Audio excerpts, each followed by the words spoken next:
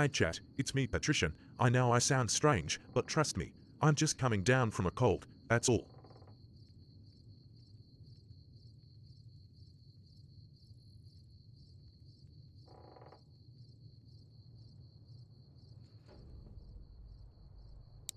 Wanna hear about the latest in cryptocurrency? Oh. Can you imagine, chat? Can you imagine someone hijacking my channel, but then using my same streaming format to show cryptocurrency?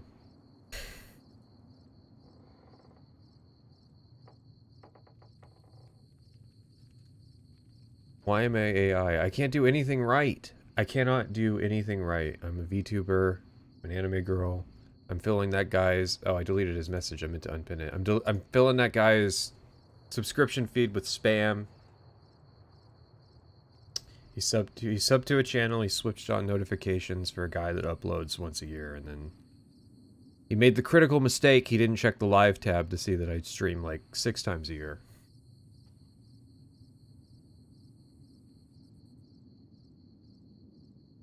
Are you Elon Musk doubling my Bitcoin? That's the crazy thing, is that that implies that somebody falls for a stream that says that Elon Musk is going to double your Bitcoin. Why was there no 30-minute warning for the stream? I basically just, as soon as it was ready to go, I pulled the trigger.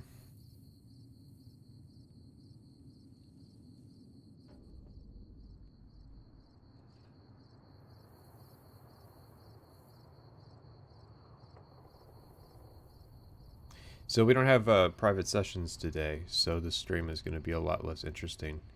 If you didn't see the last stream, I clipped the bit at the end, the like last 2 hours, because it was pretty good content. I'll say content. I've watched a video recently where somebody was quite upset with the term content creator, which I think is like the most neutral term. I prefer that over influencer.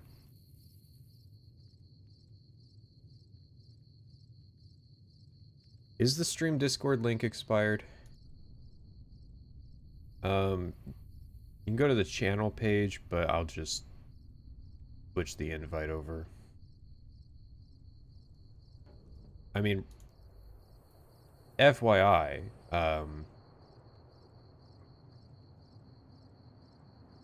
unless you pay me, the server is basically just an announcements channel for when I stream.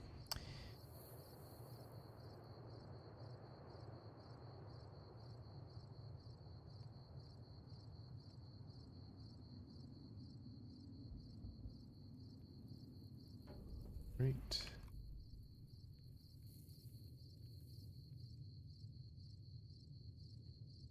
Actually, didn't Private complain about it too? I think he's team content creator. I don't know. Do you like Fallout 4? That's a great question. That's a great question, chat. I like Fallout, or no, yes, Fallout 3. Sorry.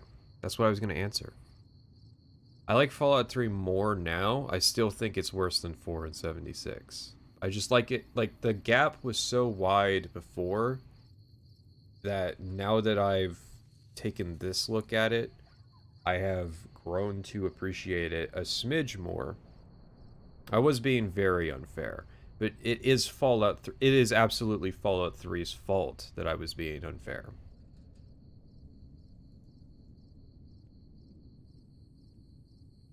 It's true, this is a super mutant girl. This is not... I didn't reuse the orc girl model. This is a super mutant girl.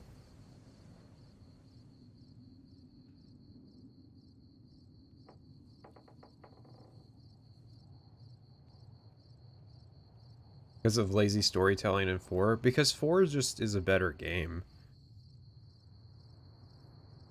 I hear the take that Fallout 4 is worse than 3, and I want to know why they think that. I think it might just be that, like, it made them mad. I don't think it's actually based on anything.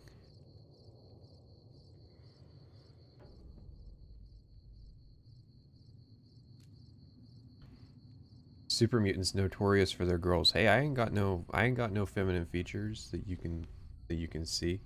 I can't turn more. I'll show you. The thumbnail has one of the new models. This is of the current batch, this is the only one that's like close to done. Which is good. I like it.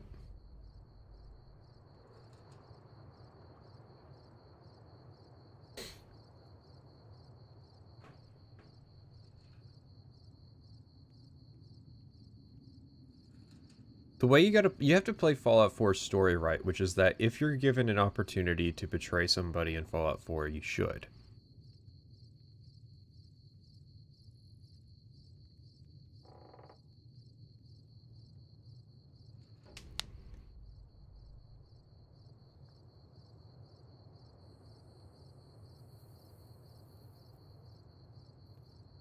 No. Bethesda fans, they swear, getting the power armor in 4 at the start, you know, that's such a 2015 complaint that doesn't reflect the modern state of the game. As though it's changed in any metric, by any metric.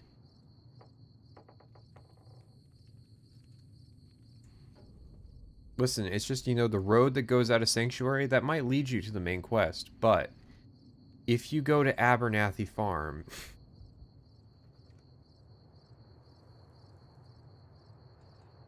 Fallout 4 is weirdly schizo. What's weird about it is that the creator is self-conscious that you are choosing to engage with the settlement building over the storytelling, even though he's the guy that made both of them. So I don't understand the pickiness of... It would be like me being really upset that someone prefers to watch streams over videos. I should just be glad that they choose to watch something, right? Because I make both.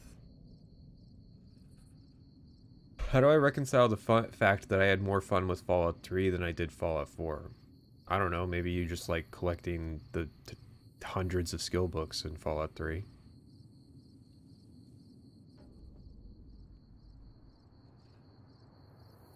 No, trust me, I don't agree with that opinion. The road leads you to Concord, so...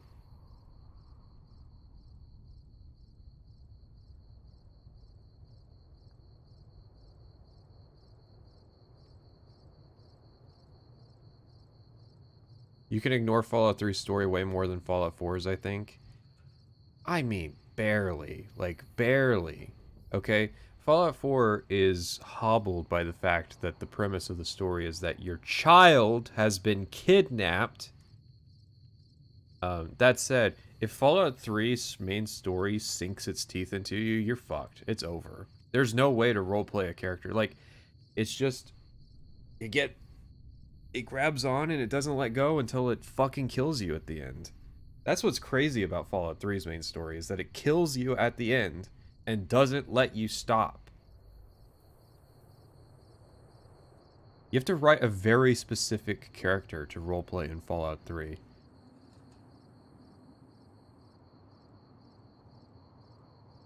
I feel like, at least with Fallout 4, you can meet Sean, realize that he's a fuck-up, and just go on with your life. Whereas in, like, Fallout 3, as soon as you realize that your dad is a fuck-up, they kill him, and then they're like, dude, if the Enclave has the water purifier, it's over. It's game over. Everybody's gonna die, even though Colonel Autumn is actually really reasonable with what he wants to do. It's just President Eden that's the problem, and nobody even listens to the guy. But the Brotherhood swears it's a bad thing.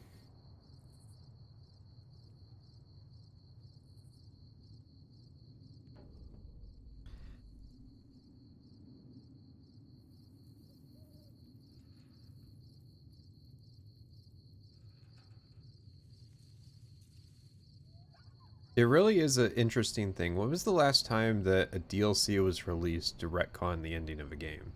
I don't think that's terribly common. We've had retcons, like, in future games, but a DLC for the same game retconning the main story.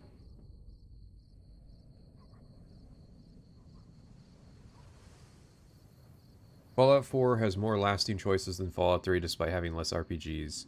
Elements is a miracle. I mean, but you can blow up Megaton, and there's fewer essential NPCs in Fallout 3. Mass Effect 3 is like... It counts, but I was thinking like that they sold it to you. Because you had to buy Broken Steel. Remember, Broken Steel was $10. Yeah, MMOs, I guess. MMOs don't have endings, though, I think is the deal. Cyberpunk? Yeah. Yeah, Cyberpunk's a good pick. People weren't happy with the way that it originally ended, so they wrote in a few more endings.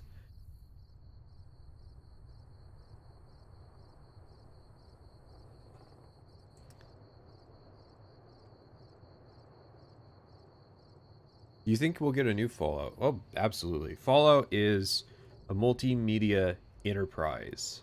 Microsoft's not going to let them not make another Fallout at some point. Microsoft, if they don't make another Fallout, they will...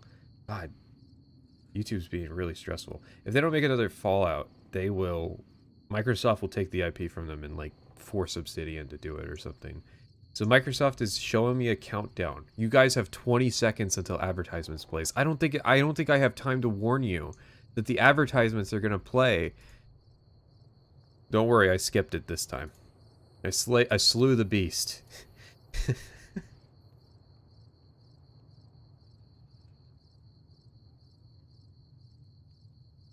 I skipped it for... Oh, yeah, I skipped it for everybody. That's true. Now that I think about it. Instead of forcing you guys to skip it, I pressed the skip button for like 600 people.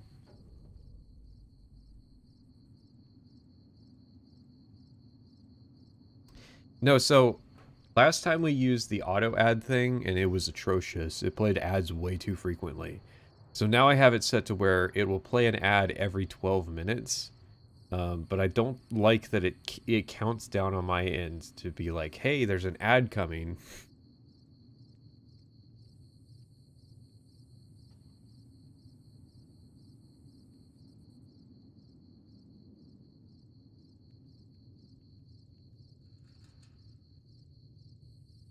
Well, the good news is that Microsoft is one of those IP holders that doesn't do anything with the franchises they own.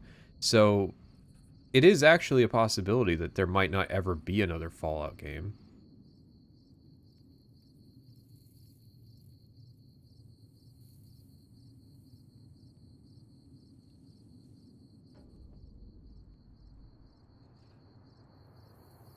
A friend of mine did a stream, and after it ended, YouTube made 60% of the stream pure ads. Oh, YouTube's great. They love taking away the options we have to control the advertising on our videos, and then people assume that it's our fault. It's kind of our fault, but I mean, I don't get to pick. Listen. I don't get to pick what shows up on my videos. So if you get like a 40-minute ad, I can't control that. They don't even let me do like banner ads anymore. It's all mid-rolls now.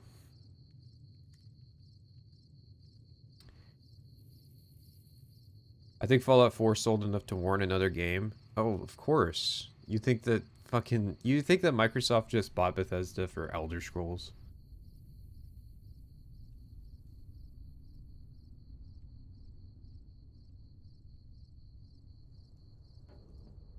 Have you heard about Microsoft shutting down the Halo and Doom crossover for Secret Level? Yeah, I did. I thought it was a really good fucking idea to not let that happen.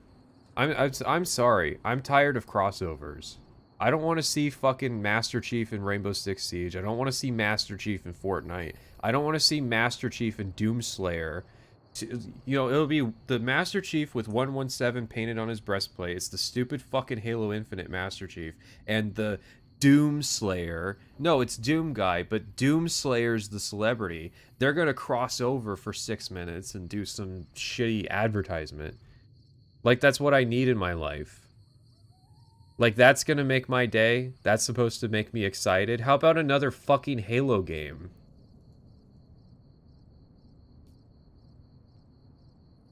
God, it's so stupid. I clapped because I saw it. I was so thrilled at the new fucking secret level of the guy I recognize. It's so stupid. I don't understand people who get excited for that kind of like brand recognition shit.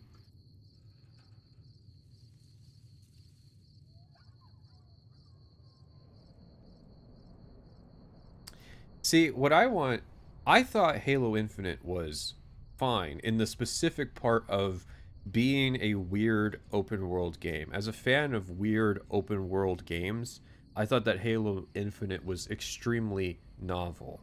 Um, the linear like shooter portions of it kind of sucked though.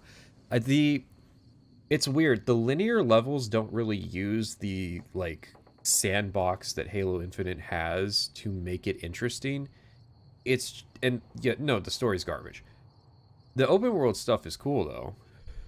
I wish it looked a little better with those like silver hexagons everywhere.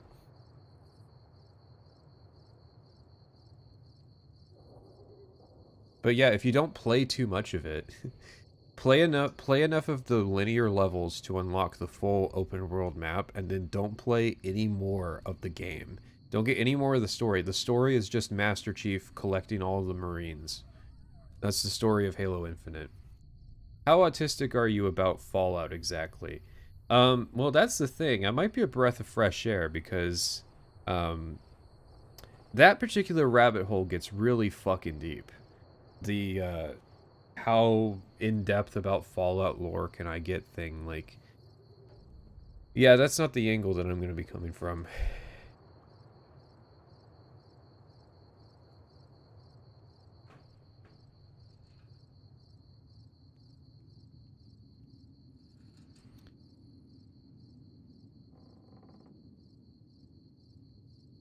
Alrighty, we've given people what, 18 minutes to get in here. So we're watching the I linked it in the description, the preview of the script. That's not what we're watching, but since I can play an AI no, it's not AI, it's just regular text to speech, but this is a preview of what the video will be like. Fallout 3 is bad. Fallout New Vegas is good. Fallout 3 is bad. Fallout New Vegas is good. Fallout 3 is bad. Fallout New Vegas is good. Real banger in my opinion. Yeah. Can you imagine that for 24 hours?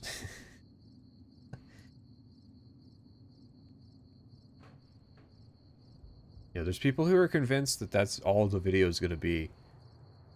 Script sounds done to me. It's true.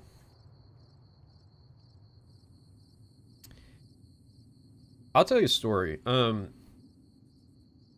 When I released the Morrowind video, because that was like the first time that I really had like any kind of attention from other people in terms of the content I made. I announced the Oblivion video because obviously, and there were people that were like, what's the point of an Oblivion video? I mean, you know, the topic's done, it's saturated, and we don't really want to hear you just like reiterate the points you made with the Morrowind video. And then I made the Oblivion video, and that's people's favorite. So then that's out, and I announced the Skyrim video, and they're like, but Skyrim's so saturated. I mean, all the points have already been made. There's even more videos about Skyrim than there were about Oblivion, and you know, we don't want to hear you talking about just reiterating all the points from your Morrowind and Oblivion videos. And then, you know, I made the Skyrim video and found several new angles to do with the Skyrim video that I know for a fact had literally never been done. Like, incorporating Skyrim VR into it and covering like 2/3 of the Creation Club stuff. I mean, those are competitive edges. Listen, but yeah, with this one, it's the same shit. People are strawmanning a version of the video that they've got no reason to think it'll be, and then like disappointing themselves for no reason. It's very strange. People have become very strange in the last year in my eyes in terms of how they like critically engage with things. Media literacy.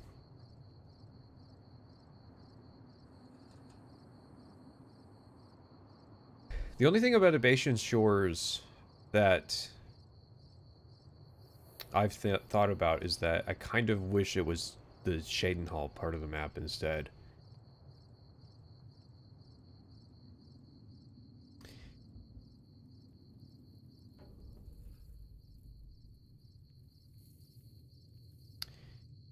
Media literacy, that was a scene that devolved very quickly, for sure.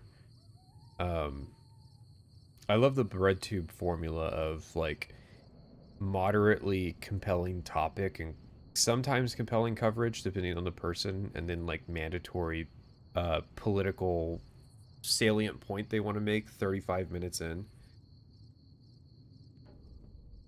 How can I backdoor my Twitter takes into a video about not my Twitter takes?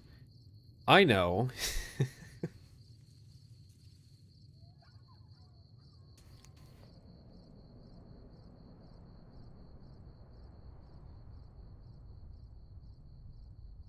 All right, so we are watching the oh, it's just infinite layers of horses. No, I'm just kidding. We are watching the making of Fallout 3. Now, this came with the collector's edition of the game. These making of documentaries, they always have interesting things. I remember the Mr. House video that devolves into Kami ranting. Mr. House is like a magnet of that stuff.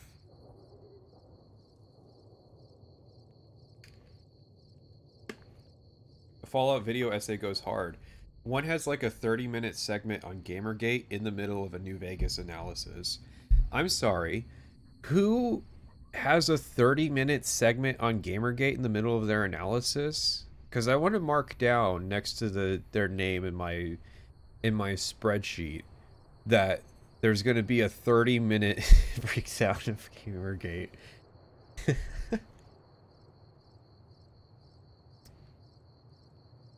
Any idea for the rough date from when this making of Fallout 3 was made? I mean,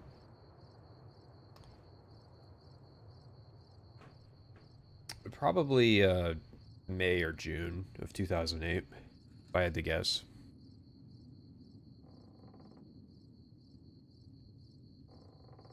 Will you try explaining Star Wars Expanded Universe to private sessions?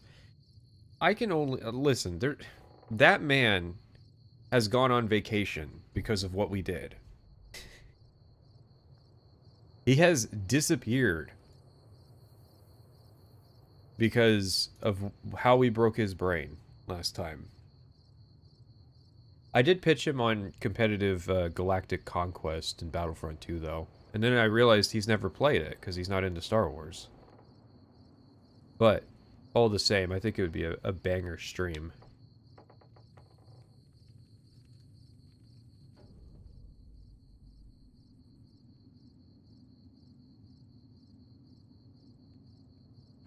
I do have kind of a black book of content creators, mostly people who have formed grudges against me or said kind things about my videos. I think I was in a Some Ordinary Gamers video recently. Super Rad had the Gamergate rant among other tangents. I'm trying to think how you work Gamergate into New Vegas as a topic. As a talking point. New Vegas came out before Gamergate, so you can't go chronological. I don't remember there being a big, like, games journalism controversy, so I don't think you can take, like, the games journalism or ethics angle of talking about Gamergate. I know that, like, Chris Avallone gets brought up as, like, a controversial figure sometimes. But I don't think he had, like, big takes on Gamergate.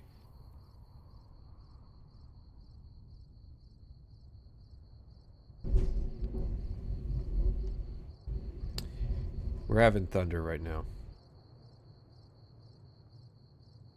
Chris Avallone allegations, maybe? But that's more of, like, a Me Too thing. Like, I'm really not seeing the angle. What's the worst you expect to find during this project? I already know what the worst is. The worst is the endless rabbit hole that H Bomber guy started, and then it turned into a series of response videos. One of those videos is in the fucking sidebar right now of this page.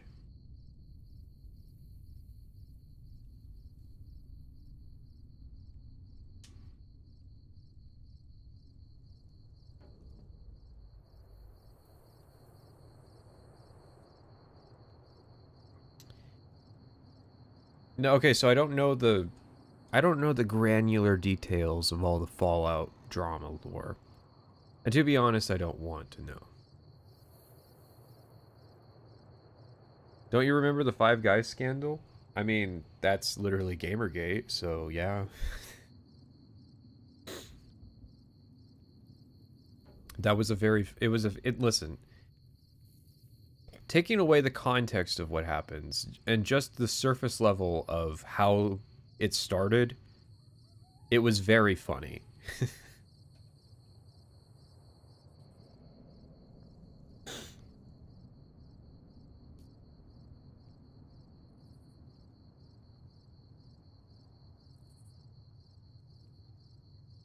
Well, the interesting thing about New Vegas is that it's coming around. It's coming the other way. We got these anti-woke people that are on the up and up. You know, they're going to be canceling. They've already started like trying to cancel New Vegas for being too woke. It's got gay people in it. Sorry.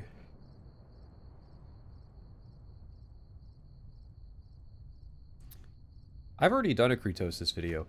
He probably knows that his Fallout 3 stuff's pretty early, and, you know, it's nitpicking somebody's video that was already not nitpicking necessarily, more like cowardly ducking another video.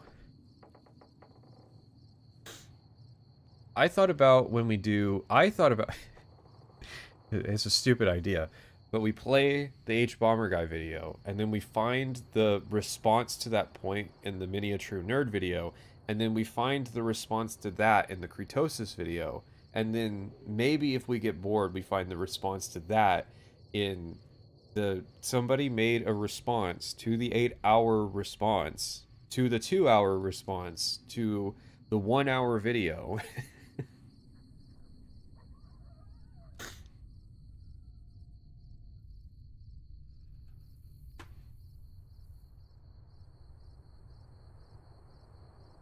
Like one of those red string conspiracy maps? No, more like if you flushed a red string down the toilet.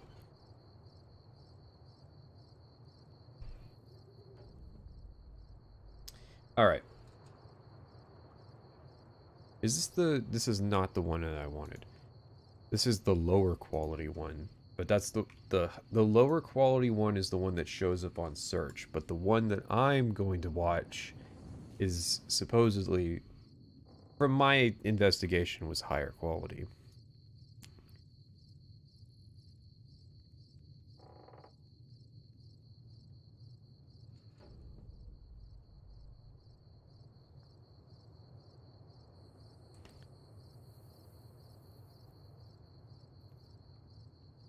Will you call H Bomber Guy a cuck too?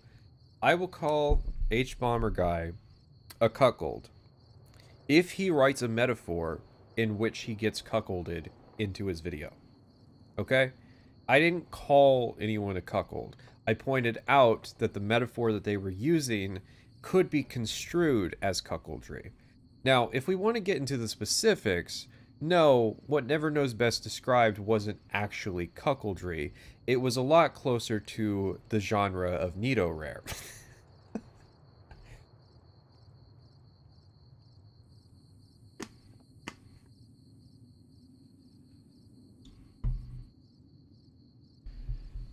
Alrighty. The making of Fallout 3. I'm not too thrilled about this one because it's not... Well, let's just get into it.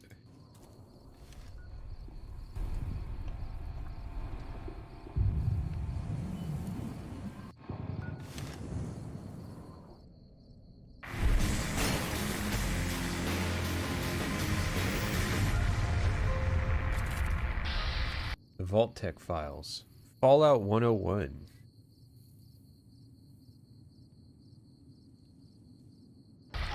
We wanted to have more than one thing in our pocket, that we didn't just want to do an Elder Scrolls. Why is this the music they chose? Why is that on your desk? What is that? He's got some Indiana Jones shit on his desk. We wanted to have more than one thing in our pocket, that we didn't just want to do an Elder Scrolls, then an Elder Scrolls, and an Elder Scrolls. We knew we wanted to be in a similar vein in terms of, we wanted open world, we wanted, you know, kind of role-playing elements and things like this. It's the music because it's the early 2000s. No, it isn't. It's in fucking 2008. We didn't want to make Elder Scrolls makes Elder Scrolls with gun. Listen.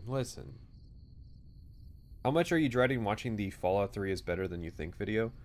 I'm not dreading it too much. Shit, that's the easy part. The hard part is the responses to the responses. And we made a list of things that we might want to do. At the top of the list was Fallout. So already I think that this is not true, and it's something that is going to probably come up later.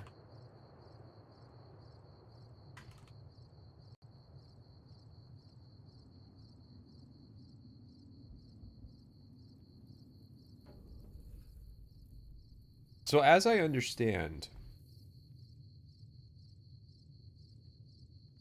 the story of we didn't want to do, like, get pigeonholed into doing Elder Scrolls and we wanted to do something else is true. They decided they wanted to do a post-apocalypse, and they did kick around the idea of what if we did Fallout, but they didn't have the license or the intellectual property at that point. And so no, Fallout was not at the top of their list.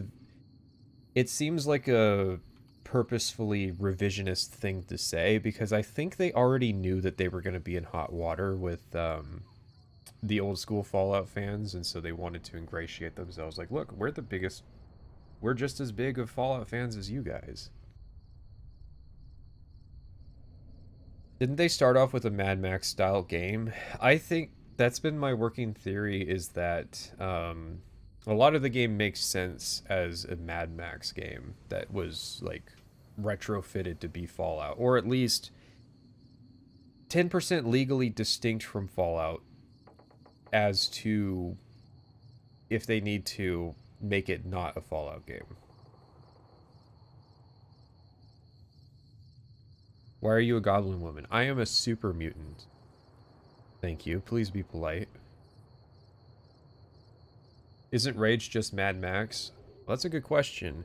Did Bethesda Softworks buy id at that point? I want to say no, because when they started working on it was 2004, so I'm pretty sure id was still going on their own. We made a list of things that we might want to do. At the top of the list was Fallout.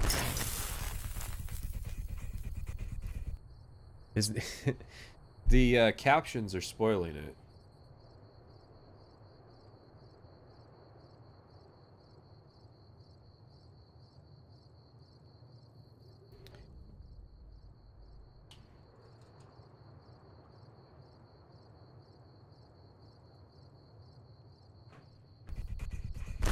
Fallout 1 to me is like the pinnacle of the post. Don't say it, guys. Don't be rude. Don't be Never Knows Best and point out that anything's unusual. Apocalyptic gameplay and looking at the story and the characters in there were really inspiring. We felt in that world and the systems they have in Fallout 1, coupled with the way we put things together, we sort of became obsessed. Like, this is the game. We have to make this game. So they played Fallout 1 and they were like, we gotta make this game.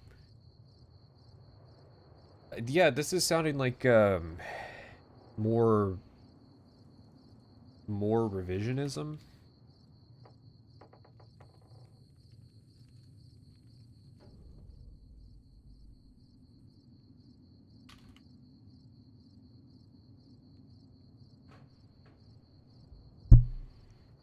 Because, I mean, like, innately, I don't think Fallout translates to 3 dimensions. Cuts to guy shooting minigun. Well, that's the... So this is edited like dog shit. And that's going to be an uphill struggle with watching this. It's just getting past this weird era of like Bethesda editing, which they've brought back apparently.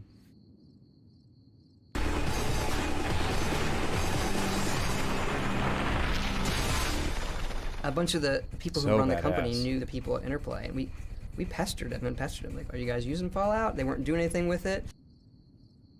They weren't doing anything with it is, I always say not true. Is this the reason why everybody thinks Todd is a liar? Yeah, I'm catching him on stuff. They, Interplay, wasn't doing anything with Fallout. It's technically correct. No, it's not. Not only did they make a game after Fallout 2, they were working on Fallout 3. So, like, they were doing something with it. It's just that, you know, tactics wasn't very good, and Van Buren never came to be.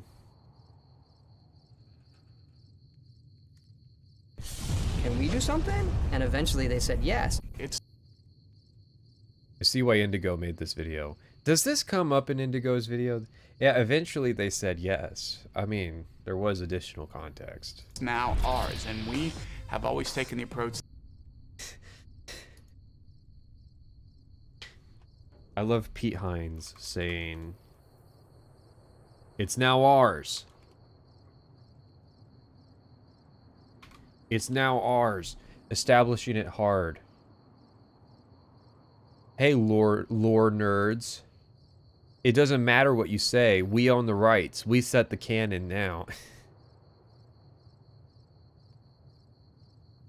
How does Tim Kaine know anything about Van Buren's development, though? He left, like, in the middle of Fallout 2.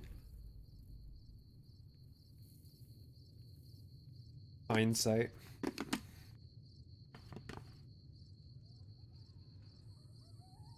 That Fallout 3 is being made as if we made the first two. Well, that means we do what we do, which is we reinvent, we look at what works, what didn't. We're not afraid to make changes, we're not afraid to try new things, and we're gonna try and sort of move the genre forward and move gaming forward. Why are you talking, though? Like, for real? We're doing it as though we made the first one, so we do what we do. We reinvented it.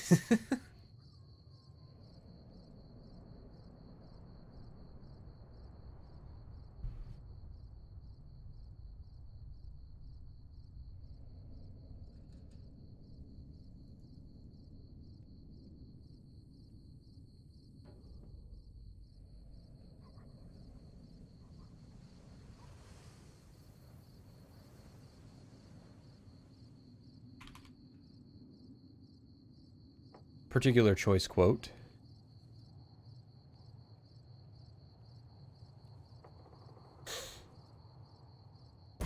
Our game is set 30-some years after the events of Fallout 2.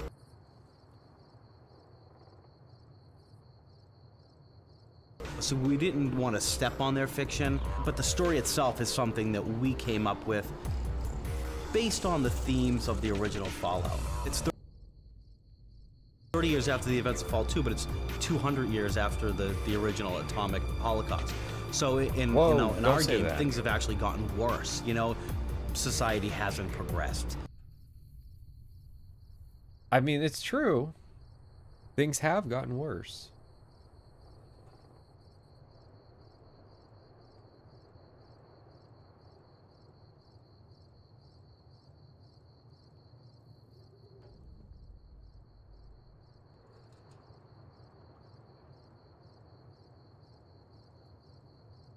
Sure, I can fix the model blocking it. Oh, no, wait. I don't know what that changed. Here we go. This should be, like, the optimal, right?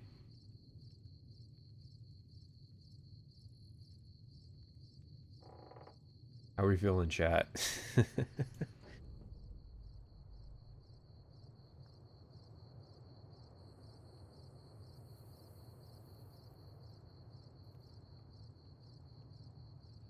You know, humanity is struggling to survive. There's radiation sickness and people don't have fresh, clean water, and like, people are pretty well screwed. You leave the safety of your vault into this world, you know, it's your big decision. Am I gonna... Oh, I'm sorry. We have to let him finish. But it wasn't your decision to leave the vault. It is your decision. What are you going to do? What do you think of Tale 2 Wastelands? I haven't played it, and I'm not going to. Slowed waifu, please. I mean, the closest thing to that has to be this one. This is what you paid for, chat. We copied the story of Fallout 1 and 2. That might have made it better.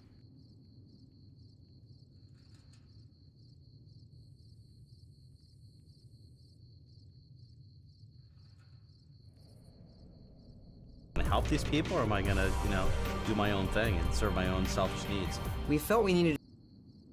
That would work better if there was a selfish need in Fallout 3, which is why I think Obsidian liked the hunger and thirst idea from Stalker. Was you could, even though New Vegas is like fucking the roller coaster from SpongeBob in terms of survival games, you could, in theory, have needs that you need to meet in Fallout New Vegas.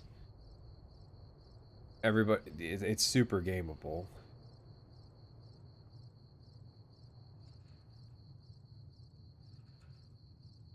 To do something new with role-playing and guns, that we couldn't just do a pure first-person shooter thing. So how can we kind of bridge that gap between what my character can do that I've made in the game and what I, the player, can do? Something I always wrestle with.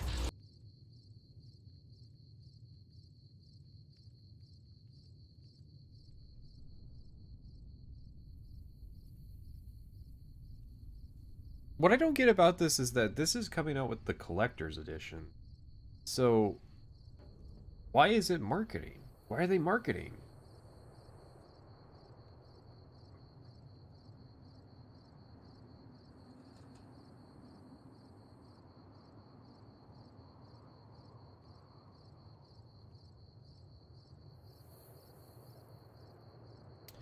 Why are there crickets on in the background? I was promised Fallout New Vegas ambience, and this is just crickets.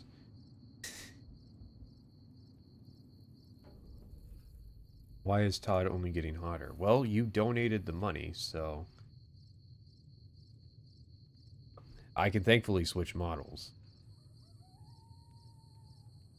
I can see this running on late night G4. This came out with the collector's edition. Maybe they made it as though it was going to be put on, like, publicly released, and then they decided that it would be a collector's edition bonus.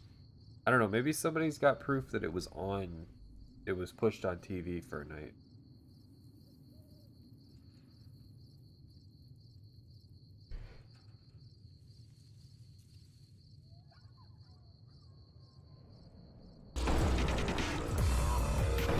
Our game is primarily first person. So when you have guns in first person, the bar has been raised. You know?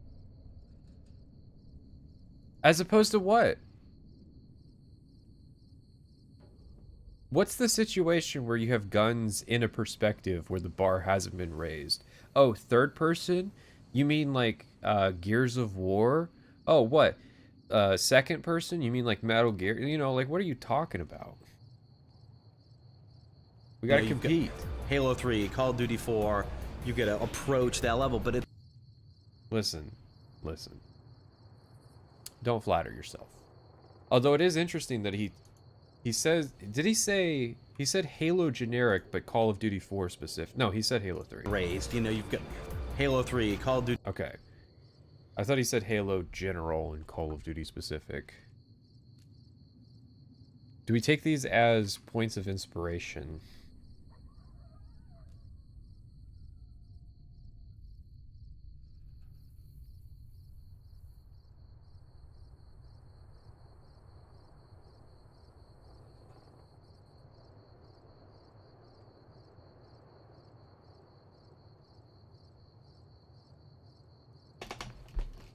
Why are you white? You're not allowed to ask that question. The bar...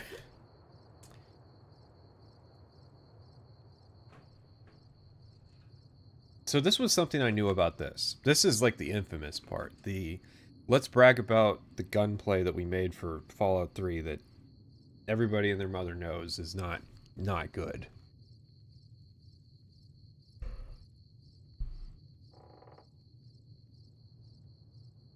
Duty 4, you get to approach that level, but it's tough because we're an RPG, not a shooter. What we definitely wanted to do with the gun stuff is not do everything that everyone else has done. So, you know, we have some weapons. Some poor editor in 2008 is looking at this footage that Bethesda sent them and is thinking, how do I cut this in a way that pays off what he's saying, where he's like making this point about how good their, you know, FPS mechanics are, when like this is the footage that they've provided me.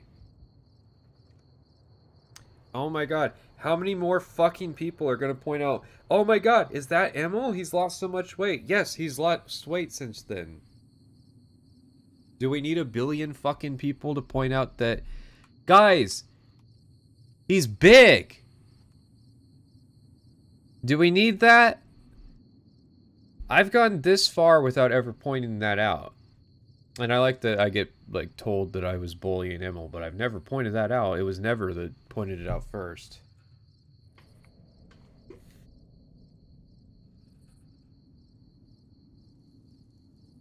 Weapons that you can craft, and some unique weapons, you know, like the rocket launcher that shoots all the crap you find in the world. It can shoot it as projectiles. One of the things we realized is with Oblivion, most of the combat is melee combat. Oh no. Most of the combat in Oblivion is melee combat. If you play a melee character, yes. If you play an archer or a mage, no.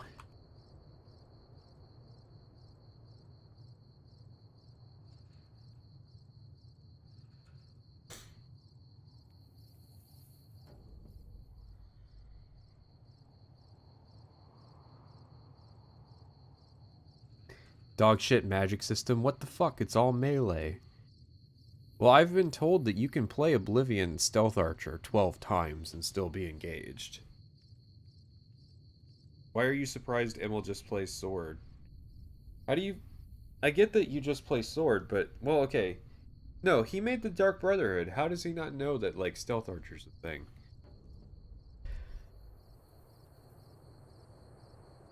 So everybody's, you know, charging you in up close and personal. Not so with guns. People stay back, they take cover. But then why is every fucking enemy in Fallout 3 a guy with a knife that charges me? Or a super mutant with a nail board that charges me, or a ghoul that charges me. I feel like there are way too many, like, the fucking raiders will have guns just sitting around, and some guy will still charge me with a knife.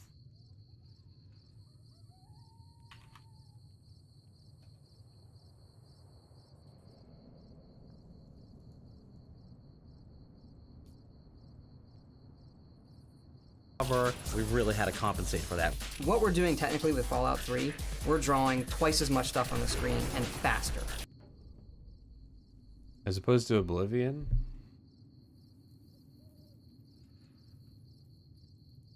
It doesn't look like it. Right? So our actual ability to put things on the screen and have them look cool or be cool or do more with characters, explosions, whatever we want. It's, you know, a large factor above Oblivion. Our problem is we can't stop ourselves. Fallout's one of those examples of the game, when we started, was about half the size. Right, look at the game over. What does that mean, the game was half the size when you started? The game should have been none of the size.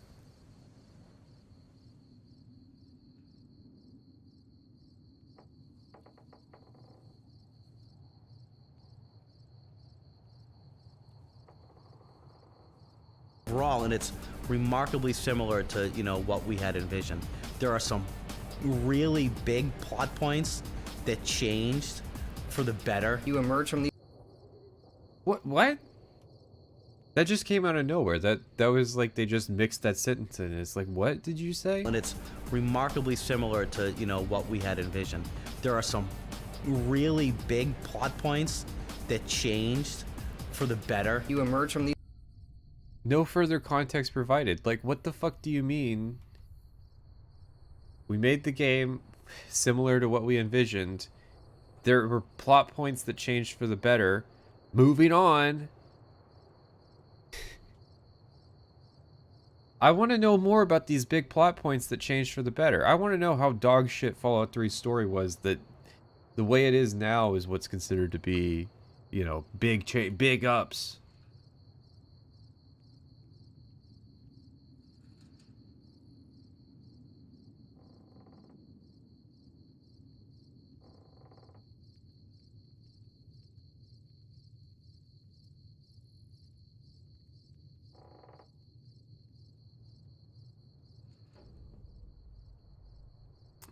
I think he did say, okay, here's the theory. I think he did say what it was supposed to be, but because they thought that maybe they were gonna like publish this in public and not just put it on the making of collector's edition DVD, that they needed to cut it because it might have been a spoiler.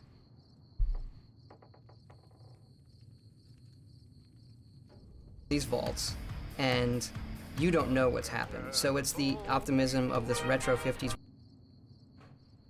You don't know what's happened. I mean, you open the game with like 90 seconds of showing that the world's destroyed and then like 2.5 minutes of an explanation that shit's fucked on the surface, so...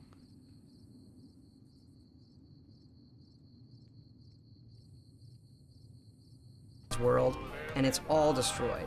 That people are still getting on. They're still trying to do their hair right, and if they had hairspray, they'd use it. It's like, you know what? Don't look at the destroyed crater and the smoking thing behind me. It's all cool. We'll have some cigars and martinis later. You just... What? That was a lot of words to not really say anything.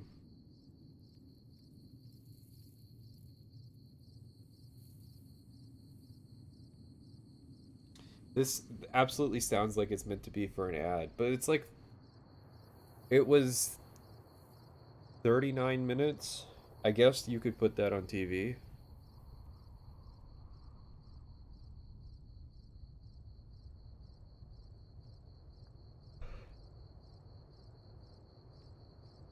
Gen Xers trying to critique Eisenhower-era USA. I mean, it really critiques itself, in my opinion.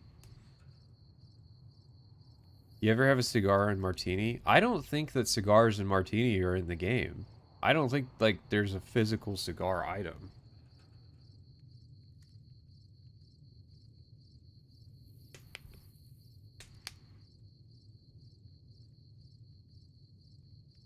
just managed to get yourself into all sorts of trouble, don't you?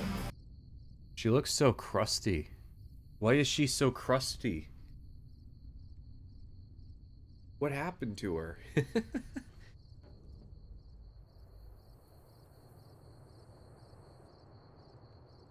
We were talking about this with the Fallout 3 trailer, how that... Man, the assets they had in the Fallout 3 trailer look way worse than what's in the game. It's actually kind of strange. She didn't have hairspray. What the fuck was he talking about with the hairspray? Oh, they're living their best lives. They, you know, they'd do their hair if they could, but they don't have hairspray. But if they had hairspray, they'd do it. That's what I love about Fallout. It doesn't take itself too seriously because the reality is so frightening and so depressing. It feels like you leave that vault, and the only thing you take with you is this piece of technology strapped to your wrist that becomes your sort of lifeline. It's that immersion thing. It's keeping you in the game. We're big believers.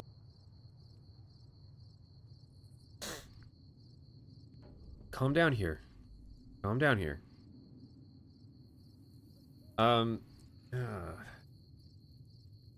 What did he say? Fallout doesn't take itself too seriously because reality is so frightening and so depressing. That wasn't the vibe I got from playing Fallout 1. So I think that Immel's a big Fallout 2 fan. I think that's should be pretty evident. Fallout doesn't take itself seriously. And it not taking itself seriously is like Easter eggs and random encounters in Fallout 2.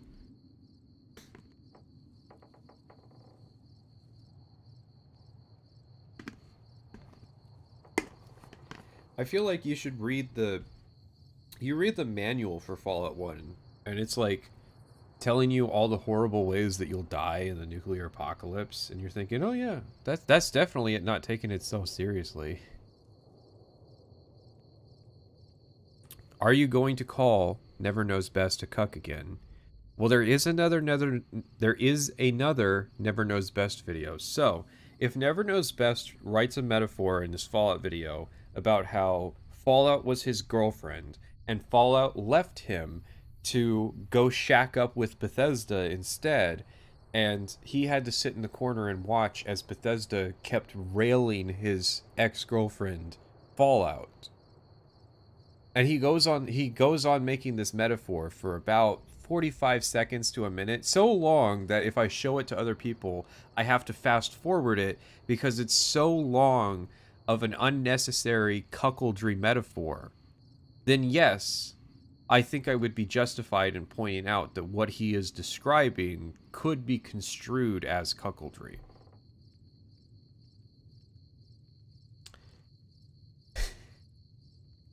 A risk that becomes your sort of lifeline. It's that immersion thing. It's keeping you in the game. We're big believers in immersion because ultimately our goal is we want to see productivity decline.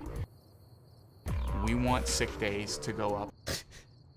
This is dark. This is dark Pete Hines. This is head of the union Pete Hines. We want to see productivity decline. We want to see sick days go up. We want people staying up till 5 in the morning.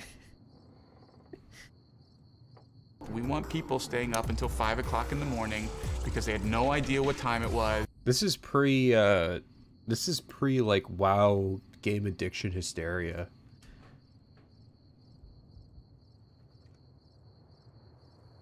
What's the origin of the Never Knows Best NTR lore? It's literally his Skyrim video.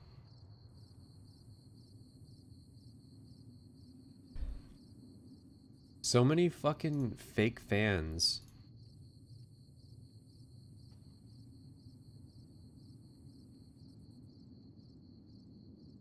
So many fake fans of yes, here we go. 132.55. There's so many Never Knows Best fans who are upset at me for saying this, but they've clearly never seen the video in question. I guess I was young and naive.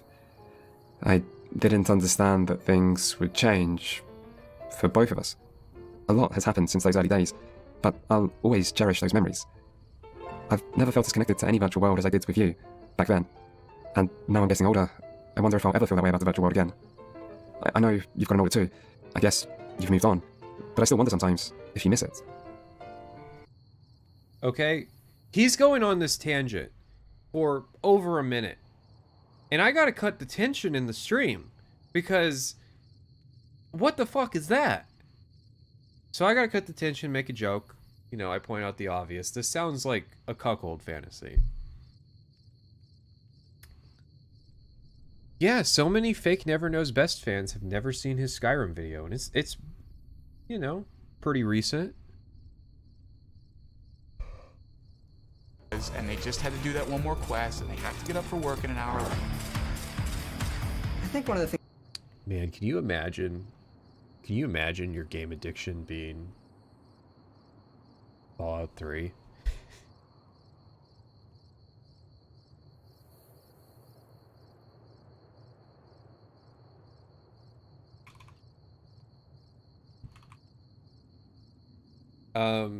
The year that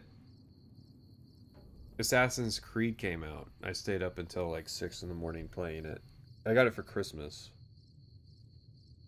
I feel like I was justified because Assassin's Creed has a very rhythmic loop to the way it works. You know, you have the pre-mission thing, you ride your horse to the city, you go to the assassin's hideout, you get the mission, and then you do some pre-scouting stuff, you set up the assassination, you do the assassination, you ride back to the place, you talk to your boss, and that repeats 9 times. That's Assassin's Creed 1's main story. I feel like you're justified in kind of playing that for a while, right? I feel like you would struggle to oh yeah, I gotta stay up until 4 in the... I stayed up until 4 in the morning because I was so excited to play Fallout 3.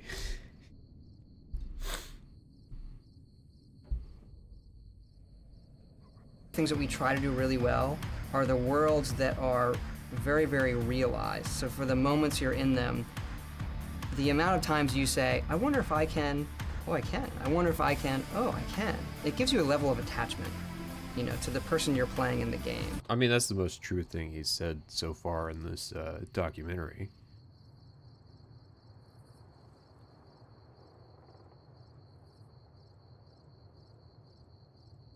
I gotta miss my sister's wedding to collect Nuka-Cola Quantums. True. True, I gotta... Listen, there's 324 skill books in Fallout 3, and they're not gonna all collect themselves.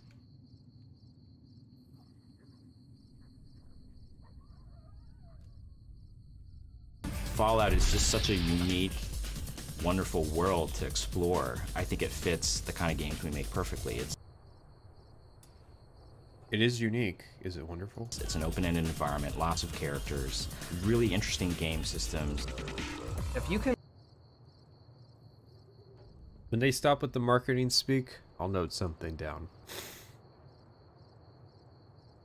I feel like Oblivion is but Oblivion is a game that I could understand if you told me that you got lost in it. Skyrim and Fallout 4, I think, are games that if you told me you got lost in it, I'd understand. I can't see somebody getting lost in Starfield. Starfield is not really well built in a way.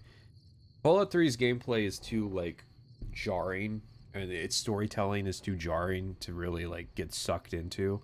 And I think Starfield's the same way. Starfield's gameplay is better. The problem is that its systems are, too disconnected from each other to really work. So, you can't really get stuck in a loop because, you know, everything terminates and just you've made more money.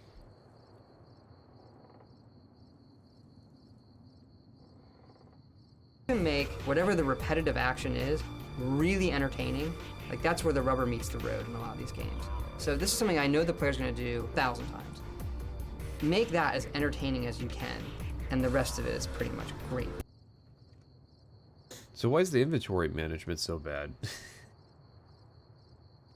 I mean, that's the thing that I probably did the most in Fallout 3.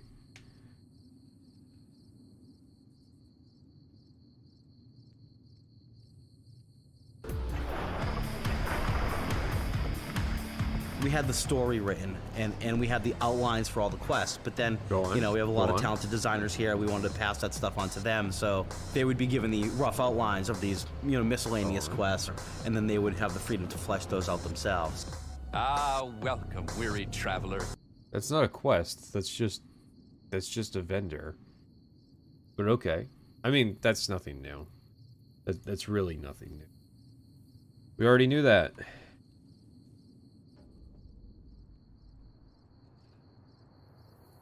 We had outlines. We gave them to subordinate designers. And so, they designed. Oh, you know why he's saying it? You know why he's saying it? This is the first time that he's gotten to explain his job as a lead. That's why. Okay, it's because it's non-linear, right? This is not the kind of thing I would expect Immel to say today, but it's understandable he would say it now because of the novelty of, getting to manage people and say, oh yeah, I set a bunch of people loose. I gave them ideas, and I set them loose to make whatever they wanted within the confines of the outline that I gave them. And it's yeah, dude, that's called being the lead. But, it makes sense because this is the first time you did it, so. You look like a traveler in need of relaxation and the finest of simple systems. Design is an iterative process. You need to leave room to change as you go. So Having a design doc that thick at the outset is actually not that healthy. He said it, chat. He said it.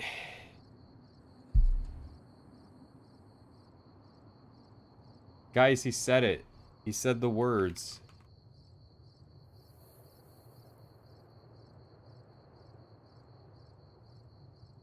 It's so over. There's gonna be a second fucking documentary. Never Knows Best is gonna make a second documentary about me. You know what I don't get? I think an Emil Pagliarulo documentary could be really interesting. There's a decent amount of information about him circa 2006, 2007 and on. And never kind of just skipped over all of that. He didn't talk about he didn't really talk about Emil's time at Adrenaline Vault. I don't even think he talked about Emil's time at Looking Glass.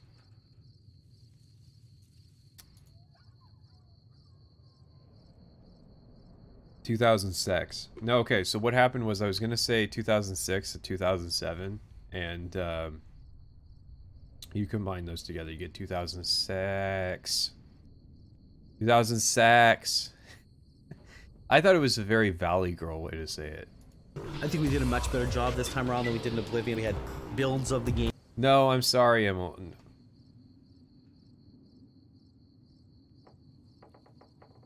Actually not that healthy. I think we did a much better job this time around than we did in Oblivion. I'm going crazy. We had... No, I am going crazy. It's because the caves in Fallout 3 look like the caves in Oblivion. I thought that this was like an Oblivion cave that they were fighting in. But I mean, can we talk about outcome? Can we talk about outcome? Oblivion versus Fallout 3. Builds of the game, and we actually themed those builds according to the things we wanted to see in the game. So we had a combat build, a creature build. We had a build that was just called Guns. And all the build was about was shooting guns. Like, how do they feel in your hand?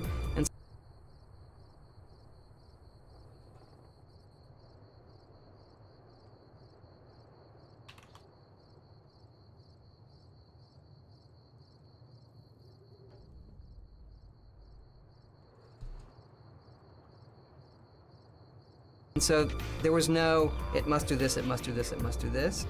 It's just about guns. And that kind of will get us on a path of something that is just a lot more fun. Can we talk about outcome?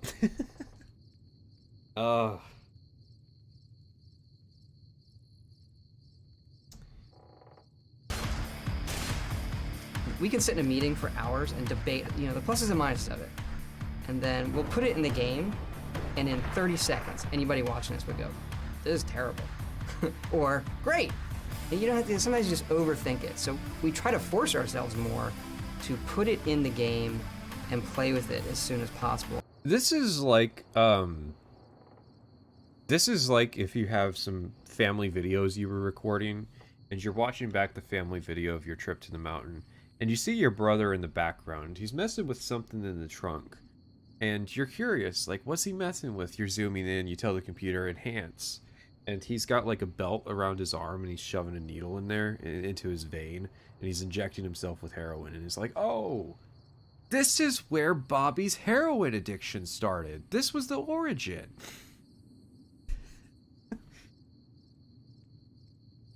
This is like watching somebody who is very talented go down a self-destructive path.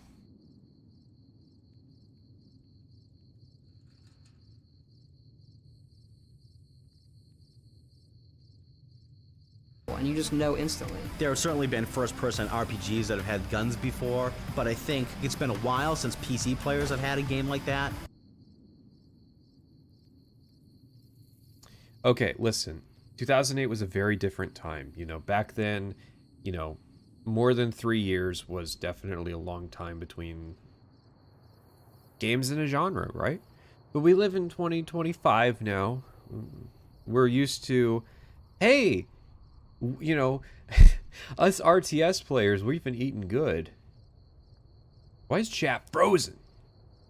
As RTS players, we've been eating good. We got a game 7 years ago.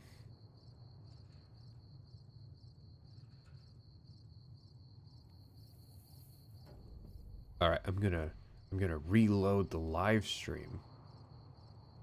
This will go well.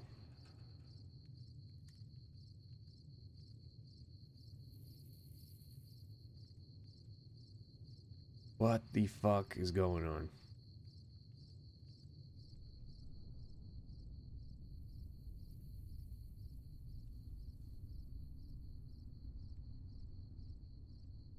So I see it on YouTube that we're doing fine. It's just the back end creator studio has shit itself.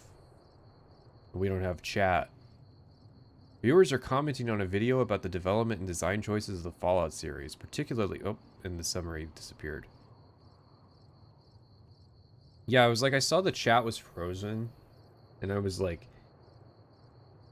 damn, they must not have anything to say.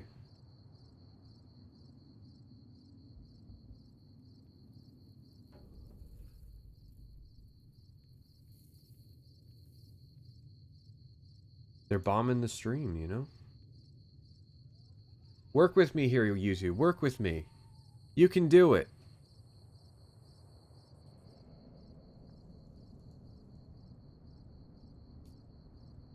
I believe in you. You've got all this potential. You're capable of so much. Please, just give me the chat back.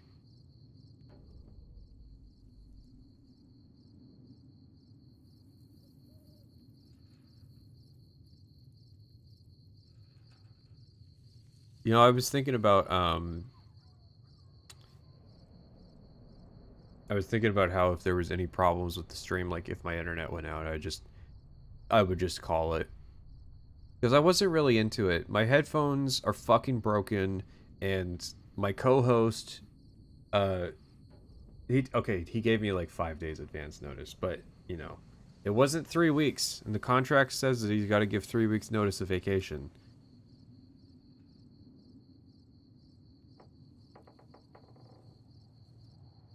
Okay, I'll pop out the live chat and the fucking... Even though it's got the stupid-ass AI summary on it. I guess the AI summary is getting into the live stream.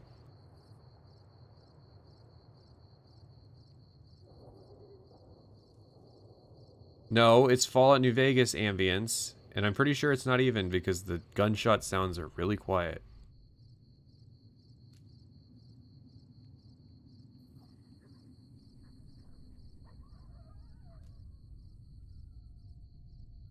Welcome back, chat.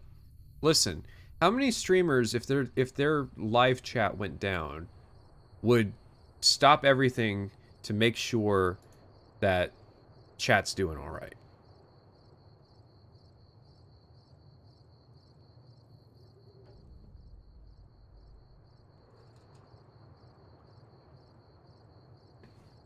Y'all ever notice in most videos about Elder Scrolls and Fallout that the creator has to point out that they actually like the game in the most smug way possible? So I don't know about the smug thing, but I know that creators often feel the need to do that because people are fucking psychopaths now. Nobody likes things normally anymore. Somebody was like, nobody dislikes things anymore, and I was like, shit, nobody likes things normally anymore. What are you talking about? The reason people don't dislike things normally is because nobody's fucking normal when it comes to how they engage with something or like something. Like, you even mildly allude that modern Halo sucks, and there'll be like people there'll be like fucking piranhas tearing your shit up over the wild assertion that the reason that nobody plays Halo Infinite is because it's not very good. They'll act like you insulted their child. I think this philosopher wrote about that. I think his last name was Kaczynski. On the console side, I think people have been wanting something like that for a long time, you know? Give me a game that has the gunplay of Gears of War or Call of Duty. No, stop. Oh, I know the video's not up. You're not missing much, okay? It's fucking Fallout 3 gameplay mixed with Immel talking, but... Stop. Do not compare yourself to Call of Duty. Or Gears of War. Do not compare your gameplay with Gears of War and Call of Duty. Are you crazy? Are you crazy? You made the game. You know it's not Call of Duty.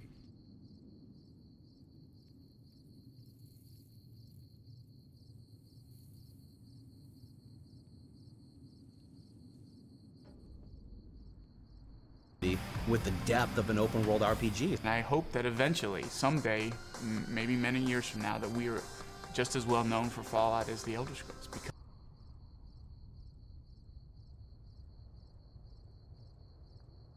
in a way, yes, Pete. But in a way, no, too. Because there's a lot of, like, very normie people that know Skyrim. And I think that Fallout 4 has not broken out to the same degree as Skyrim has. Like, Skyrim is a game that your mom probably knows about, right? I think that's fair to say. Does she know about Fallout? Probably not.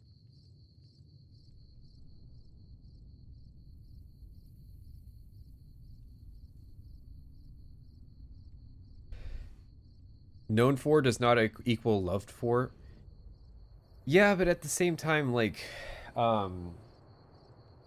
you know, Bethesda is known for Fallout 76.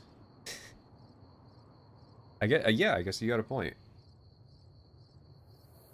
I think even with the TV show, Fallout still hasn't branched out into the normie sphere, you know? Like, the TV show did well amongst gamers, and it kind of broke out, but I mean, like, they watched, like, fucking 30 TV shows a year. You think it made their top 10 of, like, normie core stuff? No. I think the only reason a regular person knows that there was a Fallout TV show is because there's going to be a second season. But it's going to very quickly, like, if they stop making Fallout show, it'll turn into, like, Game of Thrones in terms of, like, cultural consciousness. because right now they are both our children. It is so different. It's this weird, like, Tomorrowland gone awry. And that in itself is gold for someone like me to come in and try to, you know, help create that world. So it's pure escapist entertainment. It's crazy. And you try not to get wrapped up on the seriousness of it. Okay, there's a good quote there.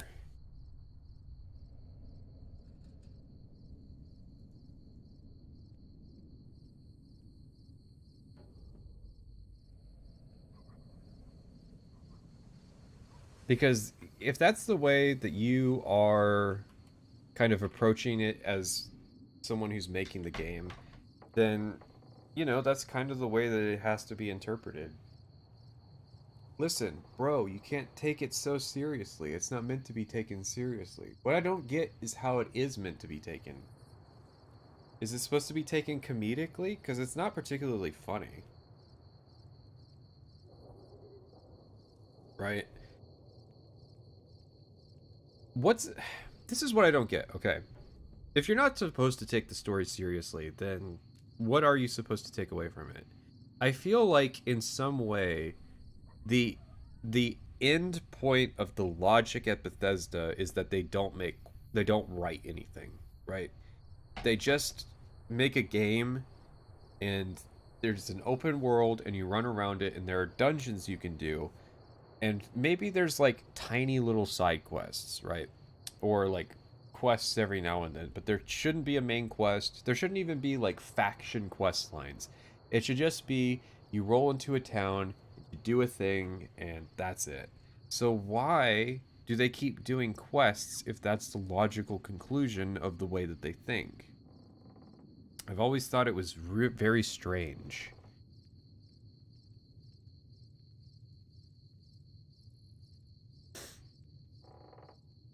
There are moments where you think about it and you wonder if you're being irresponsible.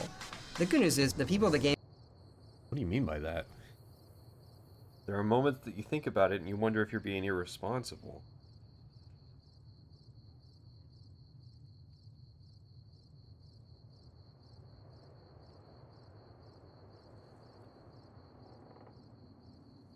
No, what do you mean by that? Like real life or in-game? Like I'm playing too much Fallout 3? That's probably true. There are people who want to know why I'm playing it 4 times and not once.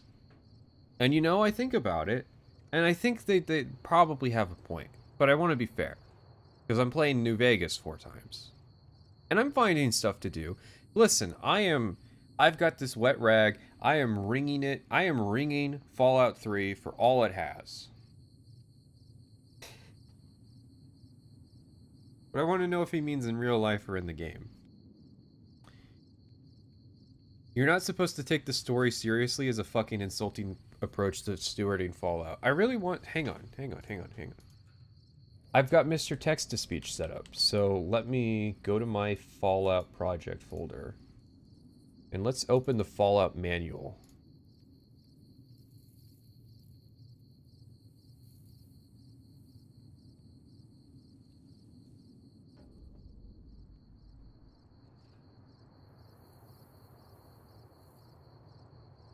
Alright. This might be too long. Yeah, it is. Okay, hang on. The first thing bomb victims experience is the intense flux of photons from the blast, which releases 70 to 80% of the bomb's energy. The effects go up to 3rd-degree thermal burns and are not a pretty sight. Initial deaths are due to this effect. The next phenomena is the supersonic blast front. You see it before you hear it. The pressure front has the effect of blowing away anything in its path. This is the 2nd page of the Fallout manual. After the front comes the overpressure phase. It would feel like being underwater a few hundred meters. At a few thousand meters under the sea, pressurized hulls implode, the pressure gradually dies off, and there is a negative overpressure phase with a reversed blast wind. This reversal is due to air rushing back to fill the void left by the explosion.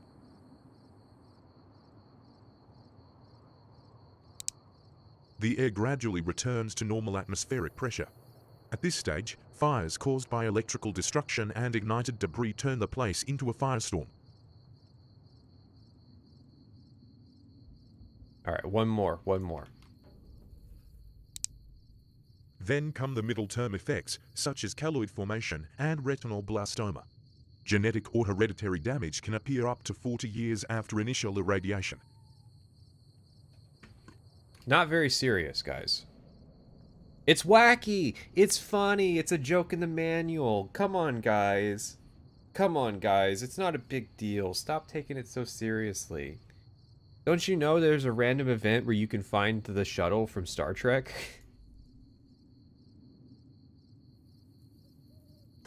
You think about it and you wonder if you're being irresponsible.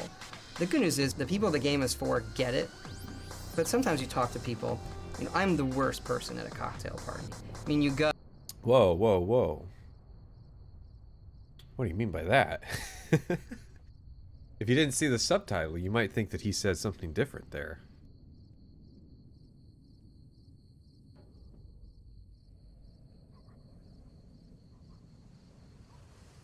But sometimes you talk to people. You know, I'm the worst person at a cocktail party. I mean, you go and they say, oh, what do you do? It's like, I make video games. What kind? The kind where you shoot people?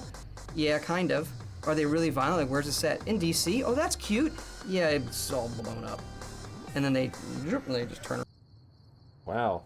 I was really off on a tangent here. I was interested in what he was saying, and then he started talking about how, like, he struggles to hang out with rich people. Moments where you think about it and you wonder if you're being irresponsible. The good news is the people the game is for get it, but sometimes you talk to people. You know, I'm the worst person at a cocktail party. I mean, you go and they say, oh, what do you do?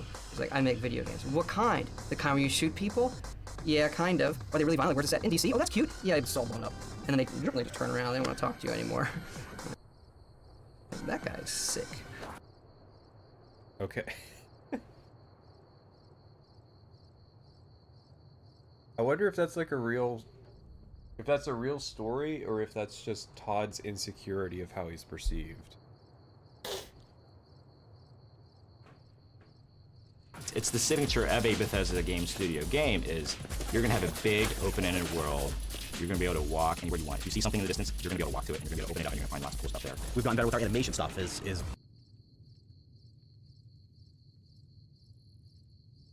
The Skyrim making of documentary wasn't that bad. You know, there was a lot of good information in the Skyrim making of documentary. It didn't feel too much like it was made expressly to advertise the game. This feels like it's made to advertise the game.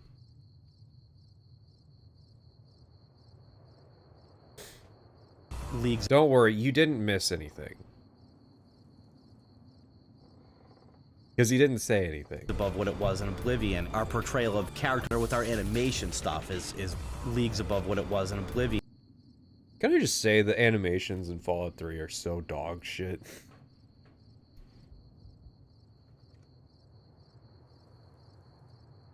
This whole video feels like a Game Informer article. The average Game Informer article packs more info than this. And our portrayal of characters as realistic people, I think, have gone above and beyond. It's a big world out there, honey, full of all sorts of people. Oh.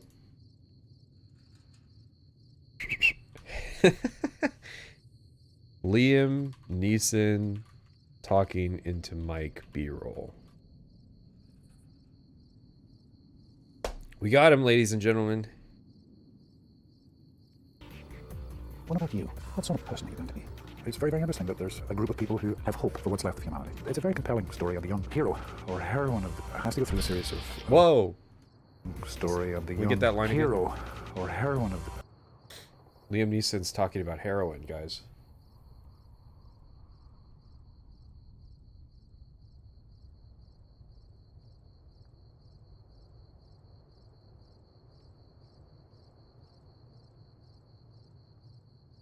Hey guys, don't do heroin. Has to go through a series of tests, both ethical and moral as well as physical, and I think it's very, very good. Do you think that Liam Neeson had the context to know that he was playing a crazy person? I mean, James is insane. He is insanely mentally unwell.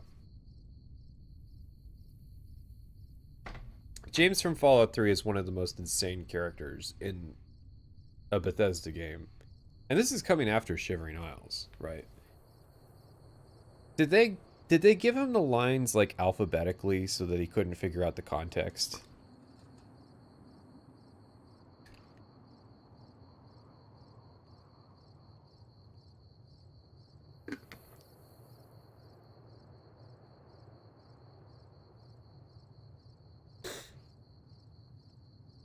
Are you trying to imply that Qui-Gon Jinn is not the craziest fucking character in Star Wars? At least of the prequel era. Despite the destruction and despite like how depressing some of the scenes may be, they're a pure charm, and some of those are like violence done in ridiculous manner. And some of those are a line somebody says. Moriarty pisses in his still. Crazy bastard thinks it's hilarious. There are very There is not a game that tonally I fail to connect with more than Fallout 3. I don't get it. When it comes to the game's tone, I still haven't figured out...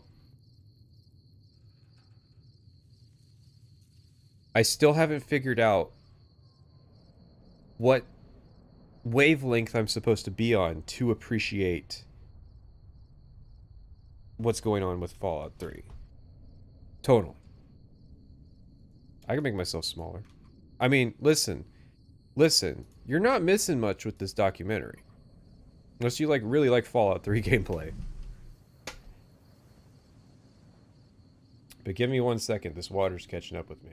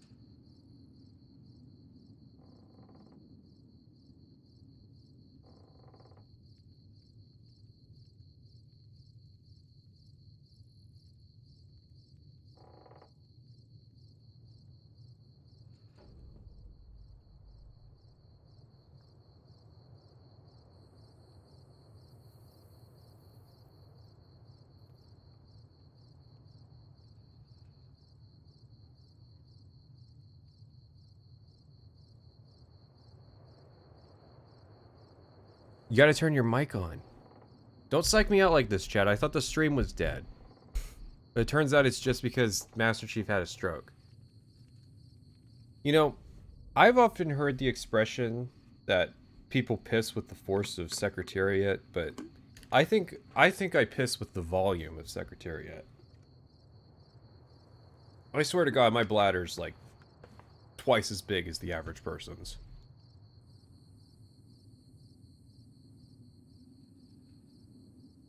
Few ideas that you can't put into a Fallout game. You know, something else that's more serious fantasy. A line somebody says. Moriarty pisses in his still. Crazy bastard thinks it's hilarious. There are very few ideas you can't put into a Fallout game. That mentality will get you in trouble.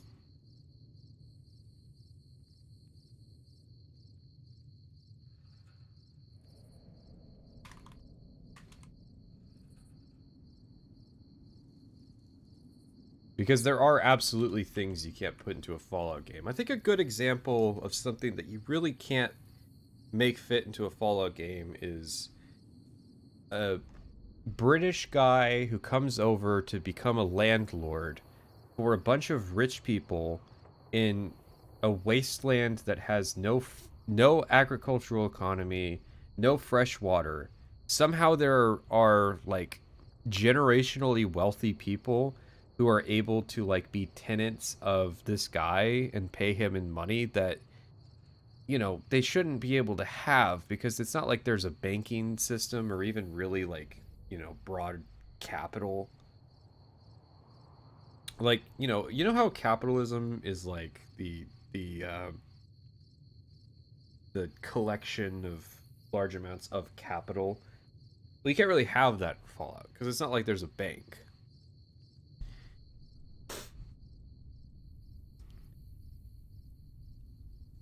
You know, something else that's more serious fantasy, you'd say, nah, wrong flavor. So, I actually had this point when I was writing about Tranquility Lane and Vault 112, was that Bethesda was very used to having Daedric quests that they could fall back on and say, these are our sillier ideas that we want to do. We'll make them a Daedric quest, because you can pretty much explain most things under the pretense of a Daedric quest. At least in terms of fantasy. You can't throw a gun in there. You can't really do like artificial intelligence or we got to talk about factories. We got to talk about industrial society. You know, those are things you can't do with Elder Scrolls. But I mean, like, you want to do like a mission where you're running around in some guy's brain? Yeah, you can do that with Elder Scrolls. To me, that's what vaults are. Vaults are Bethesda attempting to force that Daedric quest mentality into Fallout. And I feel like the answer is much simpler, which they kind of started to do with Fallout 4, which is that if you want to do something that's out there, you should just make it a comic book, right? But no, the vaults are their outlet for them doing like wacky shit, and it just comes off as like really stupid and kind of offensive, because, you know, they're making a point about like, you know, the 1950s were really bad in terms of like human experimentation. Hey, let's make that a joke like 6 times in our game. Are there any vaults that are not fucked up? I mean, the ones in Fallout 1. There's no experiment vaults in Fallout 1. All of the stuff that says there are experiment vaults in Fallout 1 is retroactive lore. And even then, as far as I'm concerned, I don't consider there to be experiment vaults in Fallout 2. I know what Dick Johnson says, but... Sorry, Dick Richardson. I know what he says, but I don't think it's true. But here, you know, you can have a robot that goes around asking for friends and cutting their heads off, or, you know, anything you want to do. Being private and publishing our own stuff. But should you? Should you pull the trigger on the robot that runs around cutting off people's head? Is that a good idea? Is that contributive to... This is just what I'm trying to understand. I can connect with Fallout 3's gameplay. I have mentally damaged myself enough to be able to connect with it. in a weird way, I find it kind of fun. I've figured out how to do that, and that's mostly just using more V.A.T.S more frequently. The problem was that I was playing Fallout 3 like it was a first-person shooter. And they say in this documentary you can play it like it's a first-person shooter, and that's not, you won't enjoy it. You have to use V.A.T.S and consumables to make it more interesting. And even then, it just becomes kind of boring. I'm doing energy weapons now. That's fun. It's more fun than guns, I'll be honest. But I feel like they push you too heavily into doing guns in Fallout 3. I suspect because that's kind of the way old Fallout was, but I don't think it works with their formula.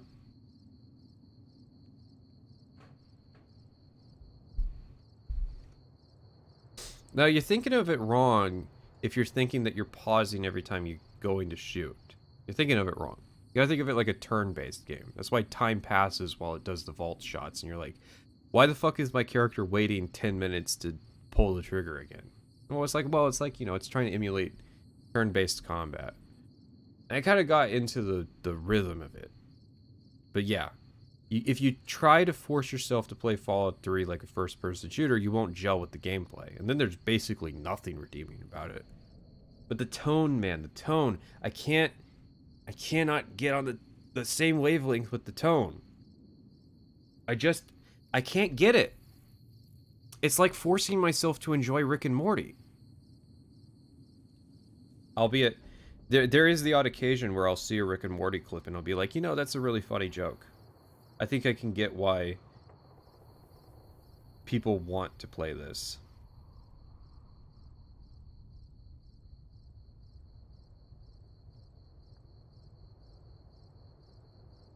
Yeah, people keep asking me about the Master Chief and Doomslayer crossover episode, and I think it's the most tasteful thing Microsoft's done in the last decade with the Halo franchise. People think it's weird. People think it's weird, but I think that not doing a Master Chief and Doomslayer crossover was a really good idea. Because their brand is already so diluted. Why do you have such problems with enjoying multiple tones in any medium? Because you get yourself invested into like a mindset of enjoying something, and then it just whips back and forth over and over. It doesn't work. Like I was enjoying Dan to Dan recently. It's a rom-com anime, okay? It's basically got, I was gonna say two, it's got 3 tones, which is like very basic action and like romantic comedy, right?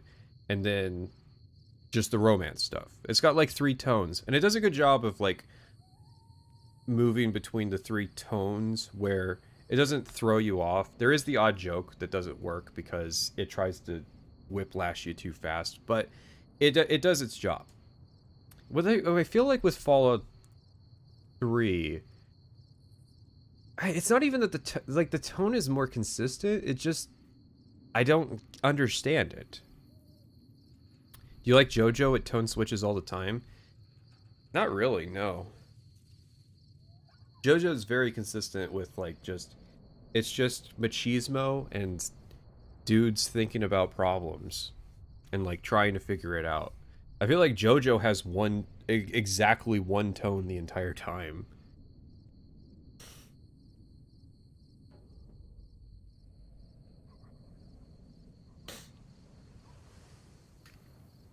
I would tonally, yes. Mechanically, no, but tonally, yes. I guess, like, there's parts of part 3, like the Oingo Boingo stuff that throw people off.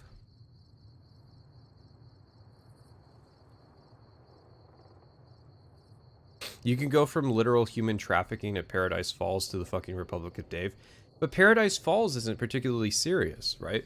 You you write down what Paradise Falls is on paper and it sounds serious.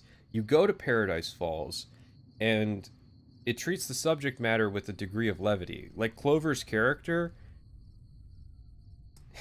is hilarious because they trick you into buying a slave thinking that it's going to unlock some kind of like companion quest.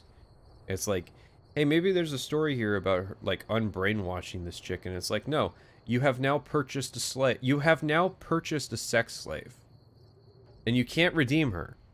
Okay, you made yourself evil to purchase a sex slave because you thought that there would be a good outcome to that action, and now it's just a stain on your moral record. It's kind of funny if that was what they intended, but I don't think that's what they intended.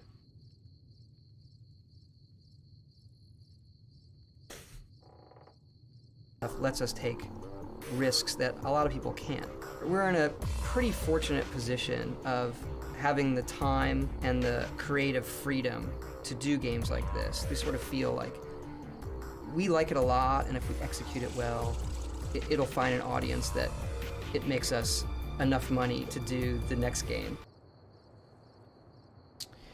I think if Skyrim was another Fallout 3 in terms of like how good it is, where it gets really good kind of reception at first and then it kind of just falls off, and you have a lot of people who are very nostalgic about it but they don't play it, they don't ever play it, I feel like Bethesda wouldn't have lasted as long as they have. I think they're very lucky that Skyrim found a very broad audience to be able to continue to, you know, bankroll them through all of these fuck-ups. I was thinking about it. I didn't know if I wanted to make the comment that... Because they admit that, yes, they are fortunate, and it's not Todd's fault, right? Todd's not in those meetings. Do you think they actually learned any lessons from Fallout 3? Probably, yeah. Don't put Emil in charge of the project and you'll sell way more copies. It's a shame that they forgot that lesson. You have a smaller group of people, they tend to cling to each other a little more tightly. We tend to believe in each other a little more. You know, sort of the idea that it's us against the world. No other help is coming. If we're going to get it done, it's going to be the folks here. And when I started in '99, it was a little group of folks. You know, the development team was 10, 12 guys. It was Todd and his small little... I'll make a note of that.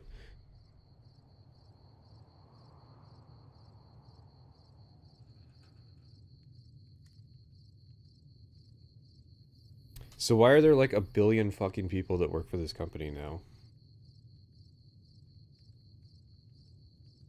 Man, that's gotta be like the thing that they're thinking about, right? They're thinking about like, it used to work so well, and we basically make the same games, but we employ way more people and it's costing us so much money. Like, the inevitable conclusion of Bethesda's problem is that they need to fire half of their staff. But nobody wants to come to that conclusion. I mean, I guess if you hate them for some reason. I don't hate them. I don't really want them to lose their jobs. But I feel like that's the end point of the thought process, is that they did do better when their team was like 100 people. I feel like 100 people, no, like 60 to 70 people on Skyrim, that was the peak. That was the peak of what they accomplished. What they needed to do was smooth out their workflow.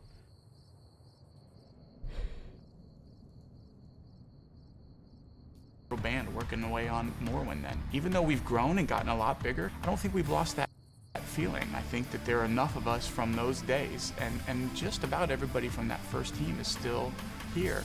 Someone was playing and did the Megaton quest. Man, P. Hines was having his most human moment. He was on camera talking about like the human cost of developing games, and then they just cut him off to let Emil talk about fucking Megaton.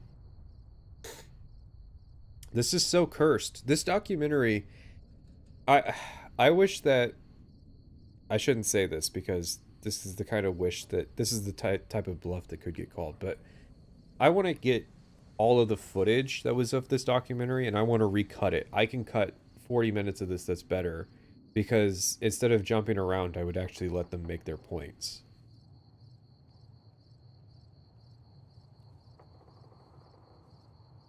What's wrong with the Vault Boy in this shot? It's very cursed, isn't it? Everybody from that first team is still here. Someone was playing and did the Megaton quest, and it was priceless. He just hit the switch, and you see the mushroom cloud in the background. He just sort of sat back in his chair, and with this big smile on his face. And then he checked his Pip-Boy to check his karma. It said evil. I said, yep, that'll do it. That's a...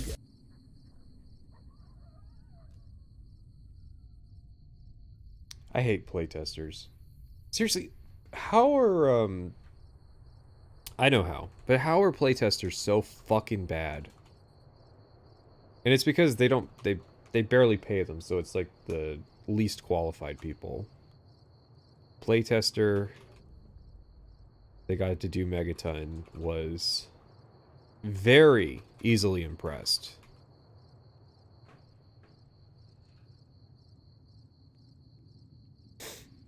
Possibly a child.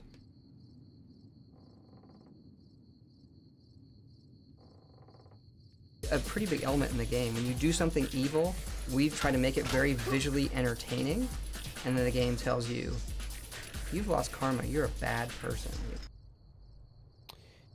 The karma system, I say this in the video, but the karma system, what it ultimately comes down to is it has very little upsides, and it carries a lot of downsides.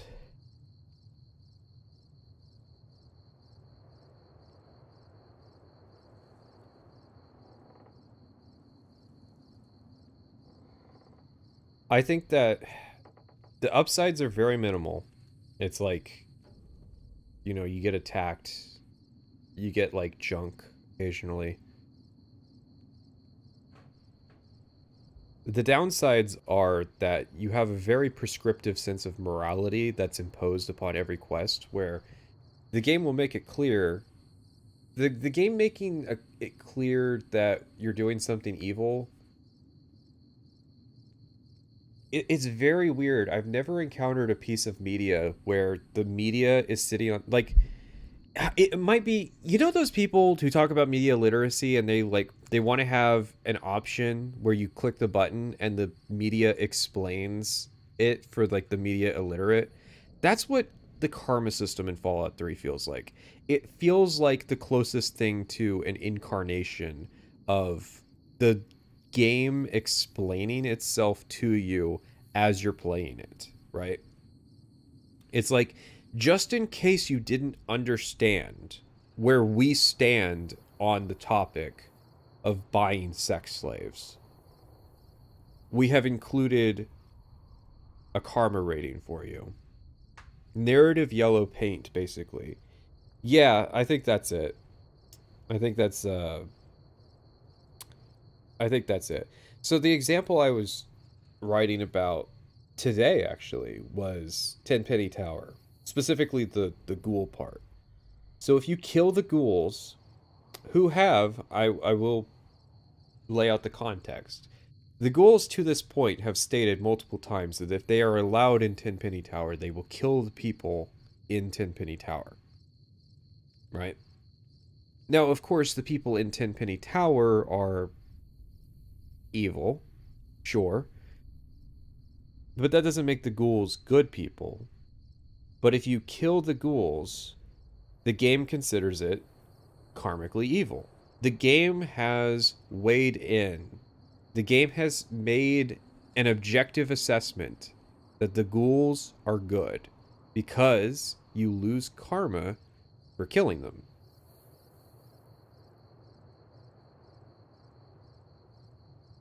But you don't lose karma if you let the ghouls into Tenpenny Tower and then they kill the people in Tenpenny Tower. Right? So the morally neutral thing to do is to facilitate murder.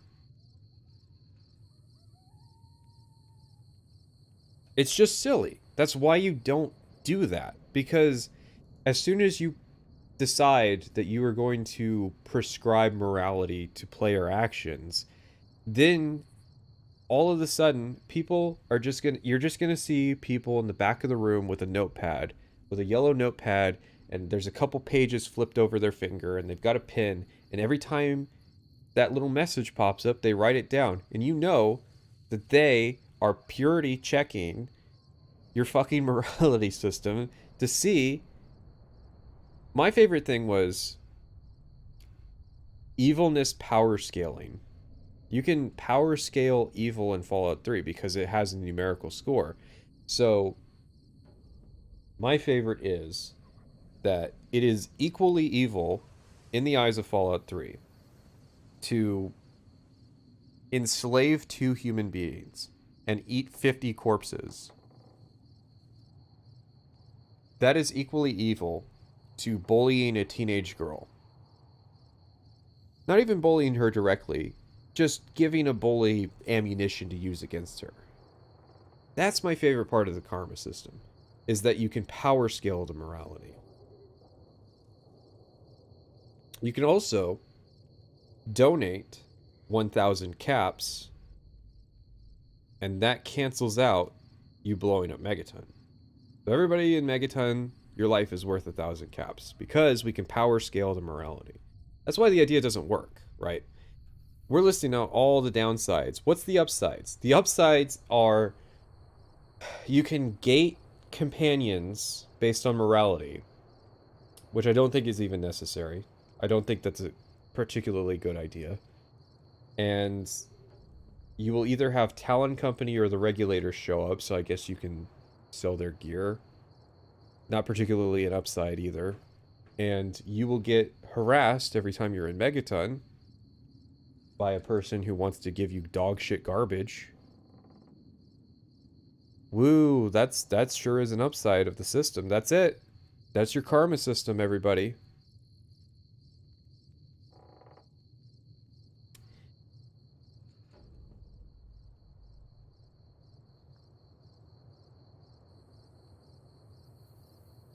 Very funny.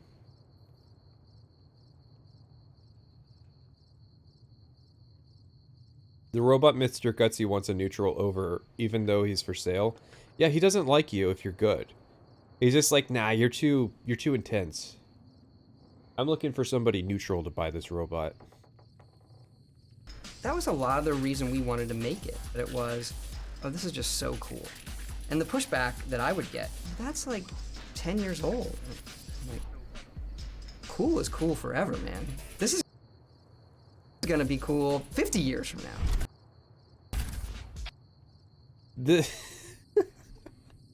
The documentary itself put him in the cringe compilation. That's a quote. This is going to be cool in 50 years.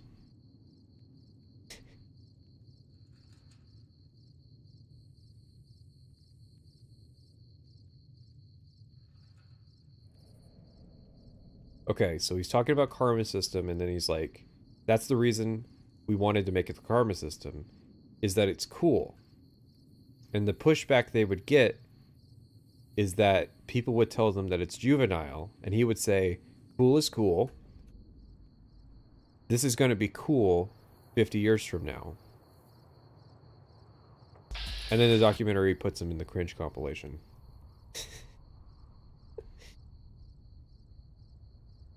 The rule of cool, except it's just the 5-second rule. Does New Vegas even use the karma system for anything? As far as I am aware, the karma system in New Vegas is basically just used on Cass. Cass doesn't like if you dip below a certain karma rating. I'm pretty sure that's about it. There might be more, but I can't remember. Ending slides, that might, yeah.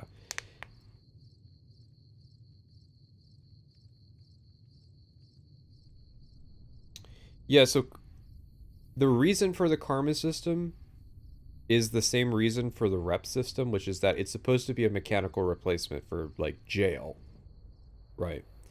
So you need to have some kind of like mechanical pushback to people stealing shit, because otherwise people are just gonna steal shit.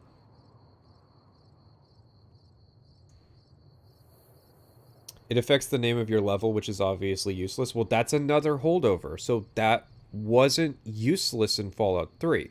It's near useless. But whenever Three Dog talks about you on the radio, before he tells the story, he will say a line that invokes the name of your level, which is tied to the level you are and your karma rating. And there is no shit, one for every level in Fallout 3.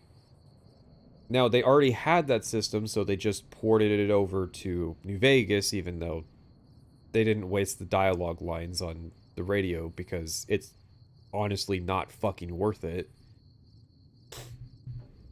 But that's the point, is that it's just a holdover of the system that they had already made, which that name of your level and karma rating system comes from Fallout 2, so... But yes, it is useless.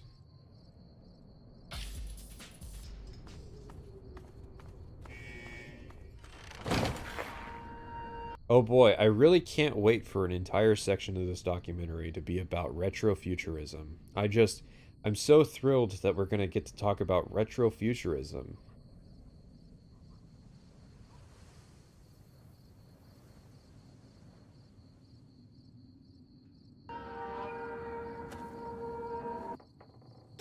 Your mom's in the room?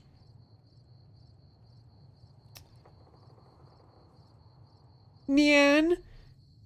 Daddy? Okay, there's your clip.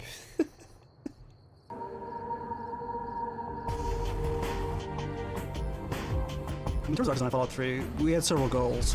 One of them was to be true to the original games and to sort of, look at those as inspiration, but at the same time updated to various standards as far as the technology goes, and also to kind of inject a level of realism and detail that you expect in a primarily first-person game. But as far as the aesthetics go, it definitely was a challenge in terms of creating a huge, destroyed, devastated world that was still pretty fun to explore and felt like the DC area.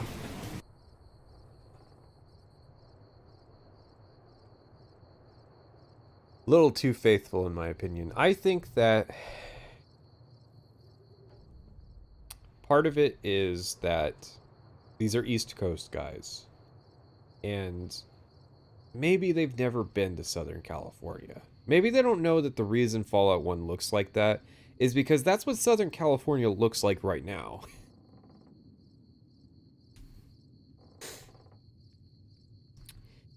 But I do think that it's interesting to have Fallout in places that aren't the desert. It's just also interesting to have Fallout in places that are the desert.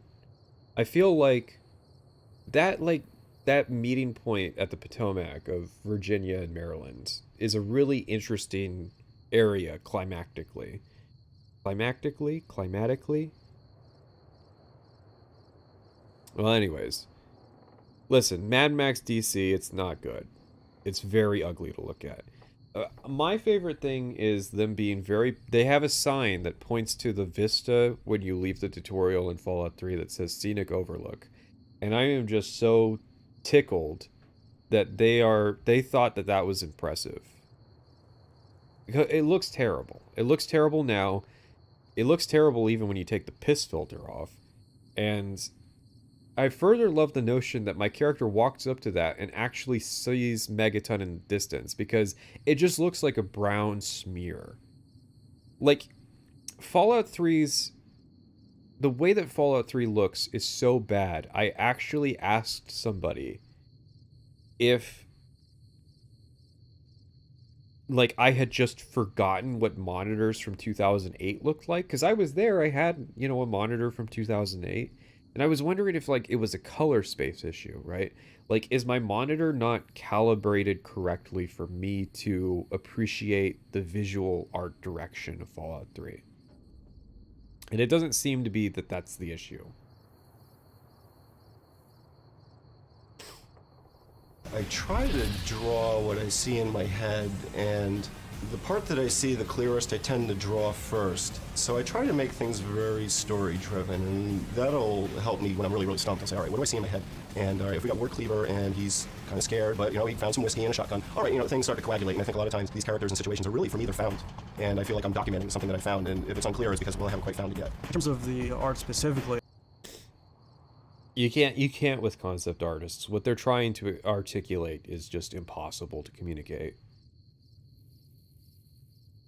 Because, of course, a concept artist is trying to take something that only exists in head space, thought space, like the esoteric realm, and they're trying to translate that into like a physical medium. And so, like, Michael Kirkbride is a concept artist, and he's insane. All concept artists talk like that. They're crazy people. They have to be. That's their job. But yeah, his art's cool as fuck. We were kind of given a lot of liberty to sort of decide how we want to reinterpret the game, because there's really so much you can do. Jumping up from 64 by 64 pixel sprites to full screen thing. So a lot of it was just based on instinct in terms of the artist. And was the piss filter based on instinct? Why does he have a thing for weird filtering? These games, like, okay, not Fallout 3, but Starfield had a lot of visual potential that was let down by the weird fucking filtering.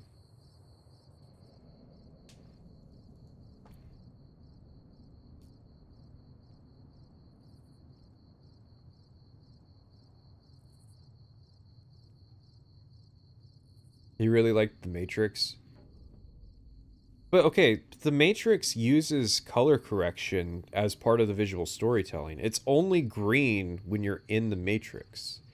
And that's the contrast with when they're outside of the Matrix, where it has more regular, like, human tone colors. We kill the cricket ambience. We can't kill the cricket ambience. We have to replace the cricket ambience. And I'm thinking we gotta bring back the Skyrim music. Or we'll do Oblivion Dungeons.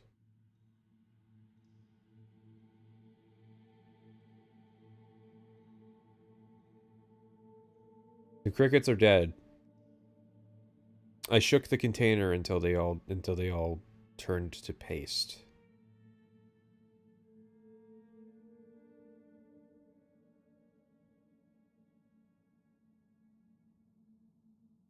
I feel like you could like, lens flares is the controversial thing, but I think you could figure out lens flares as a style. You just gotta figure out the way to do it. You can't have a lens flare in every shot.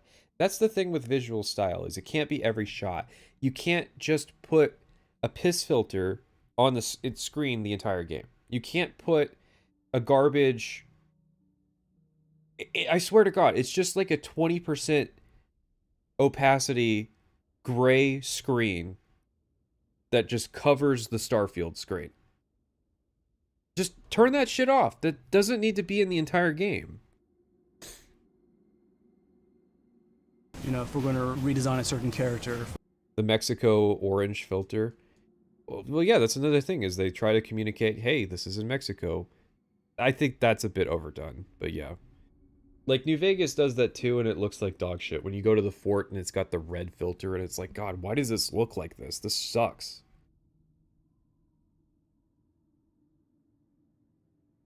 The first mod that you should get for Fallout 3 and Fallout New Vegas is something that removes the filter.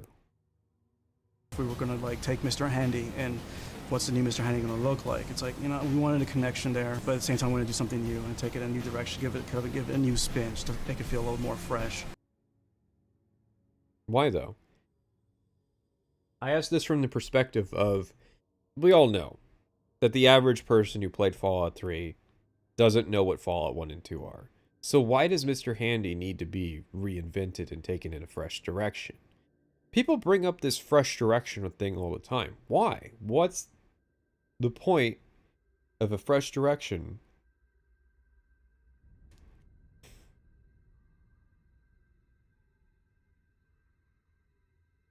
I have an interest in all things 50s because I think there's a certain charisma with the music, with the automobiles, with the clothing style. this sort of jet set Frank Sinatra Rat Pack in a flying car with a martini in one hand, and he's going to a big band concert. There's something. I gotta be honest, the 50s sound like they fucking sucked. The only thing, like, the reason that the, like, celebrity culture of the 50s is, like, the big iconic thing is that the 50s sucked for, like, materially for everybody that had to live through it.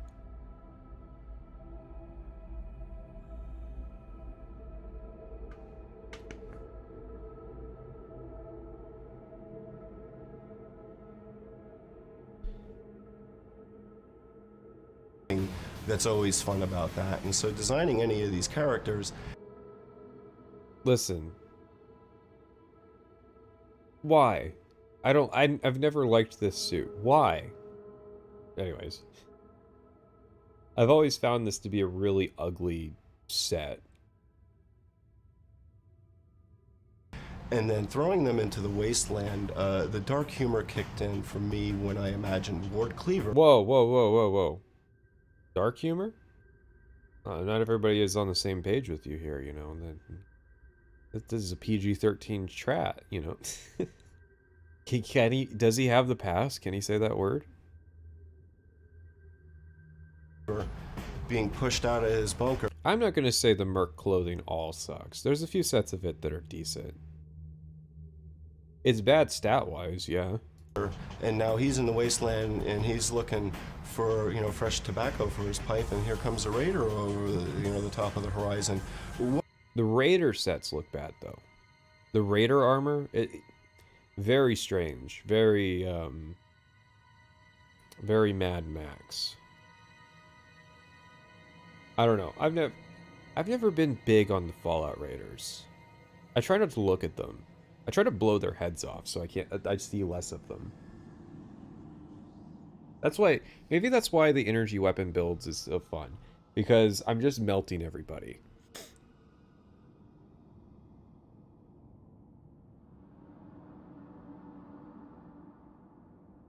Dark humor equals the word fuck on a wall. People really like that fucking graffiti of it's just you open the door and it says fuck you. People really like that. What better kind of thing to draw do you have? I mean, that's a comic book in itself. Very jarring. What the fuck is this editing? The game design, there's an underlying tone of humor. No, I feel like Raiders have infinite potential if they lean into the direction that they're gangs and that they have unified. Oh wait, that's how New Vegas does it. Oh, never mind.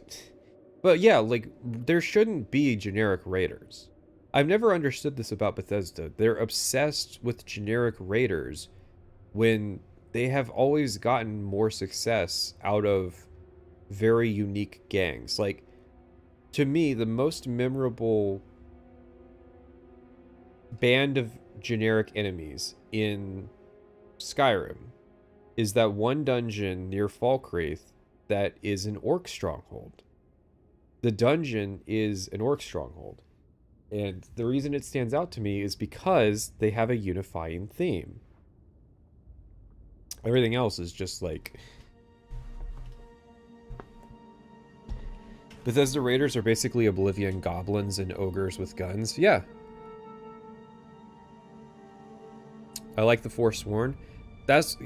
You know what? That's why the Forsworn work, is because they're in a gang. But I feel like Raiders should be a big font of creativity for the, like, encounter designers.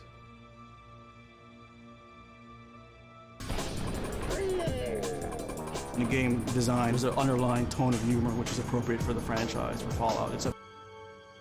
It's a staple, guys, it's a staple of Fallout.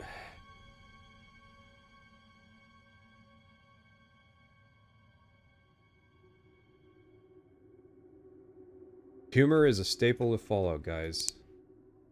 The heat from fusion and fission instantaneously raises the surrounding air to 10 million degrees. See, this superheated air plasma gives off so much light that it looks brighter than the sun, and is visible hundreds of kilometers away. The resultant fireball quickly expands. It is made up of hot air, and hence rises at a rate of a few hundred meters per second. After a minute or so, the fireball has risen to a few kilometers and is cooled off to the extent that it no longer radiates.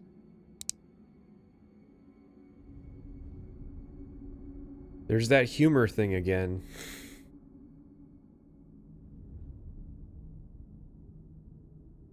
I don't get it.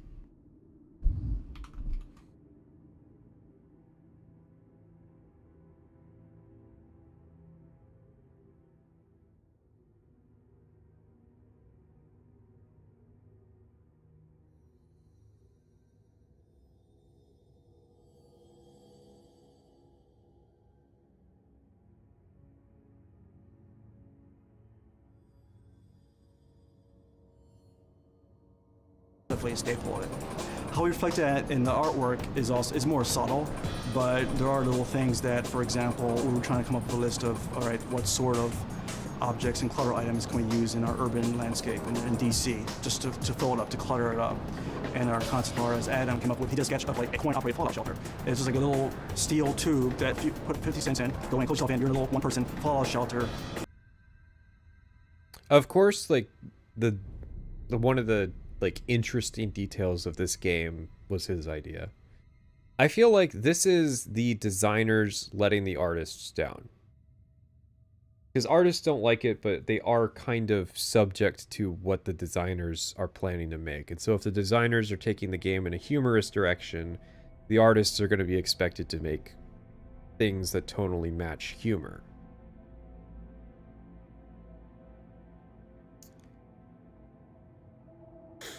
No. I like the one-person fallout shelters because they are stupid, but I can believe they would exist. I can believe because we lived through this stuff. We lived through these fucking Silicon Valley stupid-ass ideas and pointless apps. You're telling me that you don't believe that there would be a fucking, you know, emergency one-person fallout shelter? This is the most realistic thing in the fucking game. This is some dumb shit that Elon Musk would come up with.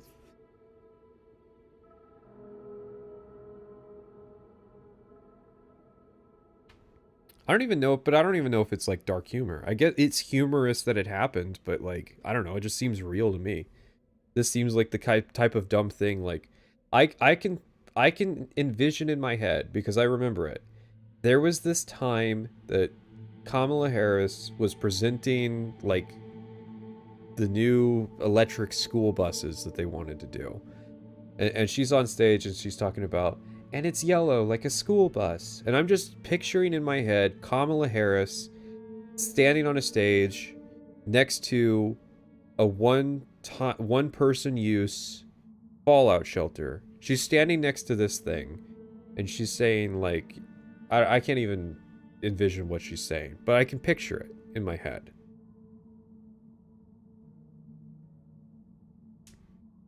In case the bombs happen to drop when you're out shopping and, you know, in downtown or something like that. And it's a ridiculous idea, but it's thematically very appropriate for sort of like the culture of the time period, the 1950s kind of naivete. They'd spend $3 billion and build 4 of them, and they'd all be in DC too. It's like a phone booth. Well, phone booth is a very deep cut. Is there anybody under the age of like 23 that knows what a phone booth is beyond maybe seeing it in a movie? That we were trying to achieve. The world is more focused in that it's... I don't know. I feel like, let's say that the rest of Fallout 3 is fine. I feel like the phone booth would still be, like, appropriate in... Say Obsidian was making it. I could buy it. There it is, the skeleton. Well, yeah, that's the one time that should be a fucking skeleton. Show as environmental storytelling is the used phone booth. You know what? The stupid part is that they're, like, still... They haven't been, like, salvaged, right? You open it, and the corpse is still in there. Well, the corpse would still be in there, but, like, you're telling me nobody's taking this thing apart? Nobody's like improvising this as like armor plating for their base. The world is more focused in that. So yes, I guess I can see that it's 200 years and those things are still like nobody's even like casually opened it to see if what's inside it. You're the first person to mess with it. No one ate the corpse. There's probably a fucking skeleton when somebody showed up that would eat the corpse. It's a very specific area, sort of DC and sort of the surrounding suburbs. It's a large scale map and it's a pretty huge world, but it's very tight in that it's... Oh my god, even the... Did you see that pop in? Scale map and it's a pretty huge world, but it's very tight. Even the documentary has the shitty pop in. What was the original timeline like 40 years after? I have to imagine when they first pitched this, before they got Fallout, before they knew they were doing Fallout, because there was a time when they didn't think that they were going to do Fallout. I have to imagine the original pitch was something like 40 years.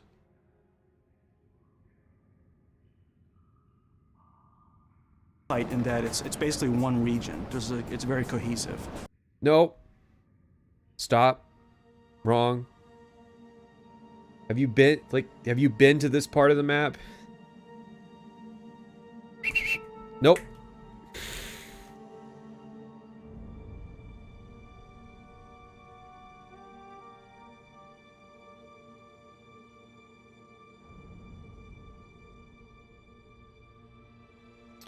I agree. This is something that's always bothered me.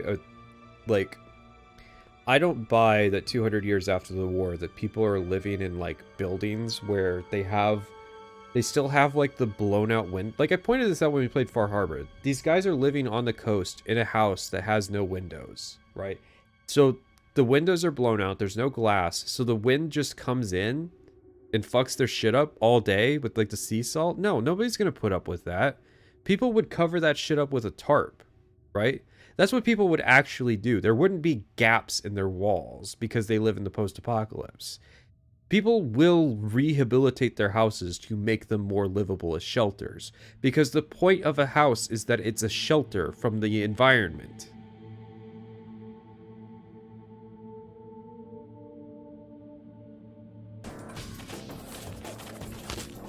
I was thinking of setting up the West Coast. Emil really pushed. Oh, we should do it out here. I was like, oh, I don't know. I don't know if that's the right Fallout feel. So it was Emil's idea?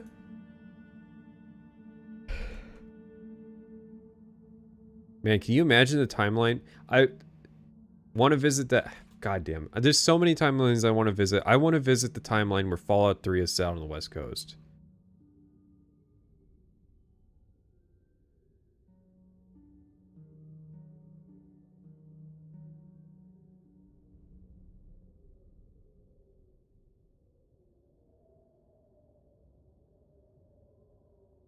I don't think it's a terrible choice. I think that with the Fallout franchise, you can literally set it anywhere in America and make it work as long as you do the work, right? I think that, like, what's the worst place that they could set a Fallout game? Like central Kansas?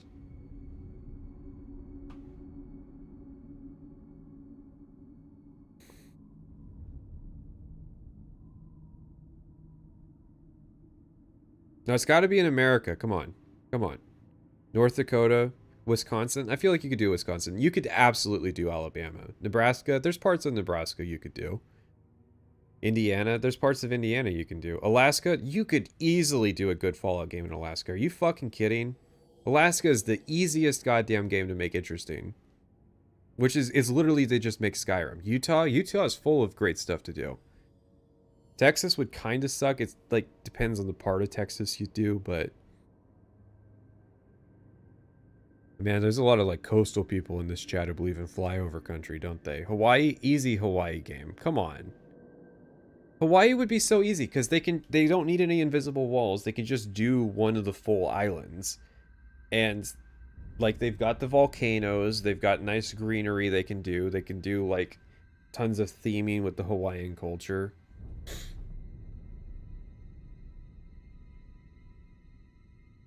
There's stuff all across America. Trust me.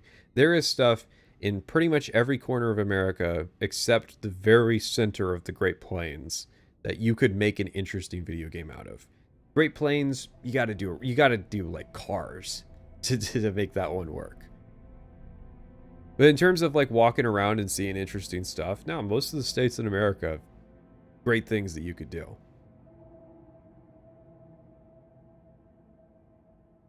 You know, but the more we thought about it, it was, oh yeah, we got to. Who can blow up Washington, D.C. better than us? If you look at the Fallout universe,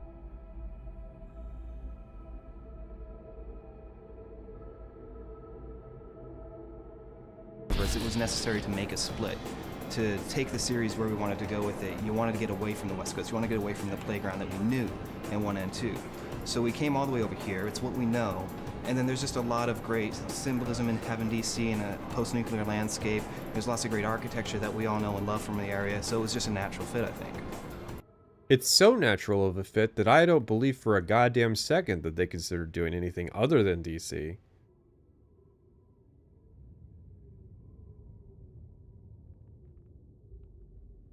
I spend a lot of my time on weekends going through DC with a digital camera. And when you're going around the White House taking pictures of manhole covers, people want to know why you're taking pictures of manhole covers around the White House. And I always thought to myself, well, my answer would be very simple. I'm just imagining what this would all look like if it was blown up. We spent a lot of time. Good joke. Good delivery. Very deadpan delivery. I think it's excellent. I want to see Fallout Delaware. Why, you want to see it blown up? It's so natural that I have a hard time believing that it was Emil's idea. Well, Emil used to live in Austin.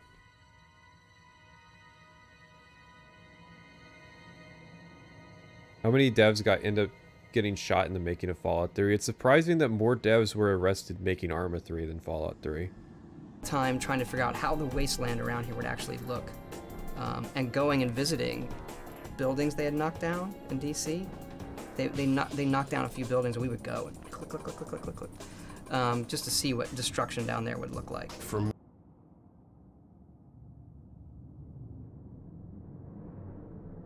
me, a lot of times when you design the architecture, and especially in a sci-fi sense, and then you walk down that street, there's a lot of material for you to play with. Looking at a lot of buildings, I would walk in Adams Morgan and I'd see a cluster of houses and say, wow, that's amazing. All right, we put a lot of chrome flanges on them, but just the configurations of things would give you ideas, and one would bounce off of the other. So it was... Man, if only the game looked like this. A continuous process. We were able to really stick to the modern vision of DC with just these quirks, this art deco stuff that never existed in our world, that would have existed in their world if we extrapolate on what these people and their poor guys are important to them. So the GUI architecture and stuff like that, that all appears. It's there on the sides of the buildings, and it's sort of tacked on. So you see an ancient neoclassical building that's got metal barricading just sheeted onto the side of it in case of a nuclear strike. Like profiteering, third-party companies putting the coin-operated vault shelters on the side of the street so you can put a quarter in case there's a blasting hide in there. Just lots of neat little things like that we try to do. The landmarks we use and the flavor of it, if you're from around here, there's enough of it where you get it, but not so much that it's any sort of handicap to someone who isn't.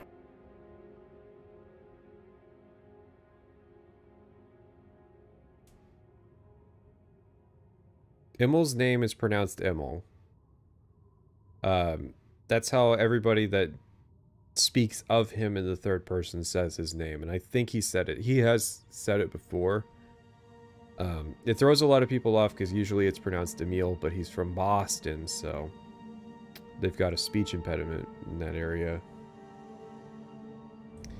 Who the fuck doesn't recognize DC landmarks in the US? It really is hard to believe that you could show a person like a picture of the White House and they wouldn't recognize it, or the Washington Monument and they wouldn't recognize it. Some of the other stuff, like, I get not recognizing like the Museum of Technology or the Jefferson Memorial, you know. It was interesting replaying Fallout 3 after having been to Washington, D.C. That was an interesting kind of experience, but to me, the most striking thing in Washington, D.C. was, I want to say, like, the Korean War Memorial. I don't know, there was a point where I was really struck with the, like, the history aspects of Washington, D.C. Like, the real age of it, because I've lived most of my life either on the West Coast or in like deep into the interior of America, where there's old stuff.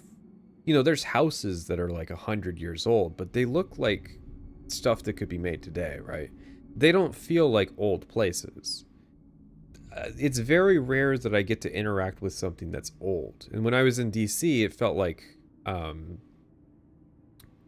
really got to appreciate the age of the country. I know it's not that old, right? You know, some of that stuff's like 200 years old at most. Like, yeah, there's a lot of the world where you could easily dwarf that. But you got to remember, I'm living somewhere where the average age of the structure is like 20 years old, right? Like, everything feels like it's going to be knocked over. It's made out of like toothpicks and plastic siding. Everything feels fake and consumerist. And so that's what's striking.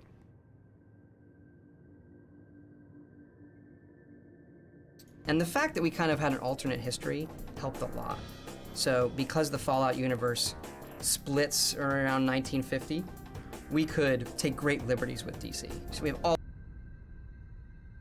these books in Washington, D.C., so that the things that were pre the time when we split, we're careful about after that. You know, if a certain thing was built after that, we try actually not even to have it. Or we'll build it in a different way. In a way that we think suits the game better, and our excuse can be, well, in our timeline, they built it different. I'd be really curious to know, like, what an example of that's supposed to be. Like, the fucking freeways?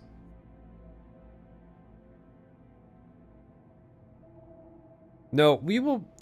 Here's the thing. If you went to the average GI who got a house that was built in, like, 1948, and you asked them if they thought their house was still going to be around, they'd probably say no. And then their house is probably still around. Like, yes, houses that are built today, you know, just ask fucking North Carolina. Houses that are built today, that shit washes away like it's nothing. Right? But as long as no, like, major storms pass through, houses that are built today should still be around in, like, 50 years. All the majors are there, right? We've got the Jefferson, plays a big part, the Washington, the Lincoln, the Capitol, the White. I don't think I visited the Lincoln Memorial. I'm trying to remember, what even is the Lincoln Memorial? It's always gonna be like, you stupid idiot, you don't know what the Lincoln Memorial is? And it's like, bro, there's literally a memorial every goddamn 50 feet in the city. Like, Washington, D.C. is crazy. You walk around it, it's like 10 square miles you walk around it. It's just constantly... It's Lincoln sitting in a chair. Oh yeah, I did go to that. No, I didn't go to that. I don't respect Lincoln. I know who Lincoln is. I don't know what the goddamn memorial is. But now that you've reminded me, yes. It's the one that people say is him, like, being the king. White House. More contemporary stuff like the Air Force Memorial obviously wouldn't be there in their world. But we do try. Why not their version of it, then? I mean, why wouldn't it? You're telling me that they're not going to memorialize the Air Force in alternate reality? And capture inspirations of some things. We have so much fun doing this. It's like it's almost a guilty pleasure for us. They got to remind us who it is. It really is the best job in the world. So it's like you feel kind of guilty in the game or like in the cap. Man, they're already reusing footage. They didn't have enough footage. Capitol building fighting super mutants and, like, you know, body parts are blowing up, and it's just a big joke. You know what I mean? It's just. What do you mean it's a big joke? Come on, this is Emil. This is very serious. This is very serious stuff.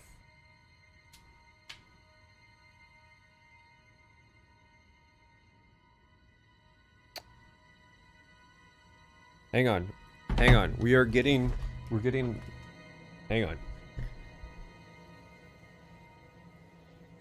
Let me pull up the horse.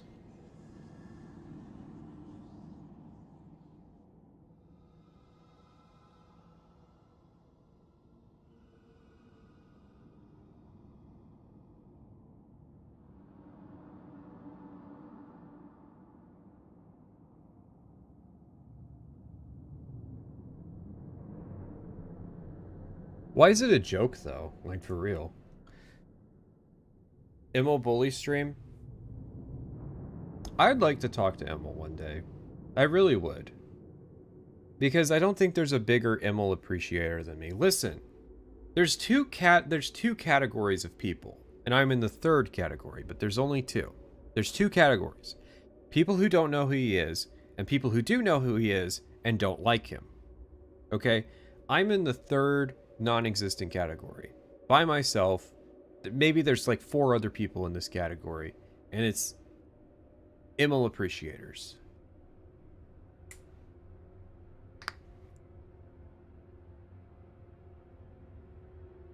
I think that Emil Pagliarulo works when he needs to be like... He needs to be in the senior design role, but with a pretty big influence. He's got some responsibilities, but it's not his vision. He's sort of like an executor who's doing his own thing in the corner. Because that's what the Dark Brotherhood in Oblivion is. That's Emil doing his own thing in the corner, and it doesn't detract from the overall experience of Oblivion. So, you know, you can kind of like treat it as its own thing. That's where he works. I don't think he should be the lead.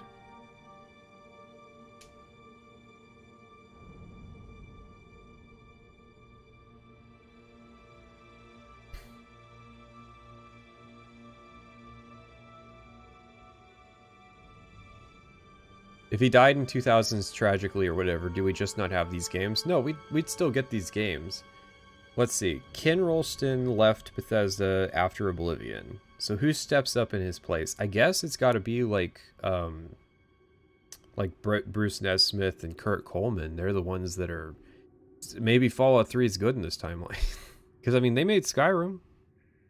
We have our problems with Skyrim, but those seem to be largely coming from Todd's direction.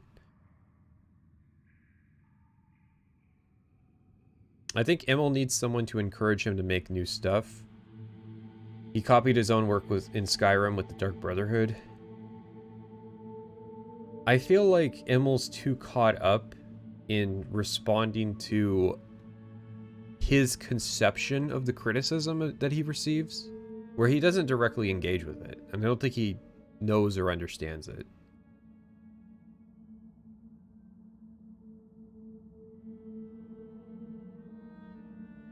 Are you saying Skyrim could have been better if it weren't for Todd? No. So Skyrim, if Todd hadn't intervened so often, Skyrim would have been better critically, in my view, but it wouldn't have done better with the normies. Todd made the right call when it came to making Skyrim, you know, a household name. That's kind of the problem, is that my ideas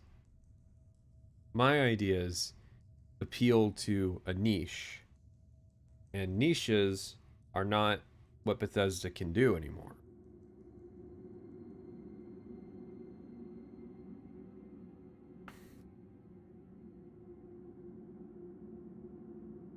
His takeaway from people complaining about companions being unable to activate the purifier was that people wanted the forever game. Well, you gotta remember, there's other endings in base Fallout 3. There's 2 other endings. You can have Sarah Lyons do it, and you can walk away from the purifier. So you only die in one of the 3 endings. The other thing is that everybody says that Broken Steel calls you a coward for using your companion to do it. That's not what happens. Well, it is, but that's not what they intended. What happened is...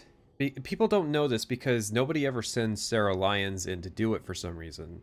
But the line you get for sending a companion in is the same exact line you get for sending Sarah Lyons in. They just cut out the part where she dies. And when you send Sarah Lyons in, that's where it says, but a true hero stepped up and did it. And it's true in that context because, you know, she died. It doesn't really make as much sense to call them the true hero if we just did the smart thing of sending the radiation immune person in to do it, but... Yeah, it just comes off that way because they couldn't get Ron Perlman in to, you know, record a new ending slide. Fox Cop Out was so silly.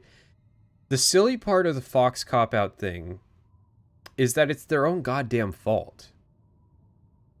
They literally introduce 2 quests prior that Fox has this ability, and then pretty much guarantee that the player will be able to recruit Fox because he's the most common alignment in the game, and he shows up after Raven Rock. And you can recruit him then. So they pretty much guarantee that Fox is going to be at the goddamn ending, and the player knows that Fox can do this. Why the fuck would you introduce that if you want this ending where, oh no, the radiation's going to kill people? It would have been artificial if your companion got locked out of the rotunda. To me, the way to approach it is what Broken Steel does, which is that if you brought a radiation immune companion, that's the time to use them.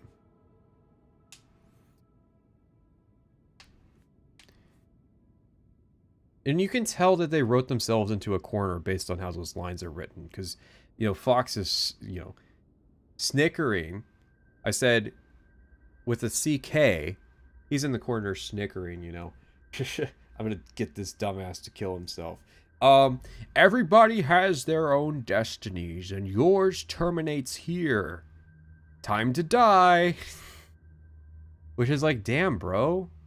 You came all the way to Raven Rock to save my life just so that I could die at the Purifier. What an asshole.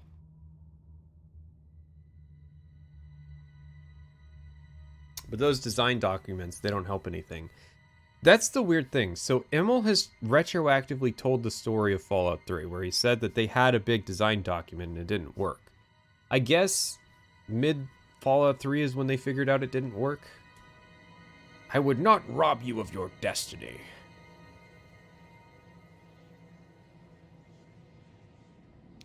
That's the weird thing, is like Fox joins up so that you can do good in the Wasteland together, and then almost immediately decides that his definition of doing good is you fucking dying for no reason. Is Immel basically going to be the next Todd after TES 6? God, it is hard. I want to say no. I desperately want to say no. There are other people that could do it. Immel's not suited to the job. Immel's not the last say guy. He doesn't need more responsibility. He needs less responsibility. He's less effective because he has too much responsibility.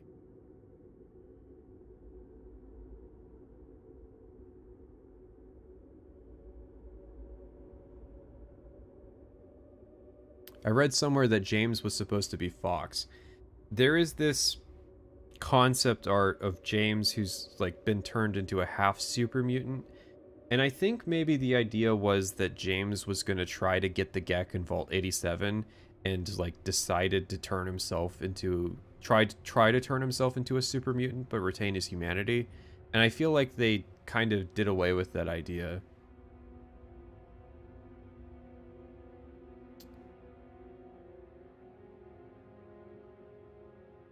The Starfield writing was so bland. The Starfield writing is offensively bland. Alright. It's been long enough.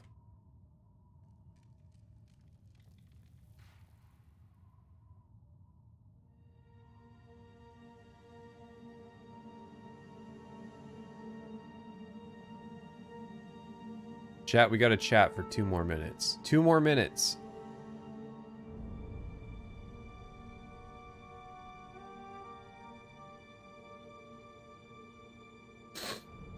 I can't even YouTube, oh god, I figured it out. YouTube realized that I was skipping the ads sometimes for everybody, and so they have locked me out of skipping the ads on behalf of you guys. Because now the interface doesn't work.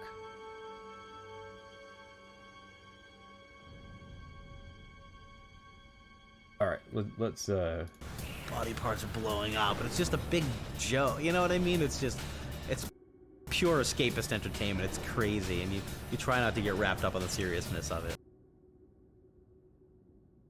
This is a thing that I try to avoid when writing. Try. Emphasis on try. I try to avoid I try to avoid not telling people how they felt.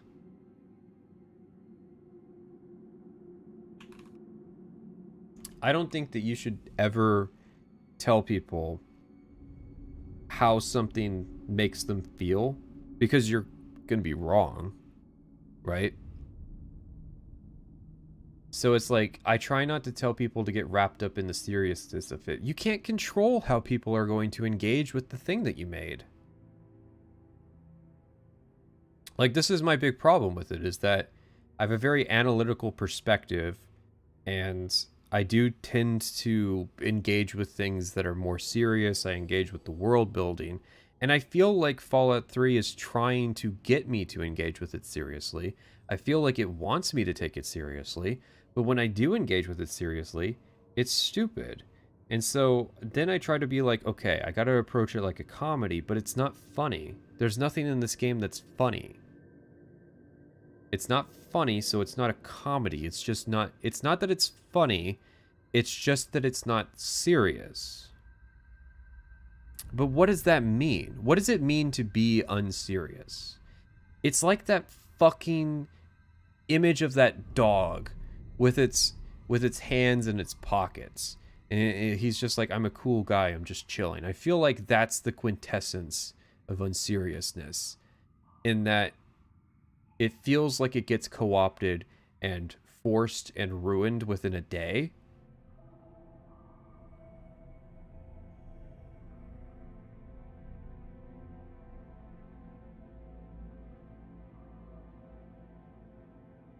It's far more responsible to say the intent is to make players feel X, which is a statement that's far more interesting for analysis. You can point out shortfalls, not just in terms of feeling interesting for analysis, but you can't say objectively, this is how people will interpret it, because there's no way to predict with pure certainty how people will predict it. You could make the most, like, nonsensical moment in a game, and somebody will still take it, like, put on their, some bread tuber will put on their serious hat and take it seriously. Hello. You there?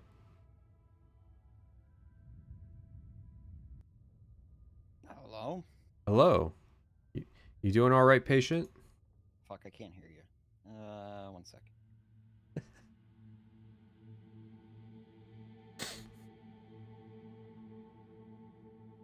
Ruiner of bits, destroyer of jokes.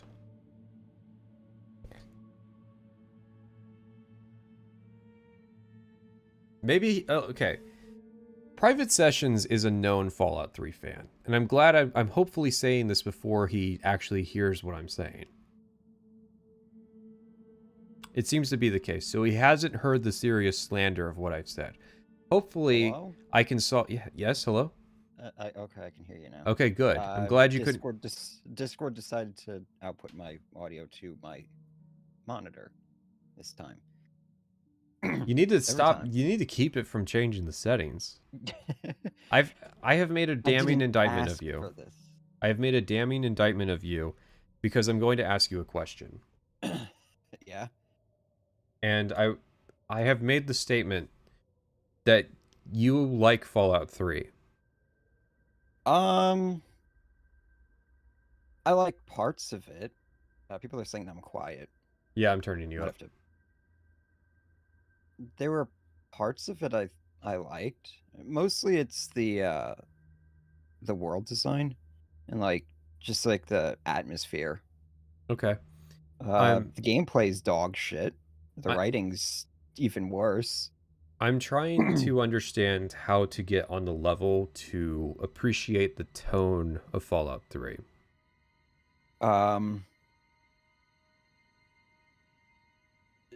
Go wander somewhere really quiet for like 3 days. So you're saying if I do some like do I take enough food and water with me on this trip? Like I go out into the backcountry? You could, or you could try and scavenge. Steal from people's garbage pails. Yeah, so like take enough food for the first 2 days and then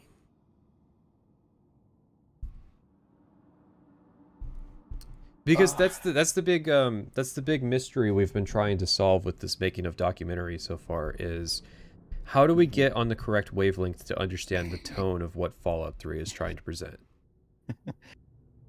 For me, it always felt like kind of like a liminal space. Like you're wandering the halls of the museums and stuff like that, and it's just like I am screen sharing the YouTube. I'm not setting up a watch together if you're only going to be here for a bit. Oh, okay. So, oh, you said in 20 minutes, not for 20 minutes. Okay, I misunderstood what you said to me. Oh. But all the same, I would still do it this way because it's easier for me. But we're engaging with this bit right now.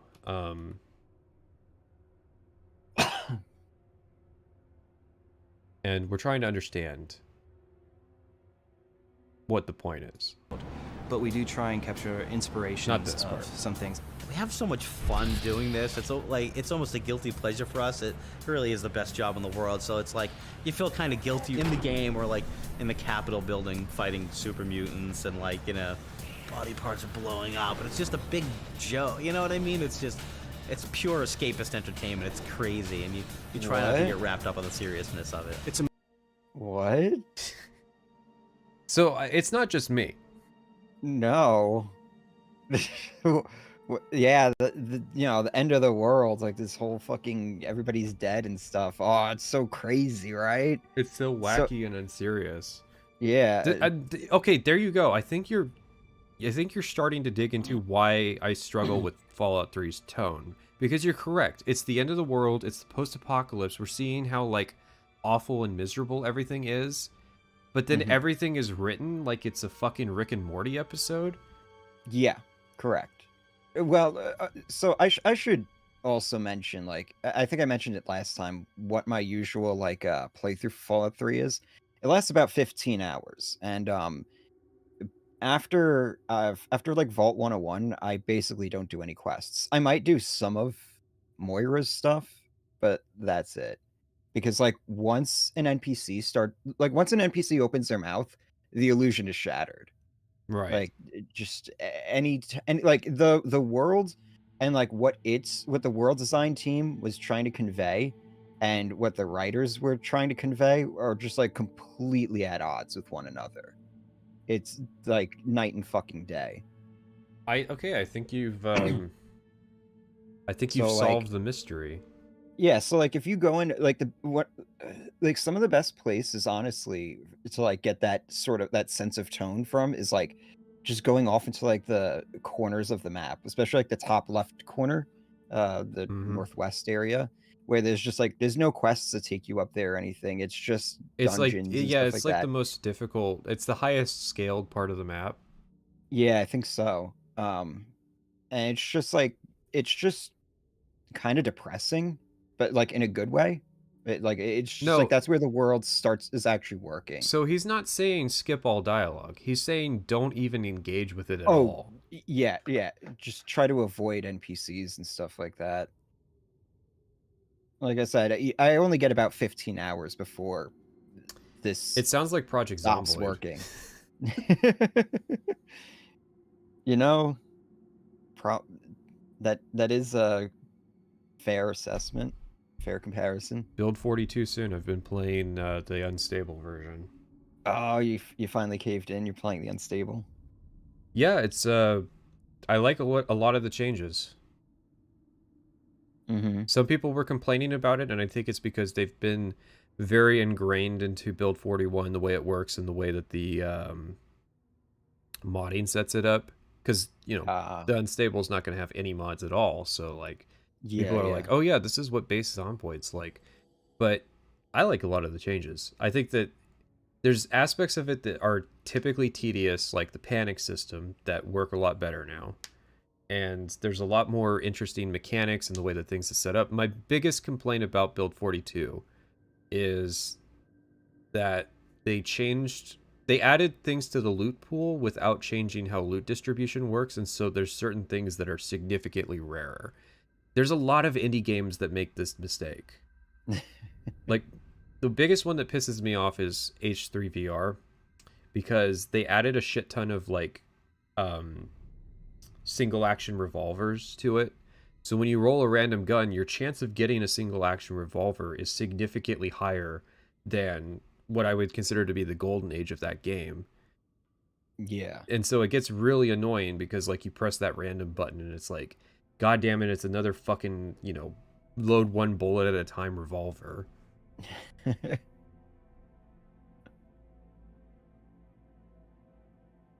So yeah, we are watching the making of documentary. So I feel like I should start off by saying uh, I'm still reeling from that Star Wars like mental fuckery. That it was it was so bad. I was so traumatized that I had to go on a soul searching adventure. You had to go find up north. yourself. Yeah, I had to go up north. I went to New Hampshire and Maine. It was very lovely up there. You always go on your road trips in the middle of fucking winter when there's no leaves. Yeah.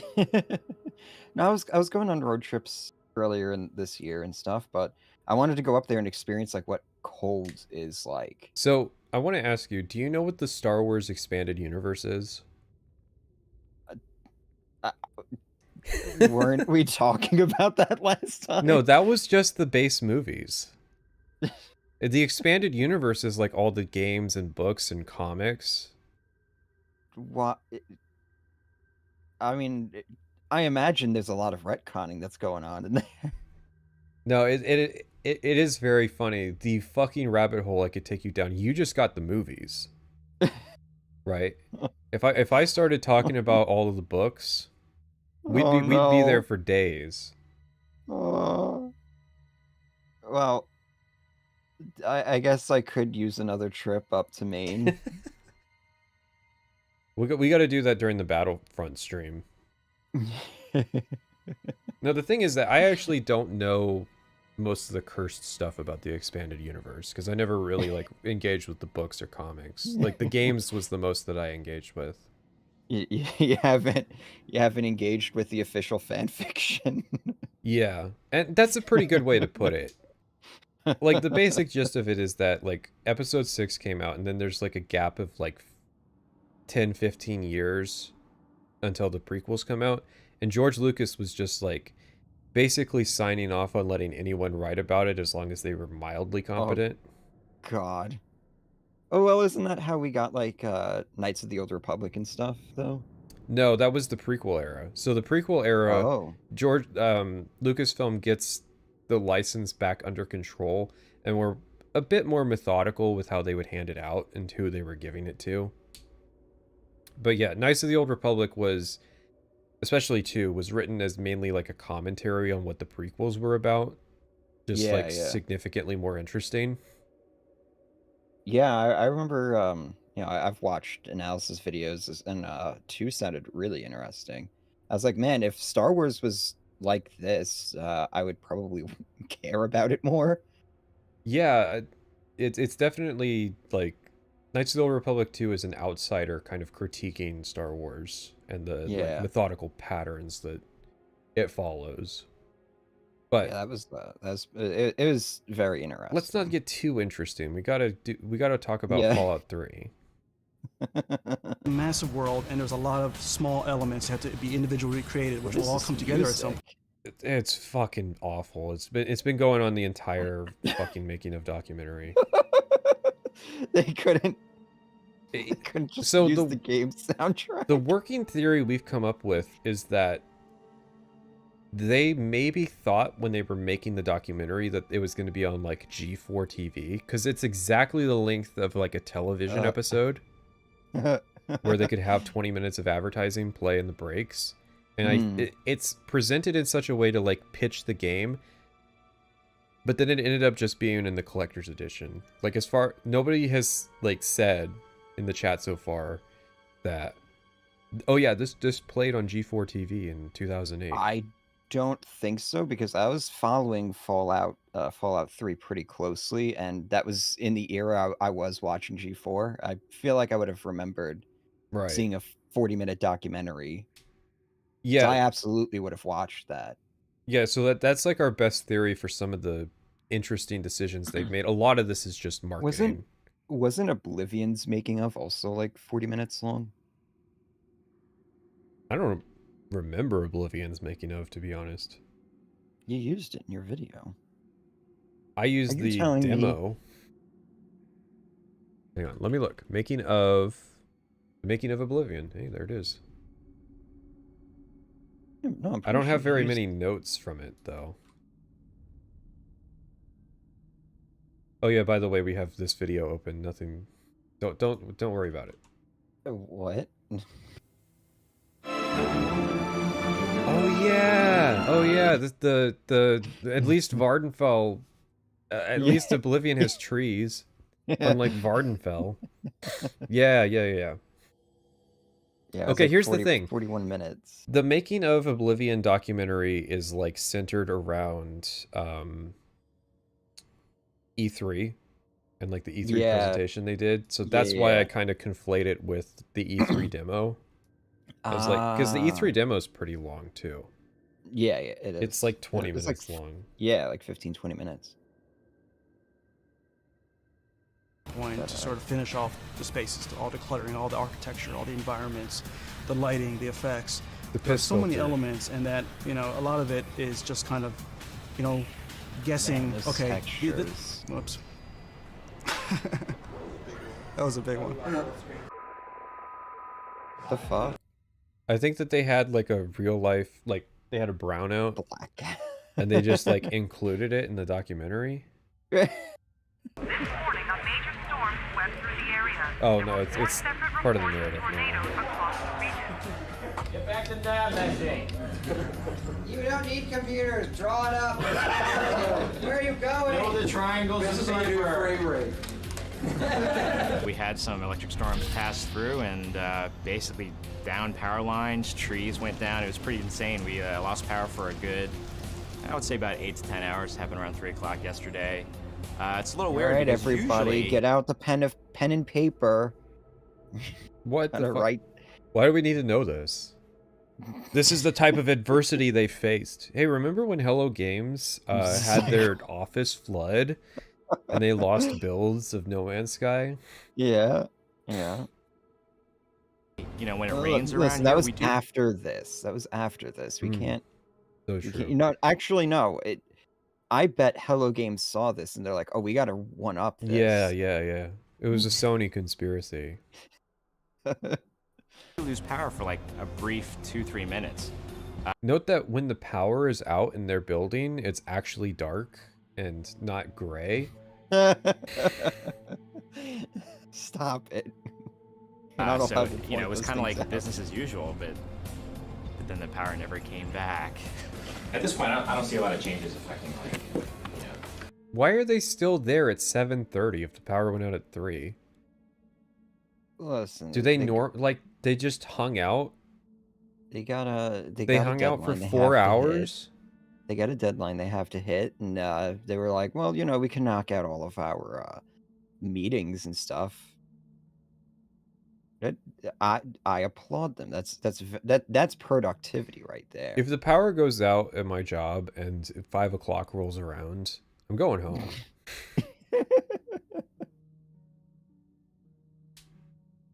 Data side. No one should be waiting on that. And if it's that important, we'll bring it up. We have a big milestone coming up next week. So that meeting actually was all about how do we get the game ready for this milestone. And, you know, there are people who will stay here as late as they need to and to get stuff done. We've had stuff like... It's Don't worry, not they get worth paid it. in pizza. Do you guys have phones? This is 2000. It's 2008. 2008. They got iPhones. I guess, yeah, the early ones. They got Blackberries at a minimum. Legit, I would be gone.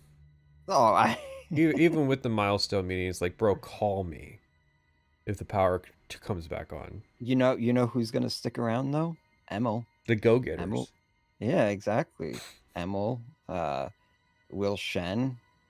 Oh wait, no, Will Shen is even working here at this point? He was an intern on Fallout 3. Yeah, my point exactly. That's why he stuck around. No, they didn't. That actually, his contract expired, and they didn't keep him, and he had to reapply, like Oh, yeah. a year later Oh, to work on yeah. Skyrim. Yeah. Like this happened before. We've put builds on planes and flown people, you know, to save time. It's amazing the things that you'll do to get things done.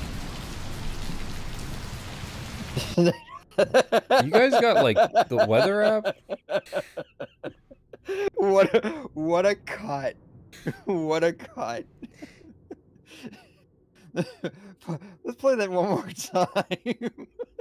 This happened before. We've put builds on planes and flown people, you know, to save time. It's amazing the things that you'll do to get things done. Beautiful. Just imagining a few of them just standing outside with their heads turned up, mouths open. Drown me, please. They won't let me leave. There's a great. We don't even have functioning computers. I'm a world designer, god damn it. The fuck am I supposed to do without the power? I'm just twiddling my thumbs until 7:30, waiting for the power to come back on.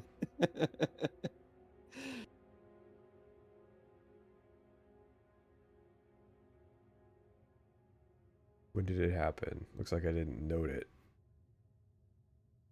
Where are we at? 2011? Let's see. We're looking for Petey Hines. Ooh. Dearly departed.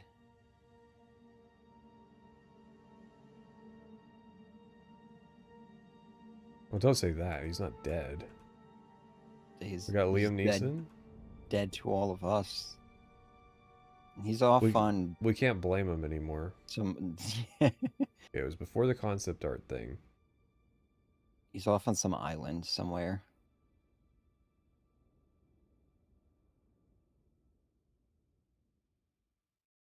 Oh, this was a pretty good quote.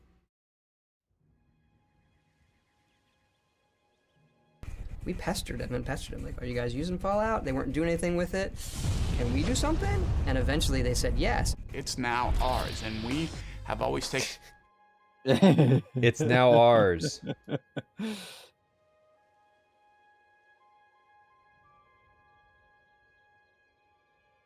We own it. That reminds me of a quote. Oh, Mankar Cameron. He's like, the amulet of king is mine. Whenever I just hear like somebody like being very possessive about something, that quote plays in my head. When the power went out the other day, a bunch of us went over to the...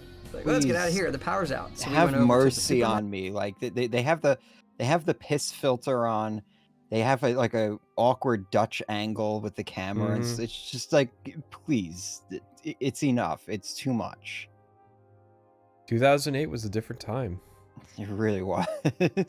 This does feel like something that was being made to be aired on G4, though it has that it has that edge to it. I wonder if there's information of probably in the credits, like the production company.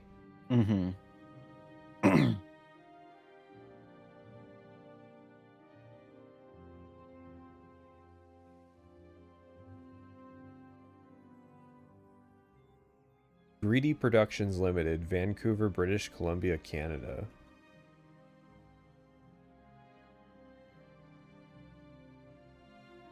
I wonder what else they've made.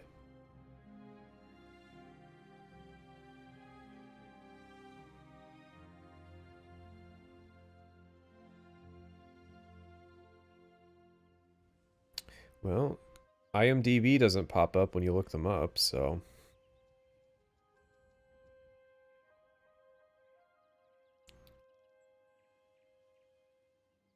Oh, yeah, we're on the money. The company's properties include the Electric Playground and Reviews on the Run television shows, which can be seen daily on Rogers' G4 Canada and City TV outlets. Wow. All right, then. They own 2 complementary video game and entertainment-focused websites, Elec Play and Reviews on the Run, and also has a documentary division called Greedy Docs that produces behind-the-scenes content in partnership with numerous video game and entertainment studios. They've worked with several broadcasters on different projects in the past, including successful partnerships with Comcast G4, Discovery Science, and Military Channel and Turner's Game Tap. Ah. So yeah, this seems like something that was made to market the game, and they just ended up shipping it with the collector's edition. Huh. Because it's not a very good making of. No.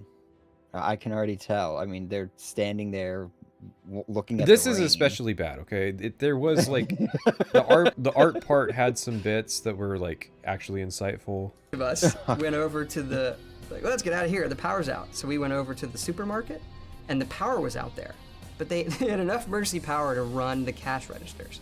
So they're feel free. You can buy whatever you want, but all of the aisles are dark. So I start walking the aisles, and I do you have like the Starbucks bottle thing? I need some coffee. So we start wandering the aisles. It's all pitch black. Ooh. If I didn't know they did like, that before.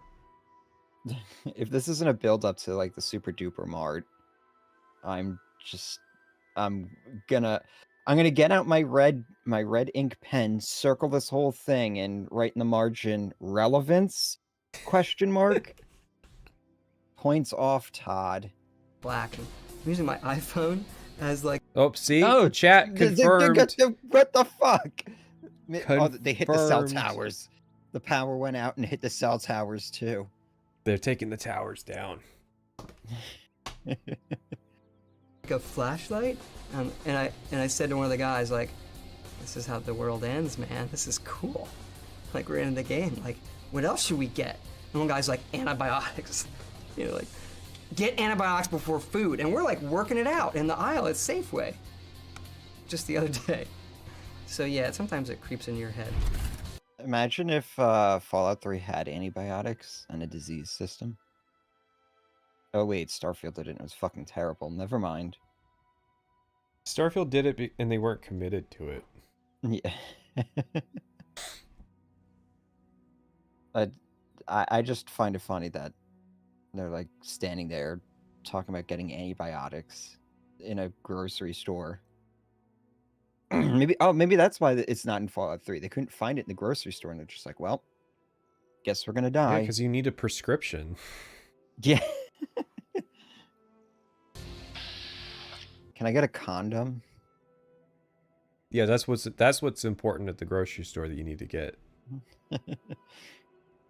Well, Todd already had his kit. You can see it on his desk. It's blurred out, but yeah, his son's on the picture on his desk. Wonder if his son's still asking him for Test 6. Gameplay. This is to compete with Gears of War and Call of Duty 4. They actually said that. Who did? Who? I need context for this fucking quote. 7 minutes, 20 seconds.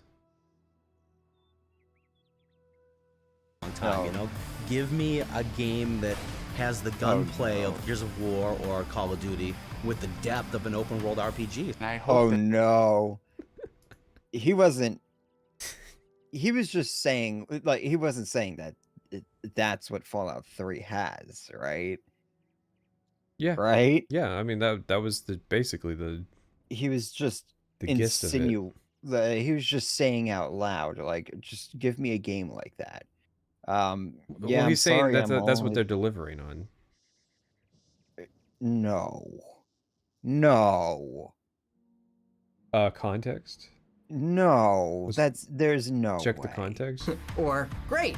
And sometimes just overthink it. So we try to force ourselves more to put it in the game and play with it as soon as possible. And you just know instantly. There's certainly been first-person RPGs that have had guns before, but I think it's been a while since PC players have had a game like that. On the console side, I think people have been wanting something like that for a long time, Give me a game that has the gunplay of Gears of War or Call of Duty with the depth of an open world RPG. And I hope that eventually. Tell me that's not him saying that's what we got. That's us. I mean, I need to, for my own sanity, assume that's not. Assume that that's not. That's not the first time that Call of Duty's been mentioned in this. Maybe they had like a marketing thing with was gonna say Microsoft. Our game is primarily first person. So when you have guns in first person, the bar has been raised. You know, you've got Halo 3, Call of Duty 4. You get to approach that level, but it's tough because we're not shooting, but we definitely want to. No, stop. It hurts, doesn't it? I refuse. This had to be a deep fake. There's no way. How do you... Fallout 3's gunplay is fucking abysmal. I mean, they're showing it on the screen. It's the worst shooter I have ever played, like, mechanically speaking. Let's take a look. There's a reason, like, everybody just has to use fucking VATS. Look at that. Look at that fucking... The spread that isn't even accurate. And the fucking super mutant just standing there tanking it, not even phased. Jesus. Didn't even stagger. He didn't even flinch.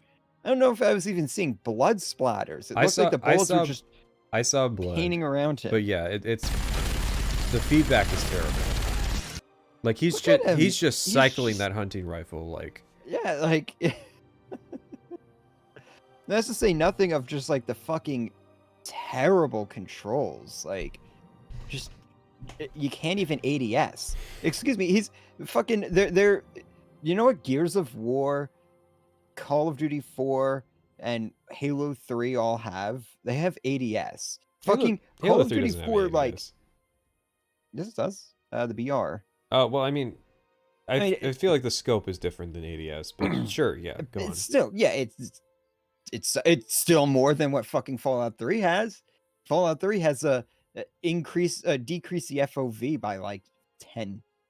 That's what the that's the zoom. That's the right. It does. I don't think it even affects your aim either.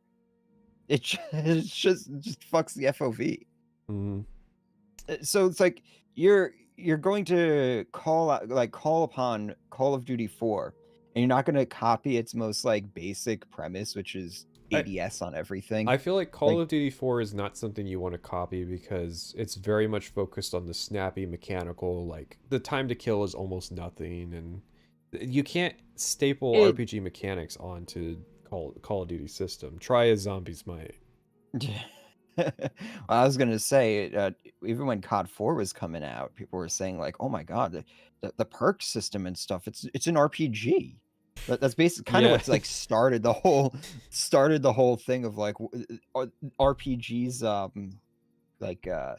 identity crisis.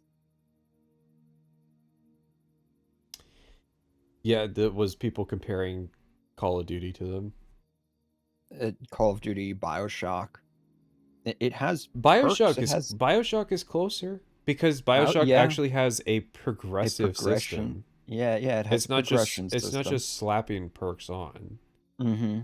Yeah. It's crazy if you think a loadout is RPG mechanics. Yeah, those are definitely the dark ages. Don't worry, we have Baldur's Gate 3 to remind people what RPGs actually are. No, sorry, that game's bad now. It's overrated. We finally reached that point. It's 2025. Oh, really? Yeah. Oh, really? Yeah, there's like big discourse now on how Baldur's Gate 3 like just it's overrated. It wasn't ever good. It's Coomer bait. Oh, all right. The counterculture is starting to take off. Did Never Knows Best do a video on Baldur's Gate 3 yet? Good question.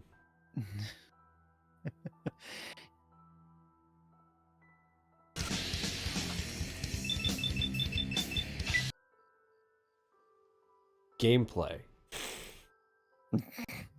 I gotta say, okay. Out of context, this looks like shit. In context, it looks like shit. This looks like shit, but I took enough chems to line up like 20 riot shotgun blasts in a row on Ulysses, and that was pretty satisfying. But I had the context to know that that's not normal gameplay, and yeah. God mode's on. Oh, we don't see his health. Oh yeah, well that's way yeah. He uses ammo, but he doesn't use AP. It's very AP, strange. Yeah. What the fuck? What sort of god mode is that? Yeah, that is very strange because I feel like they set his AP stat to be like higher than max. Yeah, because that's probably what they did. In Fallout New Vegas, at least, when you turn on God mode, you don't use ammo when you shoot. Yeah, it'd be the same with Fallout 3 as well. I mean, it's the least surprising thing that they're not using God mode because, come on, it's like promotional footage. Who gives a shit? Yeah. Todd Howard had 10 billion arrows in the Oblivion demo. Like, yeah. Well, the reason I think they're using ammo is because they want to like show off reloading animations and stuff. But he's not going to reload. He's got no ammo, like spare ammo to reload. Yeah, they were probably recording it earlier or something like that. You know how these things work. Right. V.A.T.S is God mode, though. I mean, V.A.T.S is a little too powerful in terms of the damage reduction bonus it gives you while it's going on, but it would be cheap as fuck to die in V.A.T.S because your character refuses to shoot. I feel like it's a lose-lose situation for what it's trying and failing to convey, which is turn-based combat. Well, you know, you don't get to take liked it anyway. You don't get to take 8 turns in a row in a turn-based game, like what V.A.T.S is implying. So, like, you'll shoot the super mutant in the head with a burst. I don't think you can do that normally. Like, I don't know with if a you minigun. can stack. The way it's generally balanced is that if you do a high AP build and you use a gun that shoots a lot of bullets, you will get a lot of like V.A.T.S shots in a row. I don't know, this many? This 8, 9? Yeah, with like a high capacity, like low damage gun. Yeah, the way they stack it is like it has low AP usage.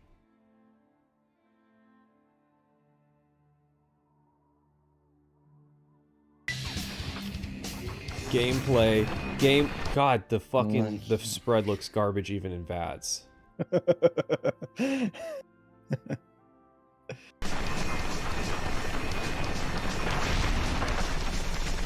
We felt we needed to do. So cool. This wowed Gore. people. I mean, yeah, like the novelty of the gore, I get it at the time that was kind of cool, I guess, but there's no way like you can't make V.A.T.S look cool. What is that Sarge quote? I got a boner for murder. That's the appeal here. I died to a Cazador in V.A.T.S in New Vegas. Well, that's because poison bypasses damage resistance. So it is going to melt you. But like most enemies are doing physical damage that's mounted up against your damage resistance, and then you get the bonus from V.A.T.S. Because like I said, you know how sometimes V.A.T.S your character's just like standing there like a dumbass not shooting? It'd be very cheap if they didn't give you the damage resistance bonus to die in V.A.T.S. Do something new with role-playing and guns. The original inspiration was, imagine Burnout Crash Mode with body parts. Oh, okay. Okay. I mean, don't get me wrong, I like it. Oh, I feel yeah. like the evolution of V.A.T.S should have been adding the separate limb parts, so lower leg, lower arm, upper arm. Mm-hmm. Like more ways that people can break apart.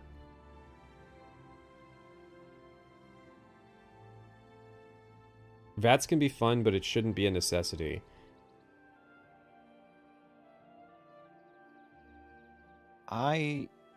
Soft agree, soft disagree. I liked V.A.T.S in Fallout 76. V.A.T.S in Fallout 76 worked a lot better. Yeah, surprisingly making it real time and removing the damage reduction. It's just aimbot. But then like you had how it like stacked with how the crits worked and everything like that. It's the way that the V.A.T.S system works in Fallout 76 to give you bonus damage. Mm-hmm. Whereas prior it just felt like automating the gameplay for you. Yes. Yeah, it's funny that a literal aimbot feels less cheaty than V.A.T.S. Yeah. Well, and you just have to deal with the less of the gameplay of Fallout 76. Yeah, But it's like the fucking laggy. it'd be cheap, but if you couldn't get crits without using V.A.T.S, maybe it would be better in 3 in New Vegas. Yeah, because I think in Fallout 4 they changed it so that you can't get crits outside of V.A.T.S. Well, maybe I wouldn't like it then. And then Fallout 76 carried that over as well, I think. Yeah, I would always get a mod in Fallout 4 that added crits back in as like, because I just fucking hated using Crits V.A.T.S. crits are a complicated discussion. Yeah. Because it feels like, you know how it sucks that you shoot an enemy in the head and they don't die? That's crit's fault. Yeah. The game is balanced around enemies dying in one tap from a critical hit. And so that kind of creates problems with sponginess. Fallout's got problems, okay? It's got a lot of problems. I mean, yeah. It's because they're trying to do the RPG thing and doing the shooter thing at the same time. And it kind of utterly fails at both.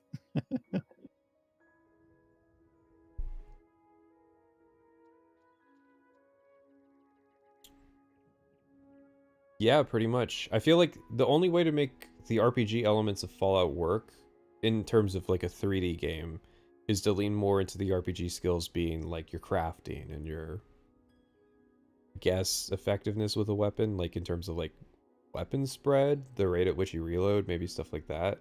Yeah. But in terms of like the damage you do, it's just gonna feel bad.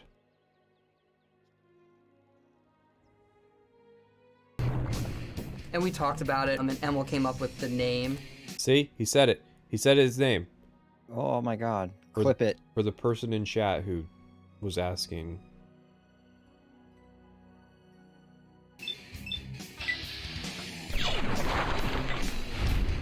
The acronym is sort of an homage to the FEV V.A.T.S in Fallout 1. It's, you know, where the super mutants got created from. We were sort of looking for an homage, and that's just sort of fit the Vault-Tec assisted targeting system.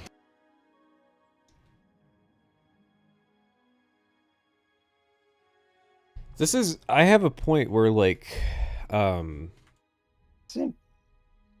Vault-Tec technically VT? So it'd be like V.T.S. Well, it's Vault-Tech. So I make this point that Fallout 3 is loyal to the source material to a fault, and that a Fallout fan right now like is twitching their eye and like a vein has burst, right? What I mean by that is that they would come up with stupid ideas because they thought that that was the way that they were supposed to pay off old Fallout. Mm-hmm. Like they completely missed the mark on what paying off old Fallout was, but they were trying. Do you think they would have been better off just not trying at all? Yeah, I think that if Fallout 3 was just their interpretation of what Fallout is supposed to be, not like like nobody at the studio even played Fallout 1 or 2. They were just doing, you know, Elder Scrolls but with guns. I feel like Fallout 3 would actually work significantly better. Yeah, probably. Which is probably why they're like anti-canon now. I like my argument would be like if it wasn't like that, you know, true to Fallout, but it was a very good game. Nope. And Okay. it was written well, and it was, you know, like it had good atmosphere and stuff. Like if all those things came together, I think people would have forgiven it for not being too Fallouty. They'd be like, okay, this is different, but so it's still good. someone mentioned the Masters V.A.T.S, and I'm going to point out that they have FEV V.A.T.S in Fallout 3 as a plot point. Mm-hmm. You never see them, but the super mutants, if you actually manage to sneak around them and hear their idle chat, will talk about looking for FEV and looking for V.A.T.S and like looking to replace it so that they can turn more people into super mutants. Which is weird because the plot point is that they're able to turn people into super mutants, and that's why there's an infinite number of orcs. Yet they're trying to find more FEV to turn people into orcs. No, they ran out. Yeah, but which means we should be like we should run to the fucking Brotherhood of Steel and be like, hey, they can't make any more fucking super mutants. No, we got to worry about the Enclave. Balls out. Just no, the Enclave is going to turn on the water purifier. They're going to start. They're going to start giving away water. Let's go. Hey, BOS. I know where the fucking they are coming from. Let's just get a strike team together. I was able to infiltrate it by myself. So like, you know, just give me like fucking Sarah and like I don't know, like a few knights or whatever. We'll just go and fuck this whole place up. Plant a bomb in there. Plant a big ass bomb in there. Blow that bitch up, and there we go. Super mutants no more. Then we just mop up the remainder. One of the things that Broken Steel does is that after you finish the main quest, there are less random encounters with super mutants in the overworld. Really? Yeah, and they'll have lines of dialogue about how the Brotherhood's been killing too many of them, and they aren't able to, like, they don't have the numbers they used to. Interesting. Because they get mechanically replaced with the Enclave encounters. Oh. I see. But it's a neat detail. Yeah. Yeah, somebody thought about it. Mm-hmm. Yeah, people undersell Broken Steel because of the awful campaign, but also the ending thing. That kind of like overshadows some of what Broken Steel does as a piece of content. Yes. Yeah, no, there was some interesting stuff like the purified, like you'll find like purified water and stuff around like there's just like little changes. It does make it feel like they could have gotten away with doing like the bare minimum. And just making it playable. Yeah, and it's just like, all right, go on. But it's like, no, they actually tried to make it seem like things progressed. Yeah, that like 2 weeks had passed and there was continuity. Like, there's a guy in Underworld hawking Aquacura. Yeah. It's just like irradiated water and shit. Sorry to derail for a quick second here, but I saw my notifications. New Jersey is suing New York for congestion pricing. I like how I leave for like 2 days and fucking home state's getting sued for its just fuck it. God, I hate this state. I have been asked by somebody in my family, what the hell is wrong with New York?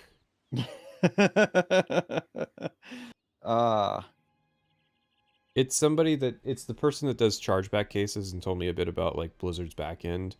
New York has some interesting things going on financially. And they just want to know what the fuck. The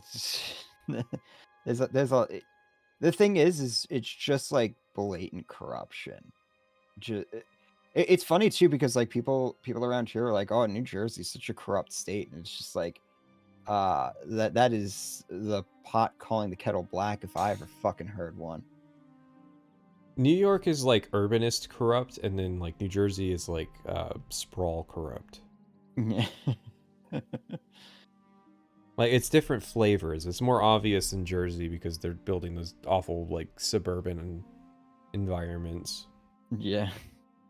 I saw a video by Miles in Transit of them like going 100 miles in 12 hours because they took buses. A distance you could drive in like 90 minutes. Oh. Well, maybe not in Jersey. Okay, fine. 3 hours. Sure, I could shoot a guy in the legs and a running gun, but in V.A.T.S, you have a certain amount of action points. So it allows you to actually make a measured, precise shot on the legs, cripple him, so he'll move slower, take out the arms, he'll be less accurate with the gun. The head has a higher chance to critical, so it might blow up. Okay, question. Does anybody target anything other than the head and the body? If in it's a death claw, you target the leg and cripple it. Okay, yeah. Fair enough. Arms, never. Unless you're trying to, like, disarm them. Yeah, like if they're a melee opponent. Yeah, you can trivialize some encounters with the arms, but legs to slow them down and then head to kill them. And that's only if they're in melee. Yeah, usually it's, well, see, if they're in melee though, no, I'm still going to go for the head because they're going to be up close. It's like, I can't even miss at that point. So, yeah, just aim for the head. So, some enemies have places where you can frenzy them. If you hit them, like targeting centers on robots. Oh, yeah. Yeah. But, I mean... Dude, who gives a shit? Just shoot them. Because crits. Shoot them dead. Because crits.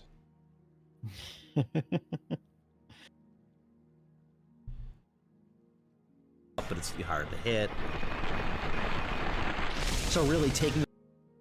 This is not the footage for head is hard to hit. All the stuff from Fallout 1 and 2. Oh my god, what are these fucking... Watch the tracers off of the minigun. Yeah. Hard to hit. What the fuck is going on with these tracers? Tell me that's not in the game now. They had to have fixed that. That's probably just like a beta build thing.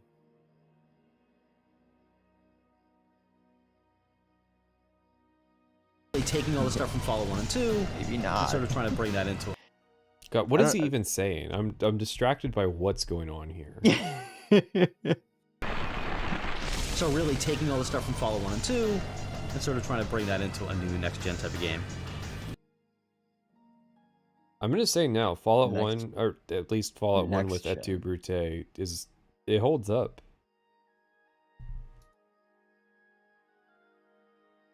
Trying to take Fallout 1 and 2 mechanically and make them next gen.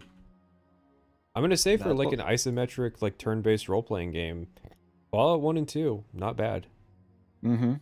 No, there's definitely games that have aged more poorly, but are still well regarded. I feel like Fallout's one of those. Fallout 1 and 2 are like two games, like the rare type of like well regarded, and it's still like very playable and honestly even accessible to a lot of like newer players and stuff. Like I might even go out and on a limb and say, if you want to get into that sort of genre, that sort of style of RPGs, Fallout 1 and 2 are probably good. Yeah. Especially if you're a fan of Bethesda games and Fallout games and stuff like that.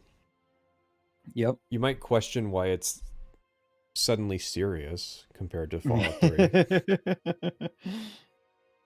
But I think in terms of just like mechanics.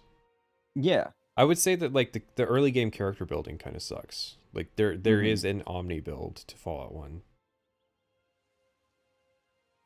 You're probably not going to figure it out on your first playthrough, though.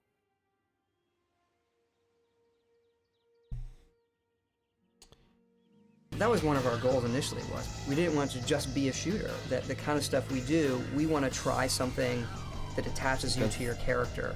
Thank God you didn't try and make it just a shooter, because Jesus Christ. Yeah, I mean, I've played Operation Anchorage. I've played your attempt at making it just a shooter. Oh my God! Now hearing them talking about fucking Call of Duty and you didn't know Operation Anchorage exists is... You didn't know? No, like literally, I describe in the video the sequences as Call of Duty sequences.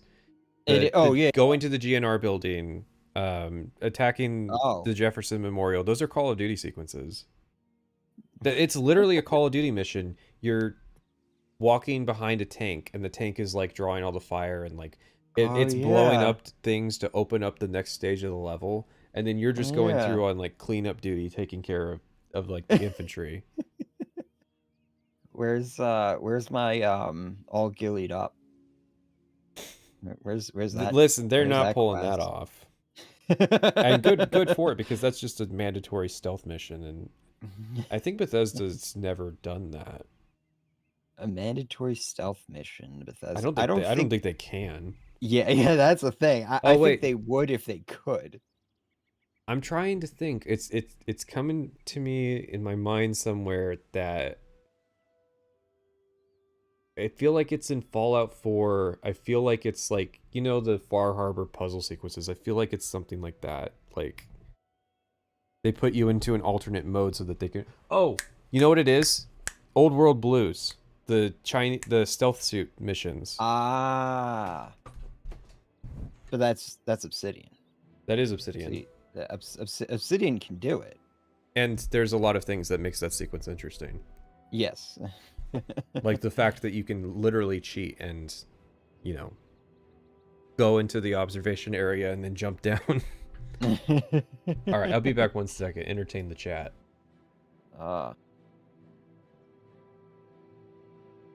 Hey guys, what's going on?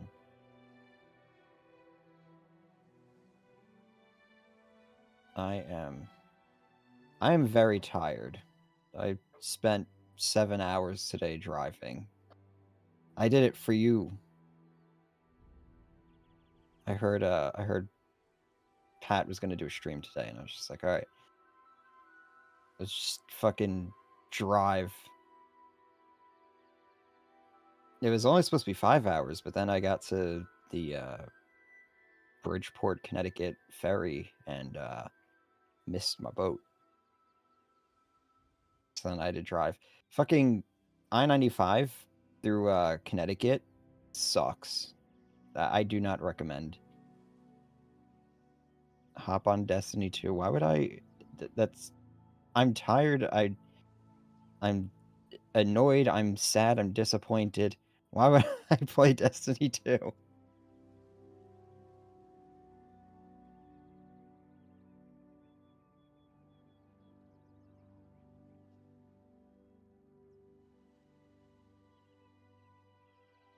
All of I-95 sucks.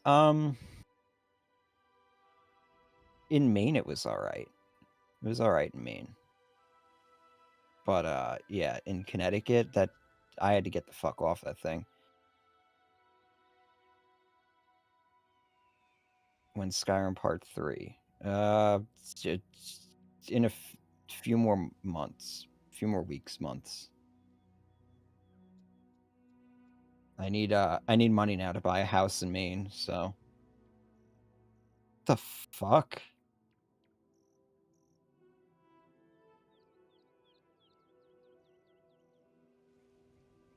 Does Pat live in like an Asmongold type situation?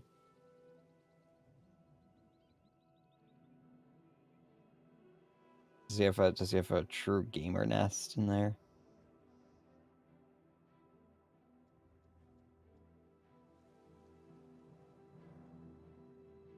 Oh, I don't know if you guys can even hear it. He might have muted it on his end.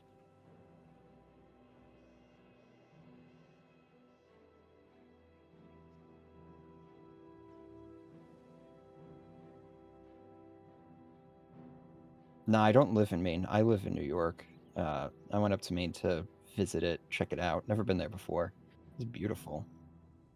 Really nice state. Portland is a nice city. I did not expect it to be as nice as it was. I only went into Portland though. I was gonna go further north, but I was fucking tired. Did too much driving. Sounds like a very American vacation. No, I didn't go to Disneyland. So if it was American, I would have driven the fucking 20 some odd hours to Florida, Orlando, go to Disney World or Disneyland. I always got the two confused. I'm not a Disney fan, so I wouldn't know. I don't know. I would rather like go to Italy or Spain or something like that if I wanted Oh, thank God. If I wanted like a resort.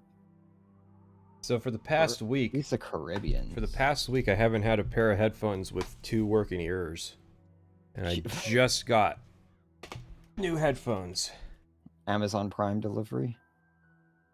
Was that the noise I was hearing there? Yeah, that was me opening the box. I thought you were like tripping over trash in your room or something like that, and I made an Asmongold joke.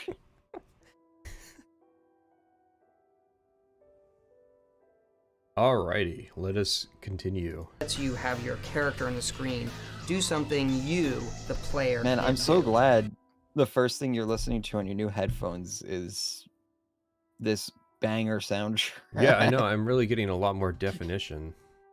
That your character can go in and V.A.T.S. Why are we shooting Colin Moriarty? Yeah. What gun is he using?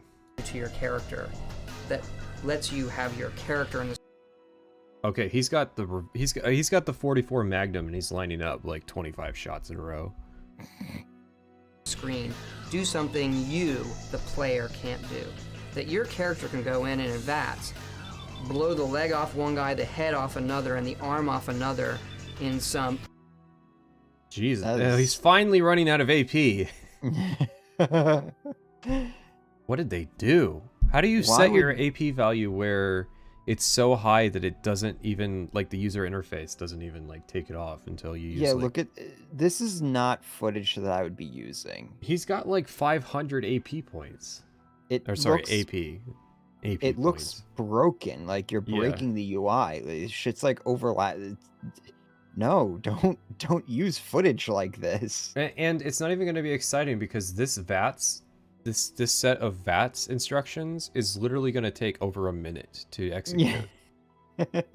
Equilibrium style. Pow, pow, They're not even pow. going to show it. Yeah. That you, unless you were like Call of Duty Ninja Master, you could never do as a player. What is Ninja Master? And again, the Call of Duty. Well, you know, somebody that's like pulling off trick shots and stuff. So we've got like at least 3 mentions of Call of Duty so far.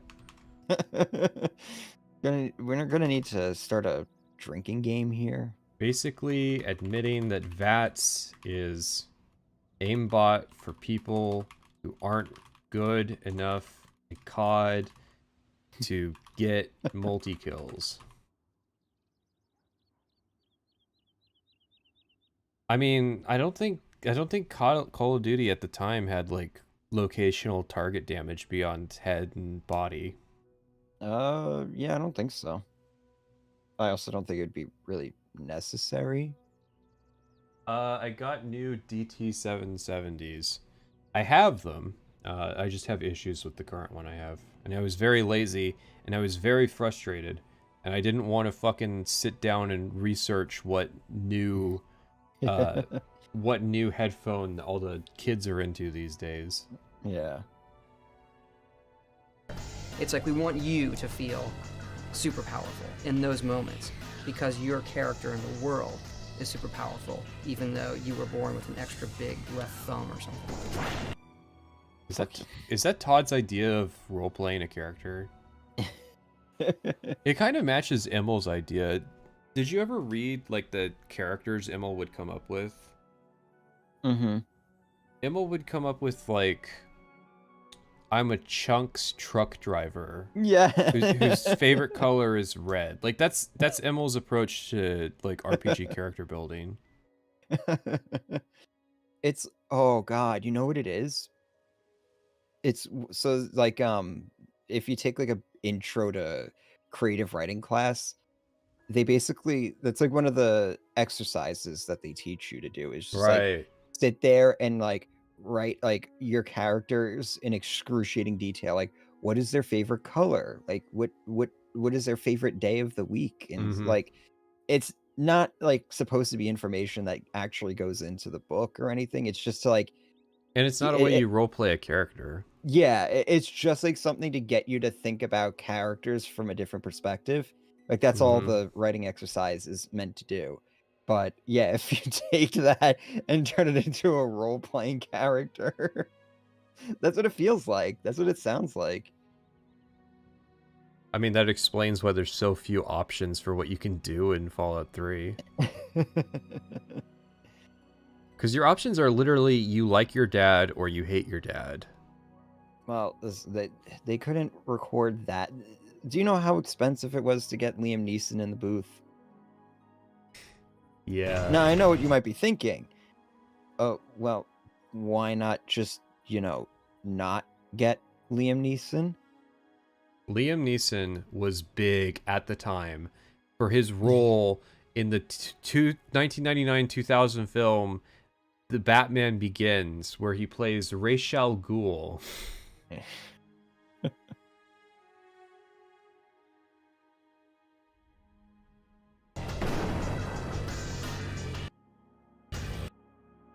What's going on with this super mutant? I feel like somebody... Okay, you see the laser? Somebody killed the super mutant. The super mutant's ragdolling. Yeah. Todd's fun. That looked terrible. Oh my god. I've played Fallout 3. Like this, it's like they picked footage that would make the game look worse. Yeah, I'd say that's pretty fair.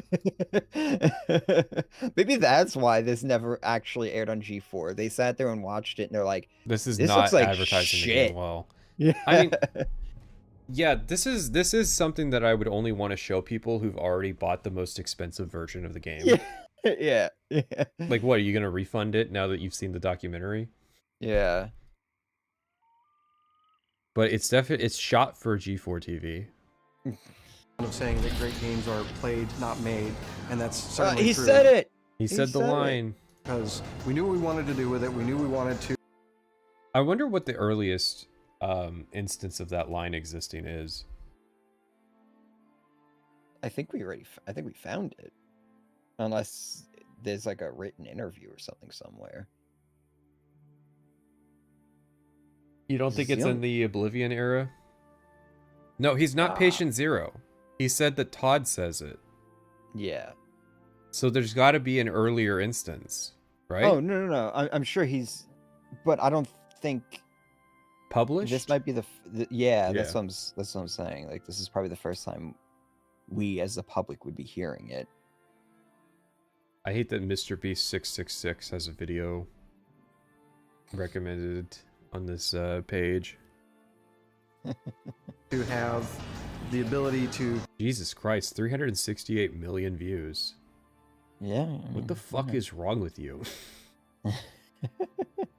Queue up shots at somebody on specific parts of their bodies and then play that back into cinematic fashion. Oh, I know. I know why. I know why they're showing a Mr. Beast video. Because he has a show on Amazon, and Fallout has a show on Amazon. I think they're just doing it because this like, there's no recommendations for this. Like, when I loaded YouTube and on this browser, it didn't, there wasn't a front page. No, you're not even like signed in or anything. Doesn't know what to do. And that's what we knew that we wanted to do. We had talked originally about, let's not have it pause the screen. Let's have it, be a sort of slow motion thing. Hey. Let's let him cook. He's got some ideas here. Original V.A.T.S intention was slow-mo, not pausing. They played with a version of this that had slow-mo and still decided to pause the game? I mean, is the pausing the issue? No.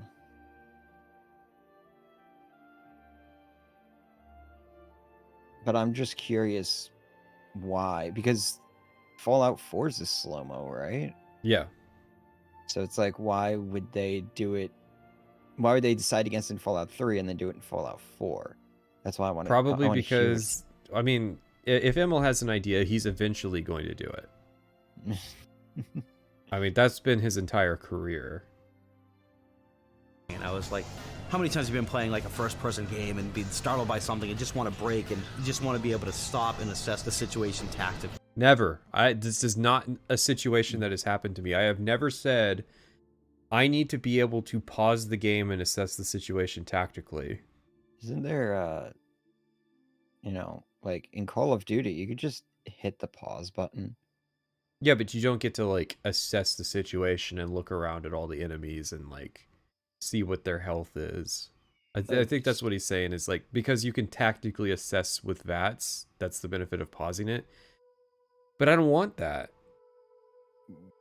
I don't want that, and I don't use V.A.T.S like that because Fallout's combat. I think it's just like it always comes back to the issue of it's Fallout 3. Yeah. It's like sitting here being like, oh yeah, you could tactically assess the situation. It's like, yeah, but why would I? Like, in what situation? Except like, I think I'm even being slow swarmed by mode, like 4 death claws or something. I think like even that. slow mode is something that's overdone. You know what it is? It's because on the Xbox, reloading a save because you died took so fucking long that they didn't want to encourage that. But that's the way I prefer to play. It's just, let's see how it goes and I'll retry it if I fail. Yeah, I have quick save, quick load for a reason. Hey, this is like a game that's being made for dads, if you think about it. What if we made a game, but you could pause it in the middle and think about it? You could pause it so that you can go change the baby. Yeah, it's like those people who are like, we should make a game that detects when you haven't played it in a while and like reintroduces the controls to you. And I've never understood that perspective. Like people are like, I can't remember the controls, and it's like, okay, mess with it. Like just walk around, see what the shoot button is. Like, the fuck do you mean? How much more do you need to know? Open up the menu and look at, you know, like key bindings, or usually even games on, you know, consoles, they would still have like a screen where you could see all the, you know, just all the buttons, what they do. Like, I just had a thought. It's like, what's the longest somebody's left like Fallout 3 V.A.T.S open? Like, you know, like this screen, they just like opened it up and then they just walked away. Somebody like, was playing days, Fallout 3 and they heard weeks. they heard banging at their door, and they like hit V.A.T.S to pause it, and they got up, and then like somebody lit up their house with like a machine gun. And they're like prone on the floor, and they crawl over to their safe and they pull out a rifle and they start engaging them in a gunfight. And it's a protracted firefight in Brazil, but it takes about 20 minutes. You know, he's bleeding out, he dies, and like the police don't even show up. It takes days for someone to arrive at the scene to actually deal with it. And they leave the game running. The only problem is that the electricity wouldn't stay on for days. So eventually the game would get shut off. Just want to break and you just want to be able to stop and assess the situation tactically, and pausing the game and allowing you to target the body parts allows you to do that. So I'm really happy with the way that came out. Do you know what I want in my Call of Duty game? To just grind everything to a standstill so that I can assess the situation tactically. You know what? Good on them for doing something that Call of Duty wasn't doing, because they are not Call of Duty. I mean, it sounds to me like you're describing Fallout 1, you know? With Fallout 1, its combat is all pausing the game and thinking about it strategically. Yeah, exactly. So why we're doing it for the Fallout 1 fans. They'll appreciate it, and new gamer dads who want to play Call of Duty, but they're not good at it. Imagine that. Imagine that gamer. I want to play Call of Duty, but I'm not good at it, so I'm going to play Fallout 3 instead because it has V.A.T.S. How many Funko Pops does that? The kid that had to gamer go to have? school next day and talk about like Fallout 3. No, you can like pause the combat. No, it's exciting. Does it have Xbox Live? Yeah, but if it's for some weird downloads button that doesn't do anything on the main menu. We'll put something in with as many dials, tuning things as we can. And then we'd sit there and tune it week by week to, well, now it's more like this. And then people would say, well, how should I be using it? I don't know. What is it? We've never established what the subject of this sentence is, so we don't know what he's talking about. Go use it V.A.T.S. and then tell us what you think. And the one thing everybody loved were the playbacks, you know, when... It was probably novel at the time, but Jesus, it's just not... It's not good. No. It's my least favorite part of doing V.A.T.S. I mean, I'm the type of person, I turn off kill cams in like Skyrim and stuff because it just slows shit down. Yeah, I like my fast responsive gameplay to have like really slow moments where I'm not like, I put the controller down. Yeah. I love basically a loading screen in the middle of combat. Thank you for that. That's a really good way to describe it. They've always been doing loading screen games. I needed time to scratch my balls, so yeah. Thank you. People... That's my biggest gripe with New Doom 2. I don't like the fucking glory kills or whatever. Died in fabulous ways. I just like him saying, die. Playbacks, you know, when people... All right, ready for it, chat? You ready for it? Died. There's a sound clip for the video. In fabulous ways, or it showed your character doing something really cool. We have a very liberal definition of very cool. Do you think they were being like overly generous with a lot of Fallout 3 just because it was new for them? Like, you know, they've never done a shooter before. I think they're giving a sales pitch. I still think, I mean, yeah, they're doing a sales pitch, but I also do think they genuinely thought like that they was cutting edge. Yeah, the Fallout 3 was the shit. There's nothing like Fallout 3 for a reason, but when there's nothing like a concept and you do it for the first time, it can be exciting, but then you have to see how it shakes out if it was a good thing. They don't know that like general consensus on Fallout 3 is gonna sour greatly. Yeah. I also just I do think there is like an aspect of novelty for it as well, because it's just, you know, we've only done the fucking Elder Scrolls for, you know, X number of years. Now here we are doing a shooter. So we had to separate V.A.T.S really into two entities. One was... You want to lower that volume a bit.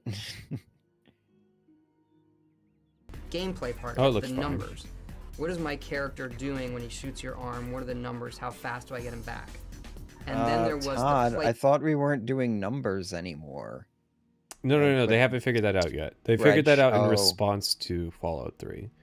Fallout 3 was too many numbers.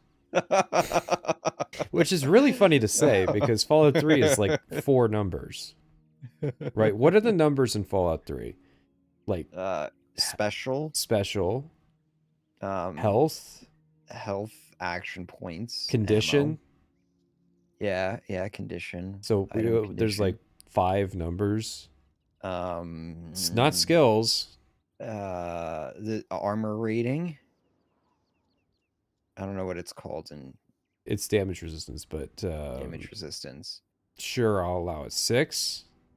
And I'm not counting XP. The damage number that your weapon does. There's another number. 7. Skills. Skills are. Nope, we're not counting skills. Just mechanically, like in combat, the amount of numbers you have to keep up with. Yeah, that might be it then.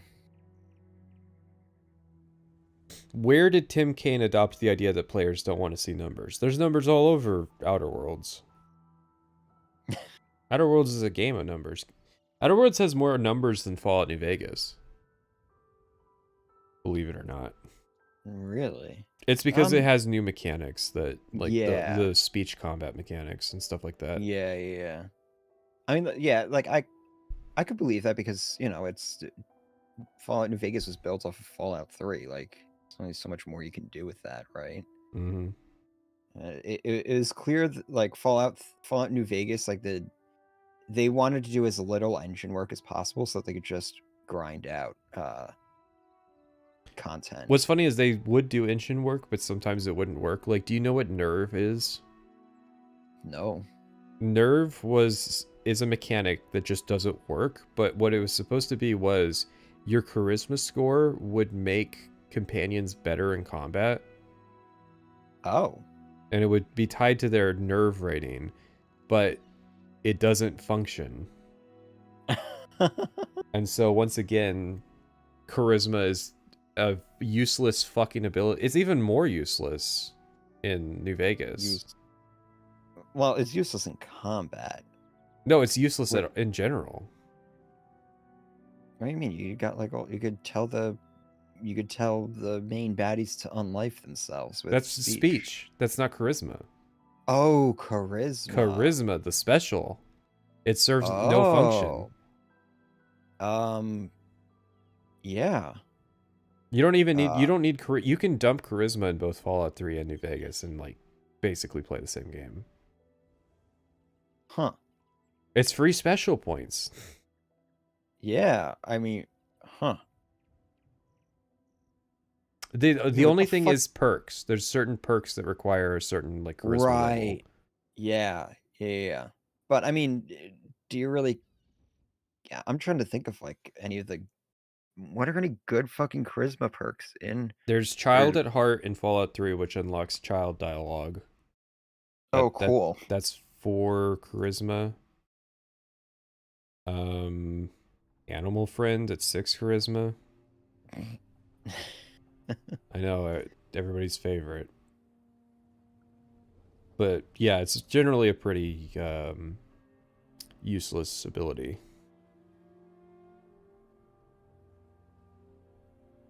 No, it does not. It literally doesn't do anything. It was supposed to do something, but it doesn't. That's wild.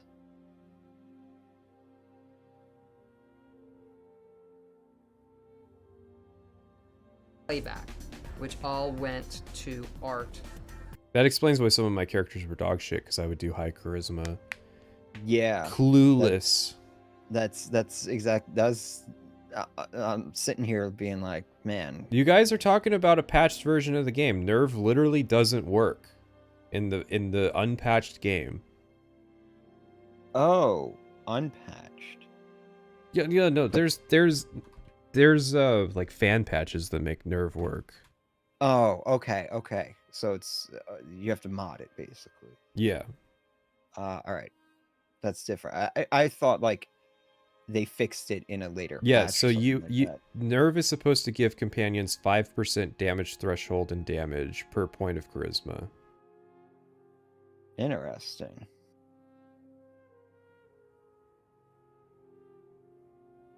As if the fucking companions aren't busted enough as it is. Just go get Boone.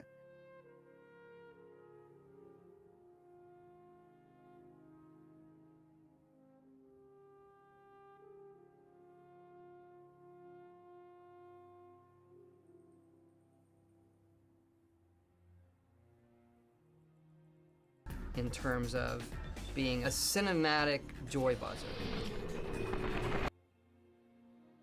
They are glazing the fuck out of V.A.T.S. But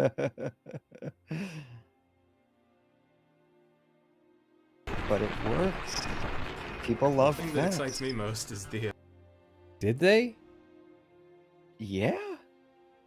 V.A.T.S is like when that's one of the things I remember people talking fondly about with Fallout 3, especially when it came out. Oh no, the fast. speech checks in Fallout 3, the ones that you can roll a percentage on, so you just have to max out your speech, and you can save your special points for things that are actually useful.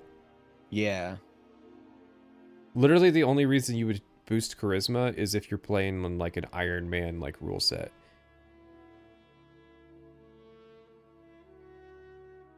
Like my third playthrough is going to be true neutral, and the reason you do true neutral is there's a perk where if you have neutral karma, you get 30 points of speech. I know, it's a whole lot. But listen, I'm gonna vindicate charisma in Fallout 3. I promise. It won't suck shit and be garbage. It'll be an awful playthrough. The combat, the violence content especially, it is a fantastic amount of fun to get a shotgun and blow a mutant's head off in slow motion and watch the eyeballs go flying all over the screen. Oh, I thought you meant just in general. Why not show a shotgun for this clip, documentary maker? I love trying to make Fallout 3 gameplay exciting by picking literally the worst weapons in the game. I feel like they made like the studio that made this documentary, they just like slapped this together in an afternoon. Yeah, show that garbage shotgun that everybody hates, but it's the like one of the best guns in the game. Oh, the combat shotgun? Mm-hmm. Everybody hates that fucking gun. It's stupid. It's a very stupid designed gun. Yeah.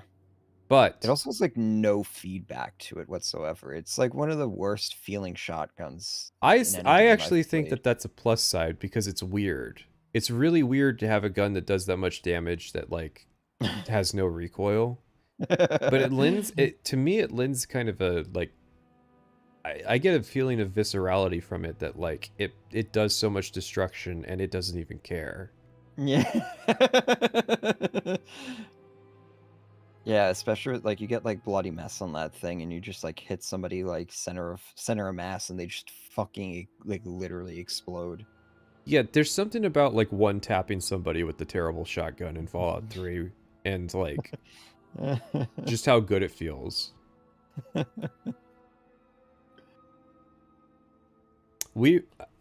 I was trying to figure out how it works with somebody. And one of our theories was like the gas tube system pushes shells from the drum into the magazine tube and it gets pushed back and goes up. So you're never really empty. When the magazine is empty, there's still shells in the magazine tube that are getting pushed back. It'd be pretty crazy. They have like a tiered spring system that slots in with the shells. I'm just laughing because like when you were saying like how it works, I was sitting here being like, oh yeah, there's probably like multiple projectiles that the thing's firing and that's why its damage is so high. And it's no. The actual like mechanism. Yeah, like how it reloads. Yeah, that's a fool's errand trying to figure out how a gun in a Bethesda Fallout game.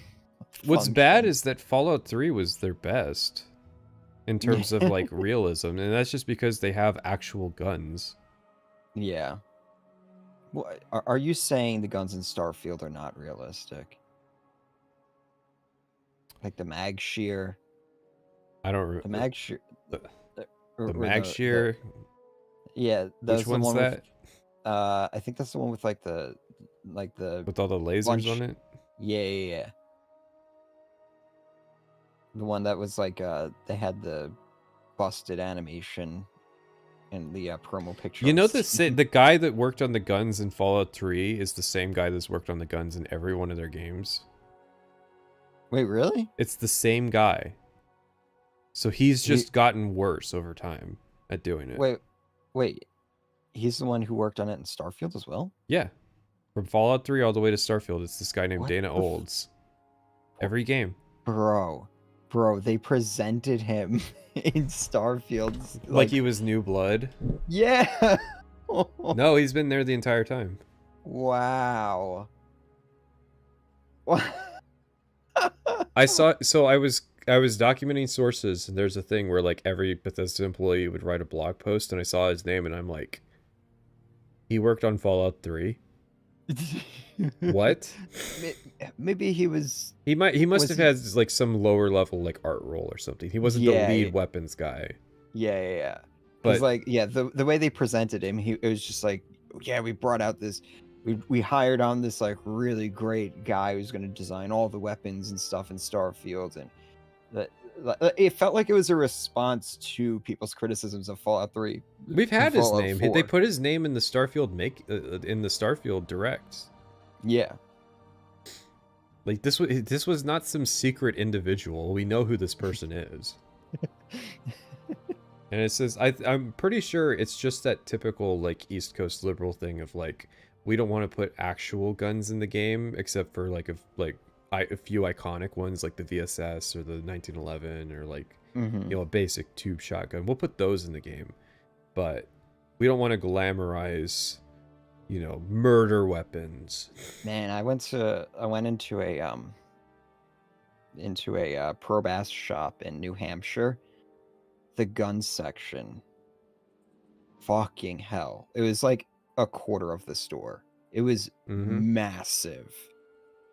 Because I've been to one in upstate New York, and it was like it was a respectable gun section, but the one in New Hampshire, just like, it was fucking staggering. And there's just like a giant banner over like the whole section, like the hunting section. It's just like New Hampshire's like cherished pastime or something like that, hunting. And it's just like they had an archery section as well. It was I never seen an archery section in one of those stores before. As those stores are fucking awesome. Yeah, they have the Pro Bass Shop Pyramid in Memphis. Is that a pyramid? You don't know about the Bass Pro Shop Pyramid? No. Really? Look it up. It's badass. What the fuck? Okay, so it wasn't originally a Bass Pro Shop. It was like a hotel originally, but it didn't make enough money, so they sold it, and Bass Pro Shop bought it so that they could have the Bass Pro Pyramid.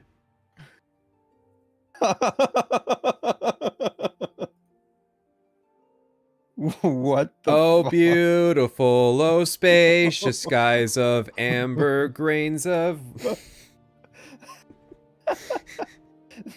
That's so good.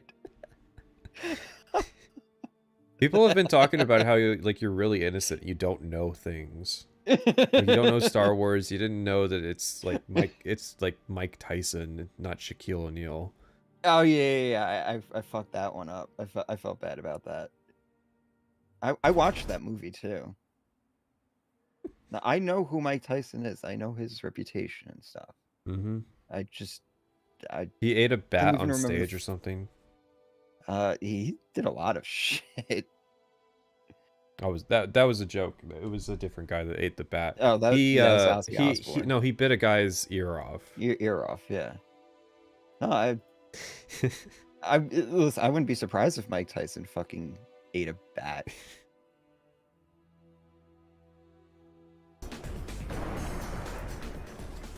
The mandate was to push it really far over the top. We didn't want it to be realistically disturbing. We wanted it to be... I like the knockoff Rob Zombie.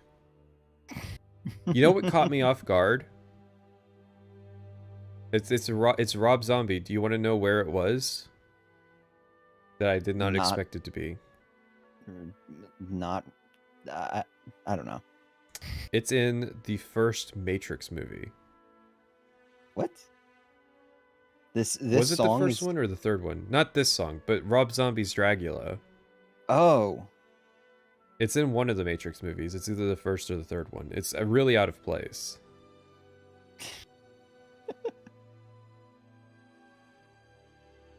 Ah, yeah.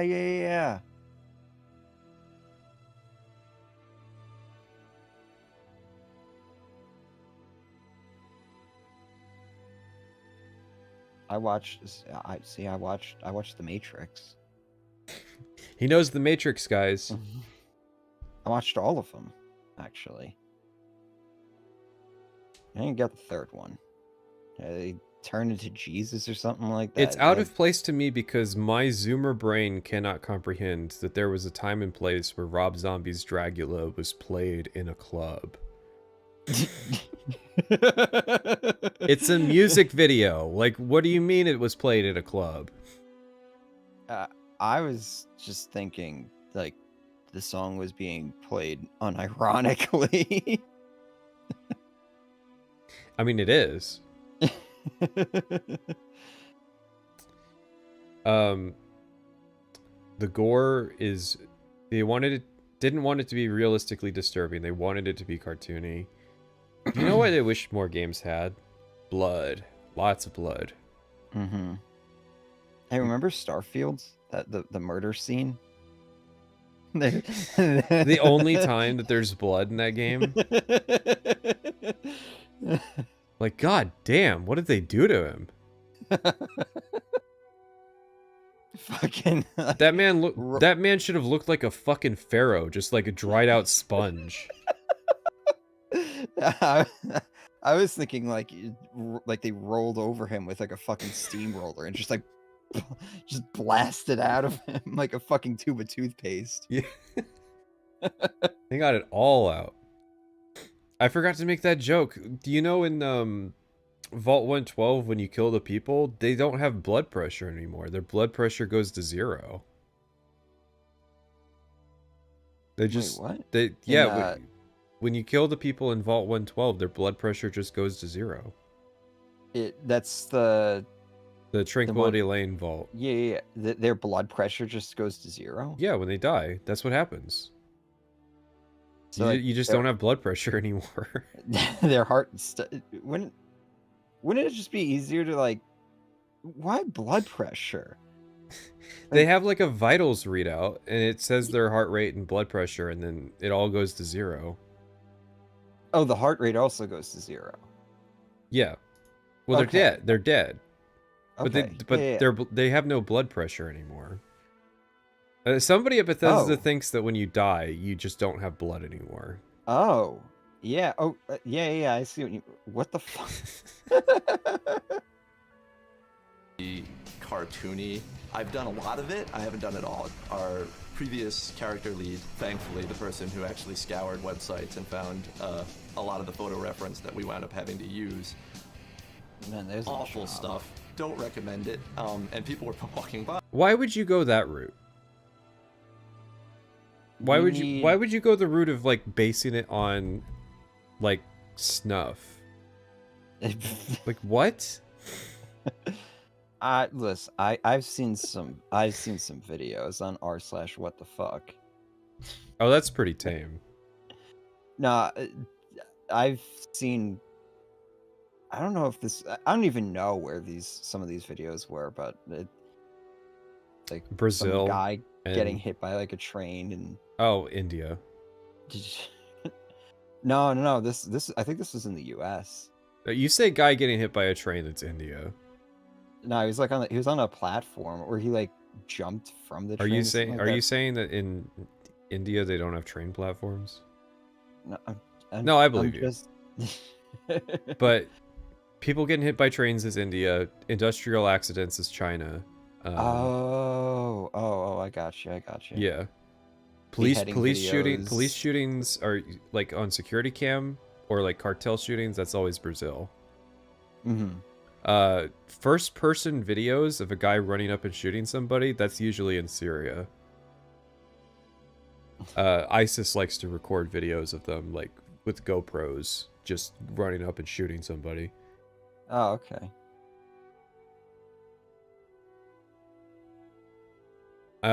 I guess the new genre is drones dropping mortars on people in Ukraine.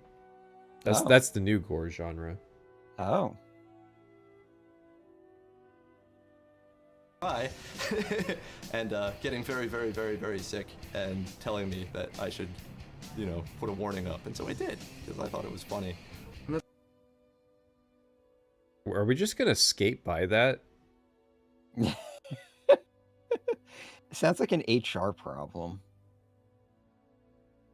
Their old effects lead quit after watching snuff films at work to make the blood effects for Fallout 3.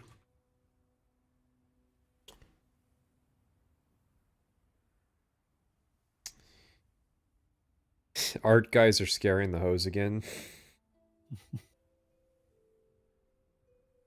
Listen, chicks are surprisingly into gore. I mean, they live with it once a month, so. I'm a big believer that if you can make you know, in a game. That's you actually have an interesting point. I know a lot more guys who are squeamish about like getting their blood drawn than women. I don't know, Makes like sense any to me. women who have, and you know, like nurses and stuff like that. Yeah, you might be onto something there. Mm. Well, you know, they don't take the boys out to hunt anymore. Nah, too much. There's a meme or something like that I saw. It was like comparing boomer generations to our generation. It's just like like they grew up huffing diesel and lead, and we grew up with like soy PFAs And lead. and microplastics. Well, and lead and like the Lunchables and Stanley and Cups. Stanley Cups. Yeah. I'm sorry, but how does lead go into the construction of a Stanley Cup, like, unironically? Like, what fucking Chinese contractor? Yeah. I heard it was something like it. It gives them heft. It was like with this. It was yeah. It was something like that. It's just like They'll never get to the lead. We put 30 layers of paint over it. Just don't pour anything acidic in there, like orange juice. Yeah, don't drink orange juice in there. It's a water bottle. Hello. Yeah. Speaking of water bottles, one of my favorite things from Build 42 is that literally everything is a water container now. It was really annoying. So before, like, old tin cans couldn't store water. Yeah. But now you can put water use in. bowls. Mm-hmm. But now you can use water, like cologne bottles, like Really? old soda cans. Yeah. It's pretty cool. Up, and so Now that's an update. Where's that update for Starfield? Some people aren't happy because it took 2 years, but I thought it was funny. I'm a big believer that if what was funny? What was oh no, you know, put a we don't warning need to up, and so we reiterate did, because I thought it was funny. We're going for not realistic gore, but here's a bunch of actual people, like dead people. I can just imagine like Todd being like, "Oh, you're gonna go down to the coroner's office tonight, go and check out some bodies." That sounds like fucking Oblivion dialogue, like gossip rumor. Hey, you going down to the coroner's office tonight? No, I don't think so. See you. Bye.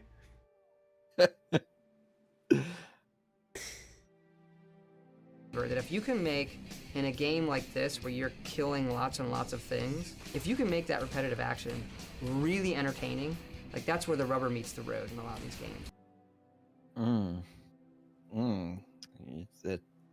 You're gonna write that timestamp down.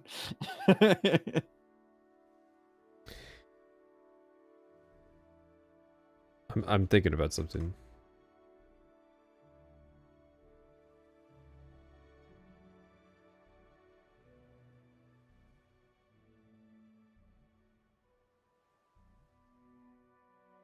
Rubber. Hang on. Mm-hmm. Hear me out here. Mm-hmm.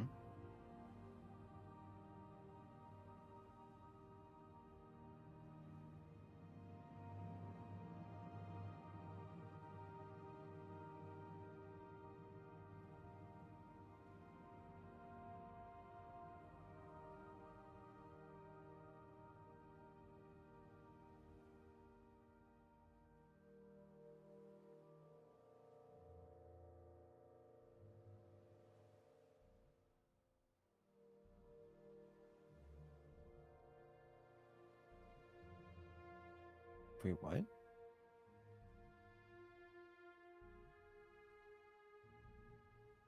Come on. If you can make whatever the repetitive action is really entertaining, What? like, that's where the rubber meets the road in a lot of these games. What? They fucked up and reused played the it twice. Clip. I really think like this is it. This is a smoking gun. This is why it was never released on G4. It's just proving my point that they just threw this fucking thing together in an afternoon. How do you do that? I mean, I know how you do that, but like I'm one guy not getting paid, you know, presumably thousands of dollars to work on a They're a professional video company in Vancouver. yeah.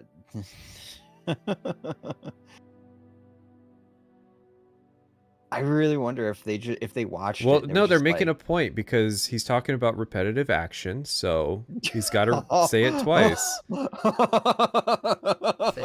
If you can make that, Hang on. if you can make Do you think in a game, do you think the person or the people who were making this were like not impressed with Fallout 3 and they were trying to make it look like shit? Oh, absolutely. But hang on.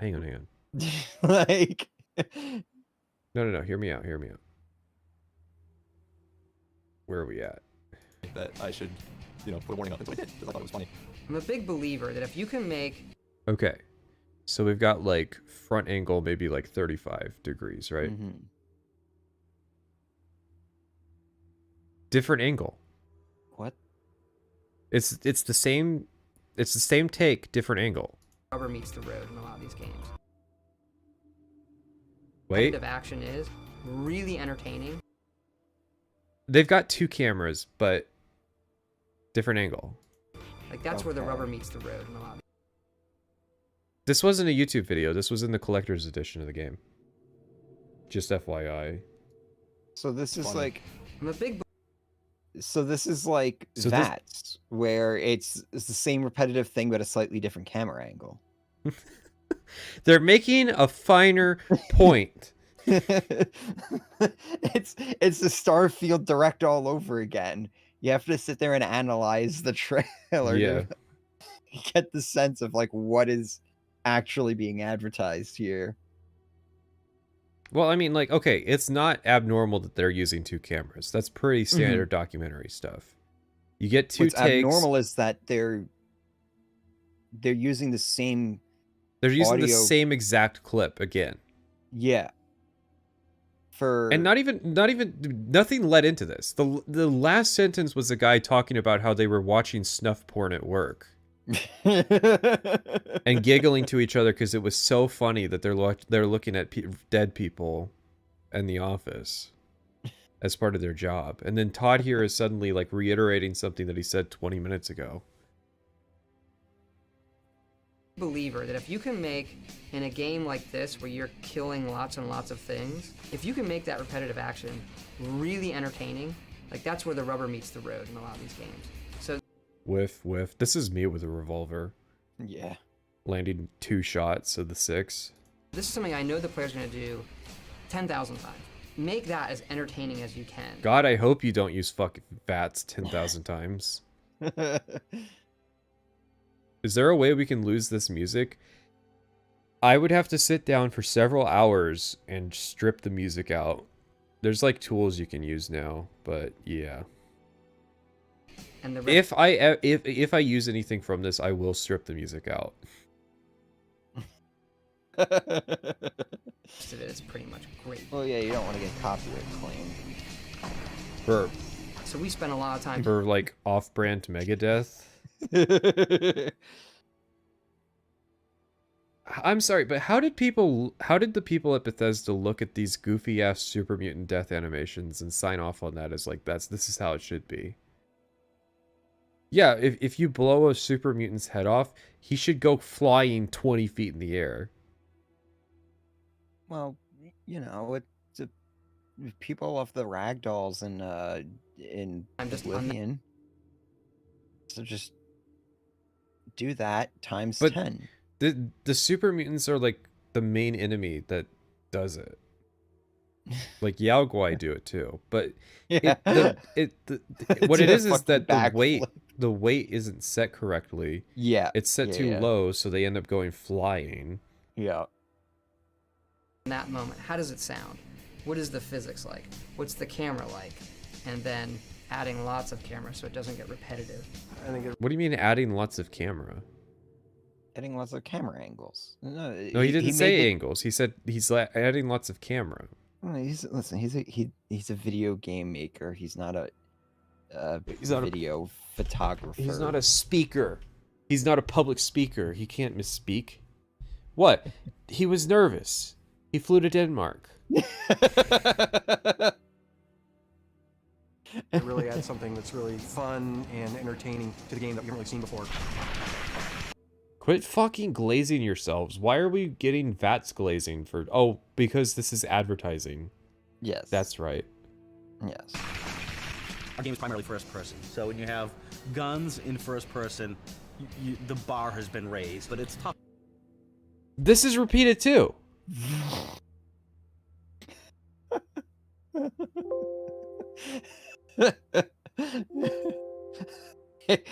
They fucking... Yeah. They had to make sure they had to repeat shit. They didn't have enough. They didn't have enough hit the- coverage. Hit the right time. No, this is exactly the same. Our game is primarily first person, so when you have guns in first person, the bar has been raised. You know, you've got Halo 3, Call of Duty 4, you get to approach that level, but it's tough. Okay. 20 minutes later, 24 minutes later. Raised, but it's so when you have guns in first person, the bar has been raised, but it's tough because we're an RPG, not a shooter. So it's a mixture of, it's not just the player skill, it's your character skill too. Why doesn't he bring up Call of Duty this time? Wait. Why is this one different? The first part's the same, but the second part's different.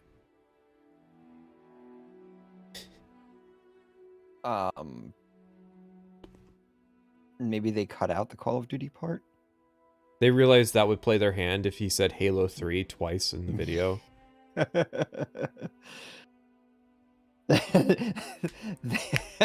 They know the audience is too glazed over by this point, but Yeah. mentioning a good game like Halo 3 will jar them awake and be like, wait a second, we already heard this.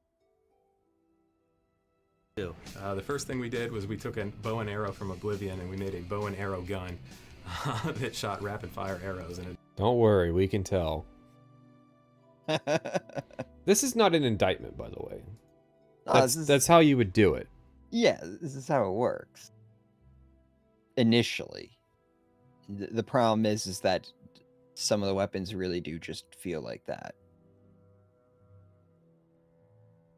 It didn't quite work right. So we had to build up that whole system from scratch. The hardest part has definitely been how you do gun combat within an RPG, how your stats affect your aim, affect your damage.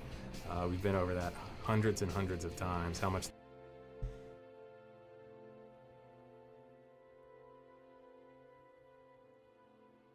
It was a few months before the original launch, and they're saying they want to redo the combat system again. It wasn't until like last year that we figured out that how to make the game fun. And usually we hope that comes a lot sooner. Is Bethesda just the definition of failing upwards? They're the definition of getting lucky. Like, Skyrim was a hit, and they've been like chasing that dragon ever since. Yeah. The guns spread, how much damage they do, and trying to make you feel like you're getting God, injured. what a great game. What a beautiful game. This is just a kinematic first-person shooter.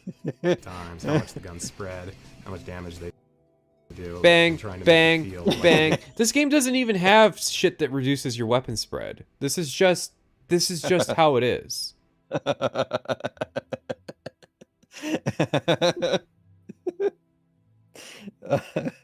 The funny thing too is they repeat this mistake in Skyrim.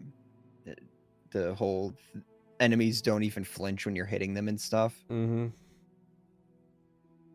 Wasn't until Fallout 4 that they If you play a crits build, the game feels better because enemies actually stagger when you shoot them. Yeah. Which is not the case normally. Getting better as you get more powerful. But I'm just thinking about, like, there's no recoil. No. It feels like I'm shooting him in the eye with a laser pointer. Why? I mean, you got the laser weapon. The funny thing is that the laser weapons have recoil.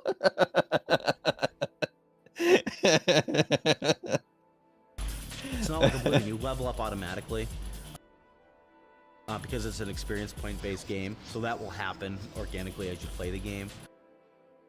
Good. I don't want to have a leveling system that it's stupid. I forget what the fuck his criticisms were. Was that Mr. Caption? Of automatic leveling, or Yeah. Leveling as you use it. His critique was like, you might need a perk, but you might not have the skills required to buy the perk when you level up, and so you'll just have to not use the perk point for like half an hour. Oh yeah. God, what did he say? Oh, you leveling automatically doesn't say why beyond its experience based, but I don't see why. Like, you could still have a level up and then it would just wait until you rest or whatever. Yeah. Like, just because it's experience based doesn't mean it has to be automatic. I feel like they made it automatic because they knew people were deciding not to level. And they hadn't fixed the underlying problem of why people were deciding not to level. If you had the option to not level in Fallout 3, would you? No. I would just level normally. Like, what's the benefit of holding off? Enemies won't scale. Oh. I get. Are perks worth not having to fight super mutants that take, 50 shots to kill? If I have to start metagaming in order to deal with the difficulty curve and like the scaling enemies and stuff, I'm just gonna stop playing the game. It's not that people forgot to sleep in Oblivion. It's that leveling in Oblivion makes the game worse if you don't do it in a specific way. Yeah. Your accuracy would be too shit in Fallout 3. That's what I'm thinking, like, because you can't level skills independently of your character level. Yeah. You would at least have to level until you like maxed out a combat skill. But you could stay like level 7. I guess. Yeah, Broken Steel does add the most extreme damage sponges, but like even the pre-Broken Steel top tier enemies are still pretty spongy. Yeah. Super mutant overlords, I think they're called. Well, that's the like Broken that. Steel one. It's the Master is the non-Broken Steel one. Oh, okay. Yeah, like I said, if I have to start metagaming like that in order to counteract the busted enemy scaling, I'm just going to stop playing the game. But that's Oblivion. I mean, yeah. That's Oblivion, is pick your poison. How do you want to deal with this problem? Difficulty slider is usually my go-to. It's sad, Oblivion. but that's kind of the way to do it. And even then, like, now you're getting less XP. Yeah. Well, if you get out your abacus there and you really calculate the and then you're thinking XP, about it. the scaling curve, you should be able to hit it because it's it's just a, it's a slider. So you just, knock it down just like 2 pixels to the left, and you're still doing the same number of hits, and You put the ruler up so that you know how many millimeters to move the difficulty slider to maintain the balance. And then you go into an animal cave where that's the problem is that where the slider needs to be changes on a dungeon by dungeon basis.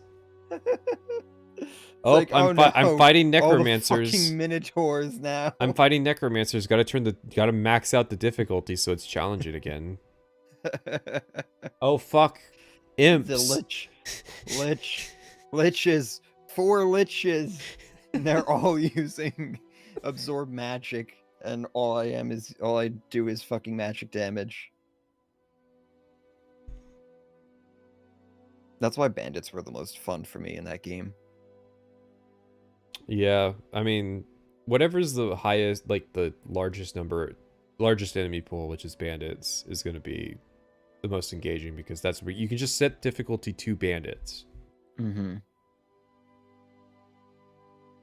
Oblivion mod idea: replace all the enemies with bandits. Yeah. You have different weapon skills too. So a small handgun is determined by the small gun skill. So if you jack that skill up, a small handgun will be pretty damn effective. It fires more quickly. You'll get more shots off and fast. I mean, the Blackhawk is really good. Some would argue it's too good. I wonder if that's what he's using here. Or he's just using the 44. The fuck's the Blackhawk? It's the special 44. Yeah, the one that Agatha gives you. Listen, we didn't get a making of Starfield documentary because we got Starfield Direct, and that's basically the same thing. It is the same thing as this. It's like okay. Question: is the Starfield Direct better than this, or worse? Starfield Direct is still worse because Starfield Direct was played at fucking Summer Games Fest as its own slot. Yeah, they got their own day for it. They made this shitty discount making of thing, and then they actually released it as marketing. Yeah, that's the big difference. Constant balancing act for us to find that right balance between, in the Starfield one we had a sandwich lady. In this we have dude looking at snuff porn. The quirky character of Fallout 3's marketing. Chat, who's better, sandwich lady or snuff guy? Okay, so we need to come up with a parallel between the power going out in this one, what happened in Starfield? They missed the release date. Not after the direct though. RPG skill and player skill and making the guy take long enough to die but have it feel realistic too. What informs the guy taking long enough to die?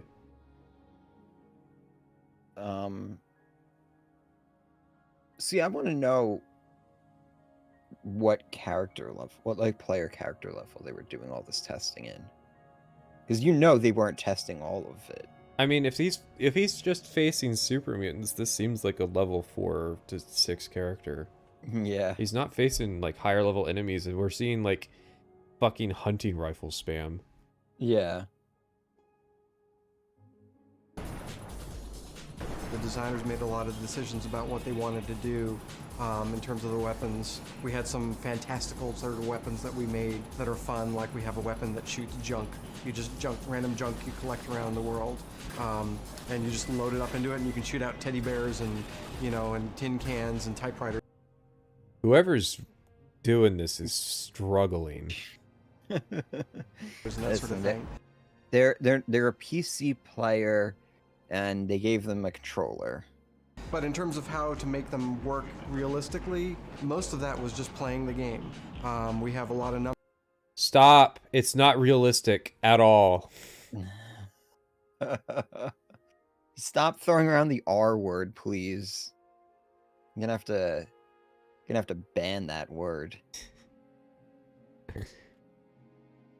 Citing realism in Fallout 3 gunplay.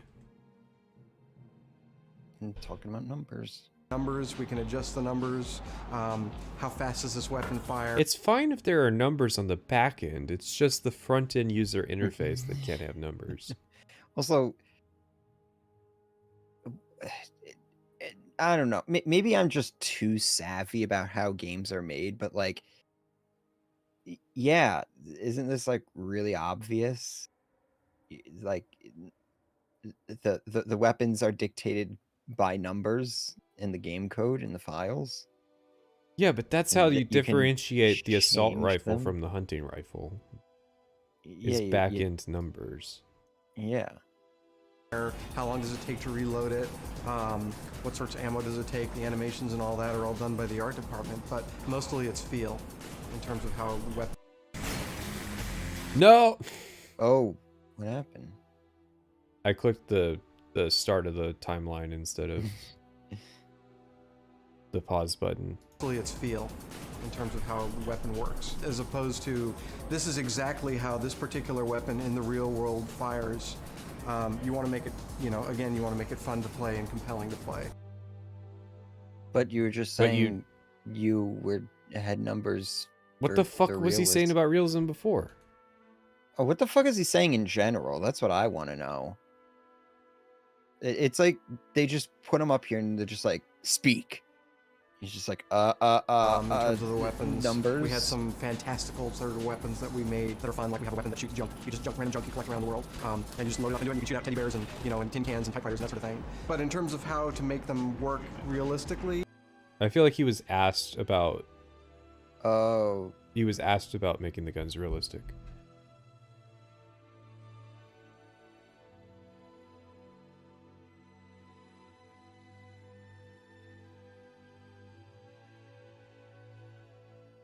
This video is a fucking mess.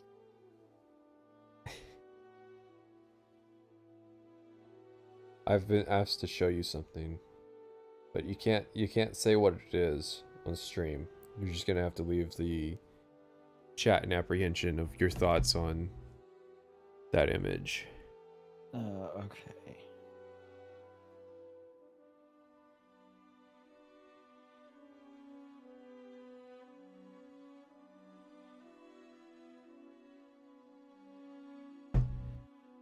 But yeah, I feel like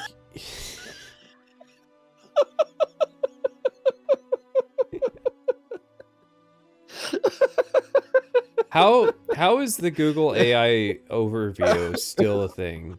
It spits out so much garbage and incorrect information. Oh my god. And you can get it to contradict itself if you change the terms a little bit.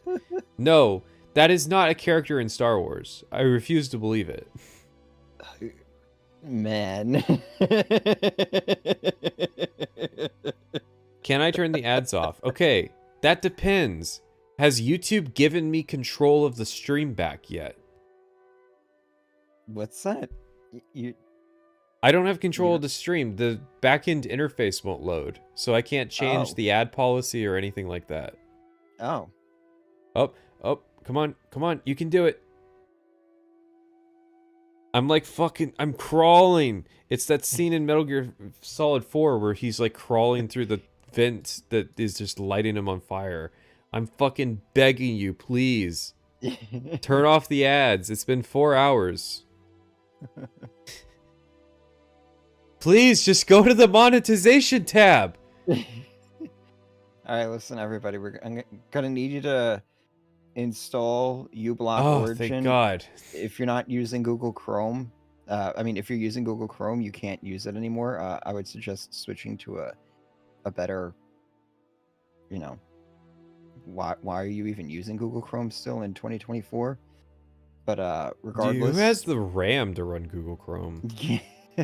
Regardless, you want to switch to Firefox or I've heard Opera is okay now. These YouTube fuckers have stolen $30 from me on this stream so far. The least they can do is make a goddamn interface that works. They take 30 goddamn % of the money that you guys give me, and I can't turn off the ads. It's by design. Of course, yeah. Well, like, so I have it set. I don't know if you've streamed in a while. I have it set to where they have a new setting. You can set it to play an ad a certain number of minutes. So like every 6 minutes or every 12 minutes or every 18 minutes. It's in multiples of 6 for some reason. But when it is about to play an ad, it'll pop up, hey, we're about to play an ad. And the first time I skipped it. And so I skipped it for like 700 people got to have their ads skipped. And they realized what I was doing. And after that, I could no longer use the interface. For like 4 hours. Turn off that pesky ad block. Tin cans and typewriters and that sort of thing. It is 1,400 viewers, which means that I am looking forward to when these streams start causing drama, because the Skyrim streams were like 300. I can only imagine how... I think that's what everybody's here for as well. Yeah, everybody's waiting for when the H-Bomber guy saga starts. But that's not where the drama is, though. He's big enough to let it slide, because I'm punching up in that situation. That's the rules, by the way. He's a bread tuber, so the rules are you gotta punch up. Okay. I think it's when we get to Super Rad that the shit goes sideways. Oh no. But in terms of how to make them work realistically, most of that was just playing the game. So he is answering, like, this is how we made it realistic. We played the game. Mm-hmm. But I've played Fallout 3. Yeah. When I shoot someone, if you shoot someone in the head with a G3 in real life, they tend to die. There is a story in the Generation Kill novel. They shot this guy in the head with a 308, and it went into his eye socket and like traced the side of his skull on the inside, and it turned him into a vegetable, and he eventually died. But he lived through the initial being shot in the head. That's pretty why isn't that in Fallout 3? Yeah, just crippling the AI. I mean, they've already got the functionality, you know. You got a super critical. In the show, that guy just dies. I mean, he's implied to die. They don't include the scene of everybody going by him, and like their master surgeon like took a look at him and it was like, I mean, we could rescue this guy and take him to a hospital, but he's just going to eat up resources for the next 3 days while he slowly dies. And is that the dude that they hit, that what's his face hit when they were like in the Humvee? When they were doing a roadblock, and the backup gunner shoots the guy without firing warning shots. Yeah, so that guy lived. He like shot him through the eye and he lived. But they don't have the scene where they slowly goes by. So first the master sergeant, he's like, man, this is pretty fucked up. What are we gonna do? And then a later guy who was an officer came by and was like, hell yeah, that's good marksmanship, and everybody found it kind of distasteful. But yeah, it's a pretty good book. I love reading about the 2003 war in Iraq. That feels like the turning point in kind of like American foreign policy. Yeah, that would do it. That would probably do it. The 2003 Iraq War is such an it's so interesting of a topic. I've thought about making a video on it. You gonna start walking onto Peach Cobbler's turf there. Yeah, probably. I'd love to though, because I love the history, the like recent history of Iraq and all that stuff. I feel like a lot of Americans really, really underestimate the importance of like 2001 to like So I have 2011. I have both books here. I have Generation Kill, and I have oh no, wait, that's Confessions of a Recovering Engineer. Here it is, my copy of One Bullet Away, which is Nate Fick's book. He was the lieutenant of that unit. Oh. So he wrote the other book that the show is based on, which I think has a lot more of the officer drama in it. Mm-hmm. Yeah, I should read those books. I like the show. I've watched it several times. Yeah, they're good reads. What I find so what's interesting about the 2003 Iraq War is what was so fucked up about it was that the guy that wanted to do it knew that it wouldn't be popular, so he wanted the war to be over as fast as possible, and that's ironically why we completely lost that war. Yeah. If they had actually fought a conventional war in Iraq, we would have probably killed less people, and we would have actually accomplished some of our objectives. Like, that's the thing with the books and the show is, like, they didn't know that in, 2021, we basically conceded that we lost the war. Like, we didn't do anything. We didn't accomplish our objectives. We didn't further our business interests there. We didn't install a democracy or any kind of liberalized society. I mean, the only thing we did was that we killed Saddam Hussein. Mission accomplished.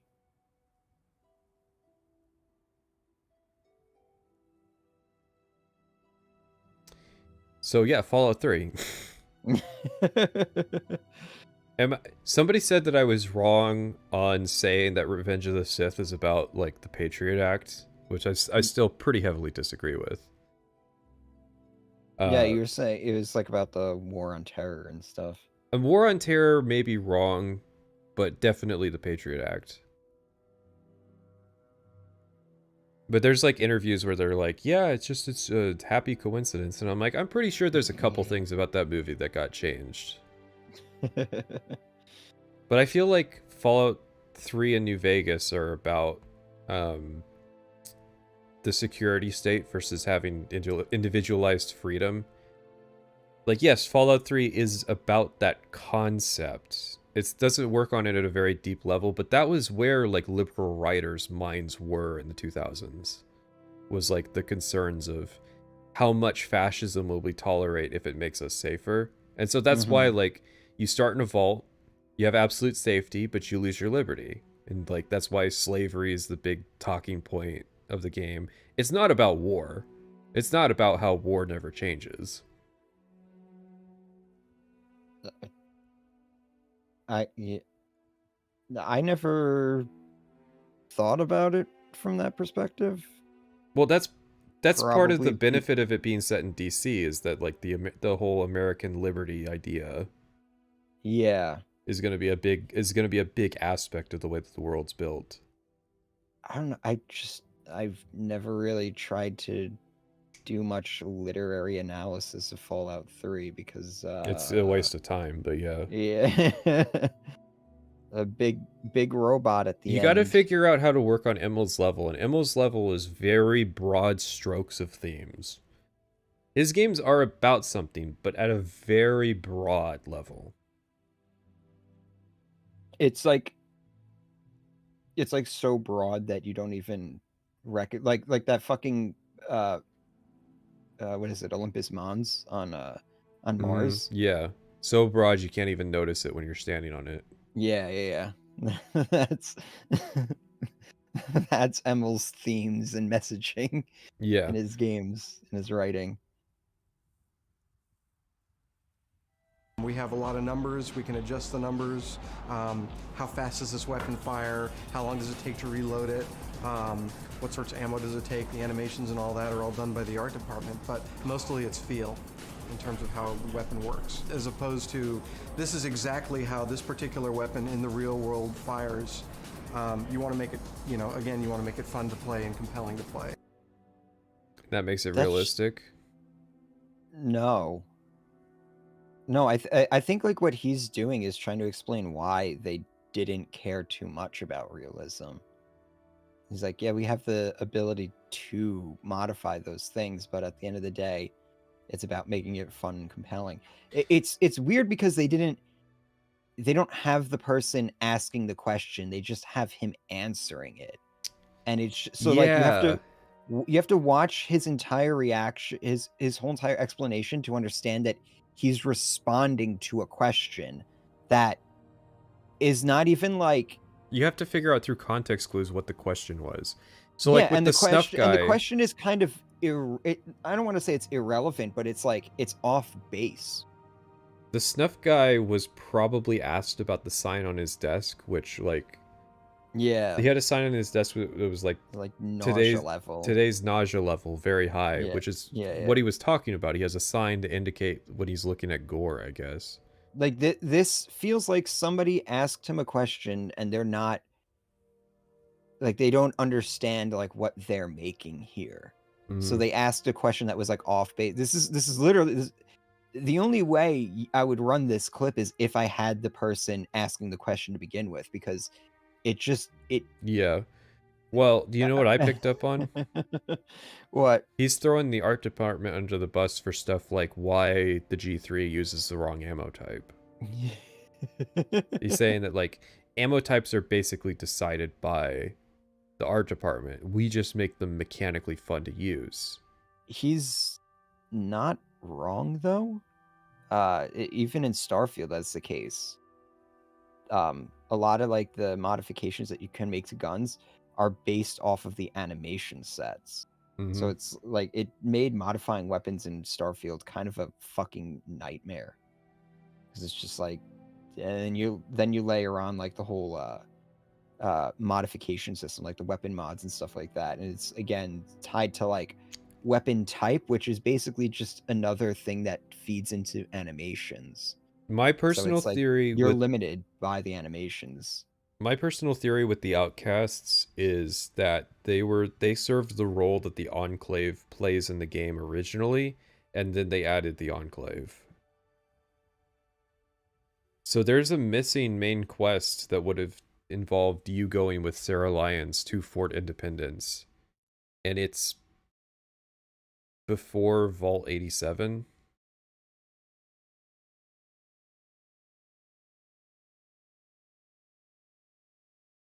Do you remember the Outcasts? Oh, you're asking me? Yeah. Because yeah, you're. Of course, I remember the Outcasts. They're the guys who give you that insanely powerful winter variant of the That's DLC. power armor. Yeah, I know. You got to play Operation Anchorage. That's still the Outcast. So we're talking about base game Outcasts. Yeah. What did they do in the base game? They are a side quest. Yeah. They have no main quest presence. Yeah. And I'm trying to remember what was the side quest that you can turn in like power armor and stuff to them to gain rep with them, and they eventually like let you hang out in their base. Oh, interesting. They have a funny line if you give them the alien blaster. Okay. Oh yeah, you can give them tech in exchange for stim packs, as those stim packs were a rare resource. I got my hookup in Underworld. Give that dude some scrap metal. Yeah. I was just gonna say, I just don't use stim packs. It's just like, if I survive the encounter, I'll only use stim packs if I'm at risk of dying. Otherwise, I just wait until I find another bed. You only got to sleep for an hour. Yeah, honestly, it's probably a more fun way to play the game. Yeah, it honestly kind of is. In some respects, I wish that Fallout 3 had like significantly fewer stim packs. It might make the early game a bit more annoying, but the way that it ramps up and how many it gives you is just absurd. Yeah, it's insane. It feels like a good balance for the first 3 levels, and then it just starts ramping up, and then before you know it, it's like I have a locker filled with them, like over 100 of them. Mm-hmm. Along with all the other meds and stuff. I have over 120 at like level 12. Because I just don't use them. I do the bed thing, and so yeah. So yeah, so you're literally just collecting every single. There's a challenge for you. Go and collect every single stim pack in the game without using any. Yeah. I feel like the meta just turns into like purified water and Nuka-Cola. Yeah. You would have to rush the main quest. I was thinking of a challenge. I want to show you something. Yeah, there we go. Hang on. Check this shit out. Let's see. Oh.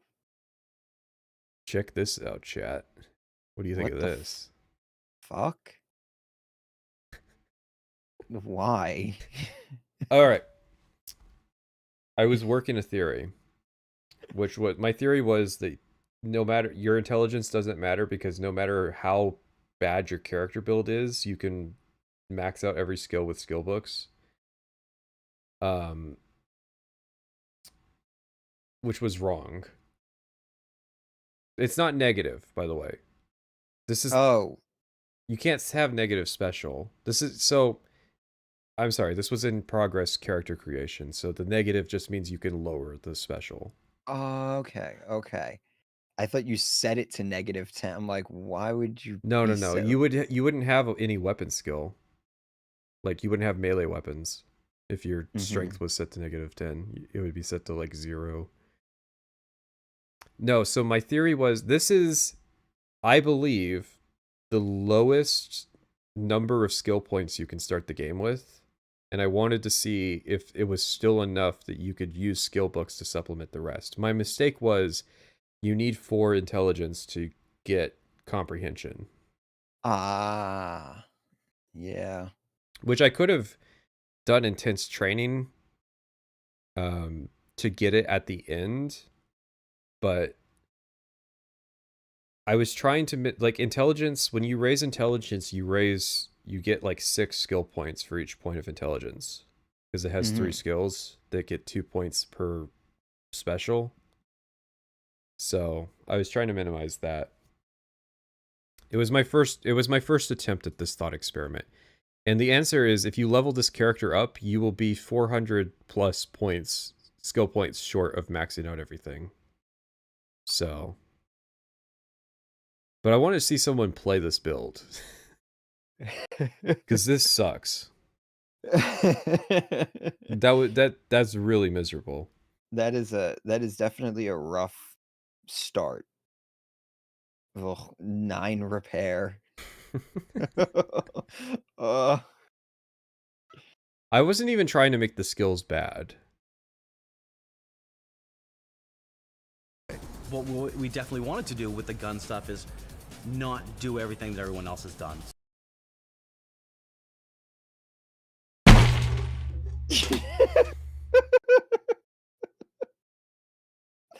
You are right over there.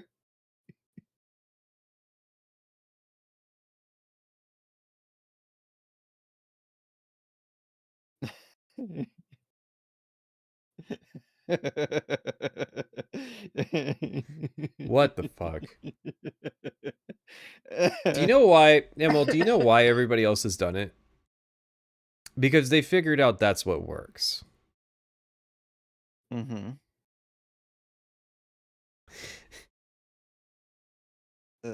We want to be Call of Duty, but we don't want to be Call of Duty. We want to be Halo 3, but we don't want to be Halo 3. I don't understand. I just do they actually talk like this?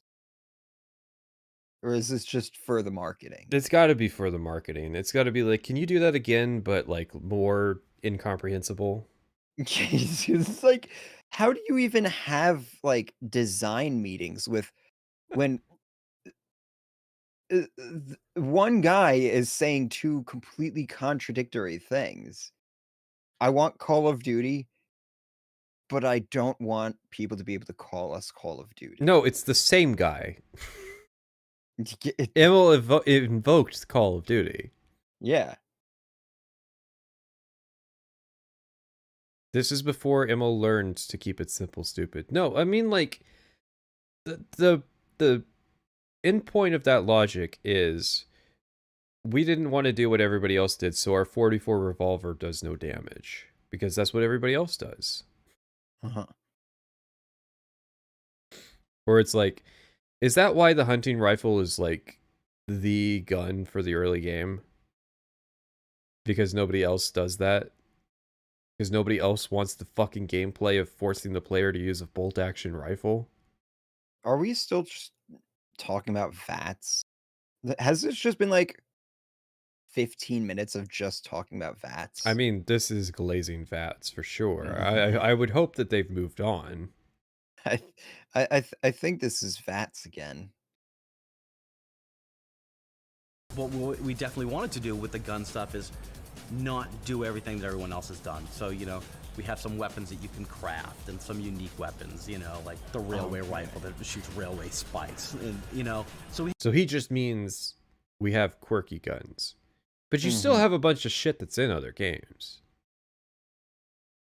We had a lot of fun with doing that type of stuff. Our lead artist, Esteban, that guy's from Mars, man. He can do anything. Why is Mars so boring?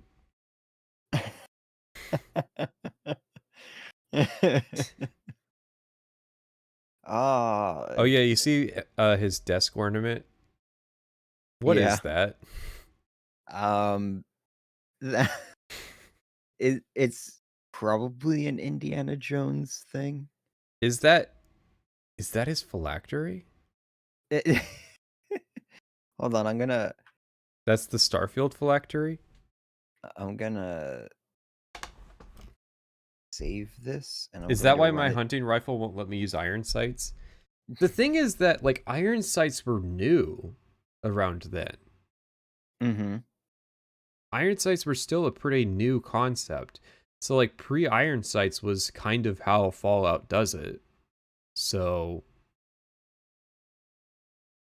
Alright, I'm gonna run this through Google. And he designed a lot of the guns, the laser rifles. You could build that thing. He knows how it works. East Van Peely can build a functional laser rifle? Well, I was right. It's a Golden Idol replica money bank Indiana Jones. Listen, he was laying the groundwork all these years ago. You guys It was the foreshadowing. You guys did not see it. It was the most obvious thing. Dude, he makes what he likes. He fucking put the arena in oblivion because of Gladiator.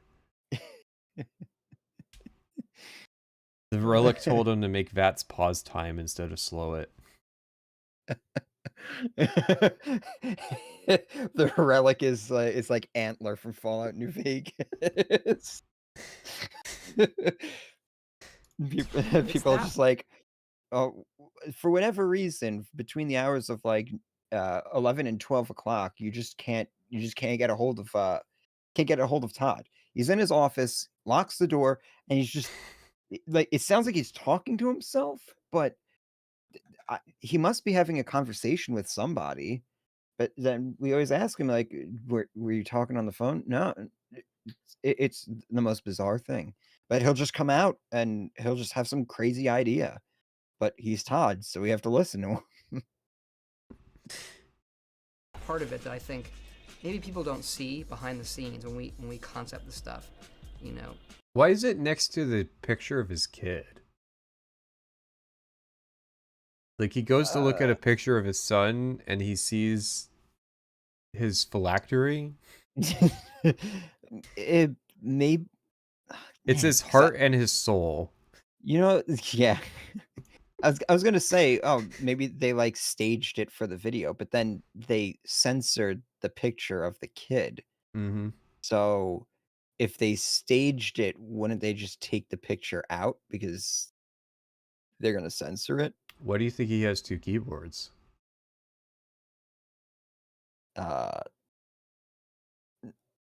I don't know. He has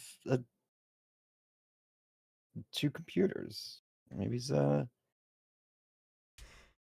maybe one of them's for like one of those like Xbox dev kits or something like that. And we know what the knobs do.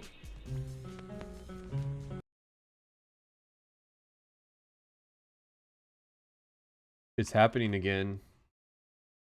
I swear. I swear.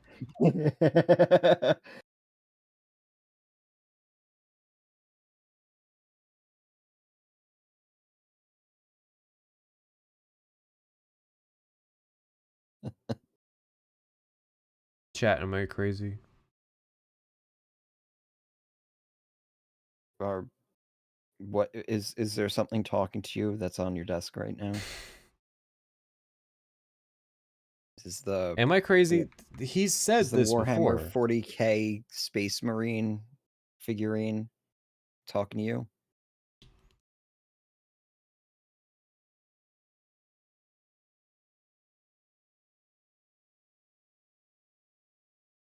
This is not the first time that knobs have been brought up in this video.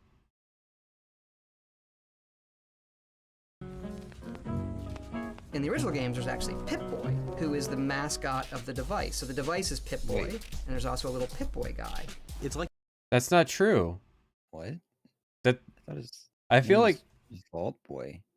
he is Vault Boy. He was always Vault Boy, and I remember reading something where they asked him if it was Pip-Boy, and the artist was like, "No, it was Vault Boy."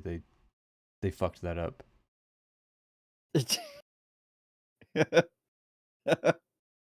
But the relic is telling him that it should be called Pip-Boy. Man, that's pretty bad though. Just imagining the Fallout 1 fan. His name in hearing tactics was Pip-Boy when you get him a squad mate. I like to think that the only fucking Fallout game that Todd played was Tactics. His name is Pip-Boy now. The guy that owns the canon said so. Piss Boy. There you go. Like your link to survival. It's this device you have that's helping you manage your life. It feels like you leave that vault, and the only thing you take What's with your you thoughts is this piece of technology on the strapped to your Pip-Boy? Hang on.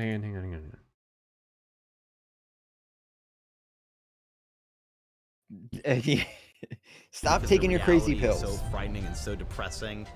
It feels like you leave that vault, and the only thing you take with you is this piece of technology strapped to your wrist that becomes your sort of lifeline. What the fuck? What is this? What is this? Is this what it feels like to get like exposed to too much radiation or something? Like, why?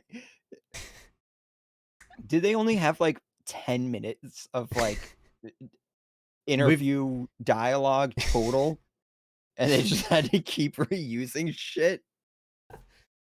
We've only got 30 minutes of coverage, and G4 TV has us slotted for a 40-minute interview. We can fix it in post.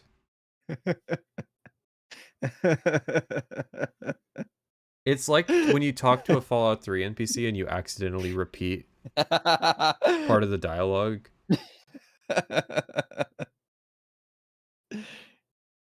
It's a technology strapped to your wrist that becomes your sort of life. Well, okay, they established that. Hang on.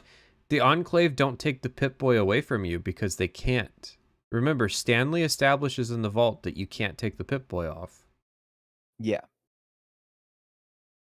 Yeah, they have to do things to the bodies in order to get them off. What's really fun is when you just have like your It's stuff. like it's like the Big Daddies in BioShock. Yeah, They get fused to the suit. That was the inspiration.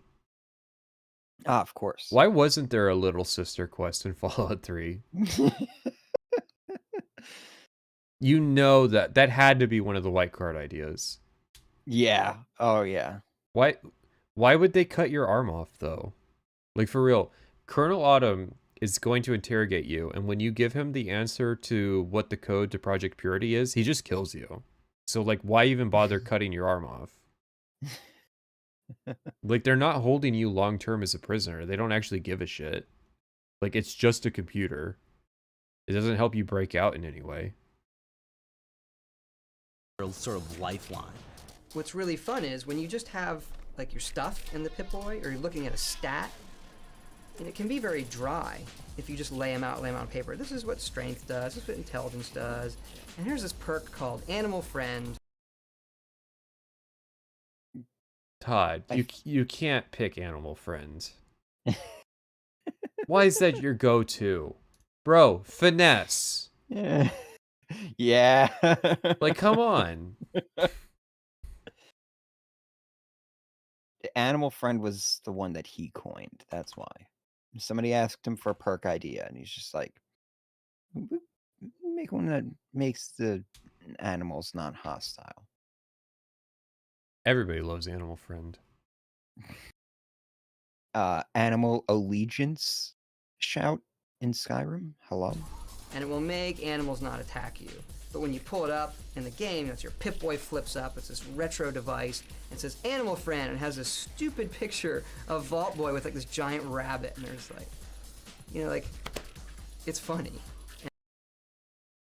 There you go. I'm not laughing, Todd. Who's laughing now? Not me. And so it makes the act of looking at your character stats another thing the player does all the time. They kill things all the time, and they look at their stats all the time. So you make both. Actually, I really we spent don't. forever on the. I really don't look at my stats much because after I'm done leveling, they're irrelevant. It is fun, he says, with the least amount of emotion so far. Listen, you just gotta take my word on this, all right? Here's the thing, I like the Vault Boy art. I think it's a very neat kind of aesthetic that they have. Yeah. For their UI art. Yeah. I wish there was a Vault Girl. It works. Fallout 3 is definitely a game for the boys. Can I get a Vault non-binary in Fallout 5? So my question was going to be, what's your thoughts on the Pip-Boy in general as like a UI element? Because I fucking hate it so much. It made I think me we talked want, about this in 76. It made me want the 76 interface back. Yeah. I hate it. It's so fucking clunky, and it just hurts to look at. Yeah. It's a novelty kind of the first time if you're used to like you know, Oblivion style user interface. Yeah. When it shows you stuff, it shows you like 10 items at a time. That's it's a little better than Oblivion, right? But this is the general problem with the terminals in Fallout is that they're purposefully clunky. Yeah. It's clunky. It's so clunky, but like legitimately, this is a thing that this is the main mechanic of Fallout. Above even combat is just inventory management. Yes. And that's why it's funny that he's saying, like, looking at the character sheets and stuff. It's like, no, bro, I'm looking at the fucking inventory all the time. That's like a quarter of my fucking like footage when I was recording Fallout 3 was just the fucking inventory screen. And that could have been a lot quicker if it was actually easy to navigate and, you know, see everything. More categories of items. More categories of items, more screen space dedicated to the fucking inventory. And it's just an option to open up a dedicated inventory interface that uses more. It wasn't like Starfield where I was like, or even Fallout 4 where I was, you know, lugging around a million different fucking items and stuff. It's just like Fallout 3, I'd carry very little. I really didn't have much on me at most of the time. Even just But it was mark as junk stuff, where it just auto Yeah. dumps junk into your container. Yeah. But no, I'm glad they got the illustrations in the character sheet. Thank you And for the that. stats, so you know how many Yeah. crows you've killed. Yeah. Compared to the previous Oh projects that I've done yes, here, my favorite guy there, Mark Lambert.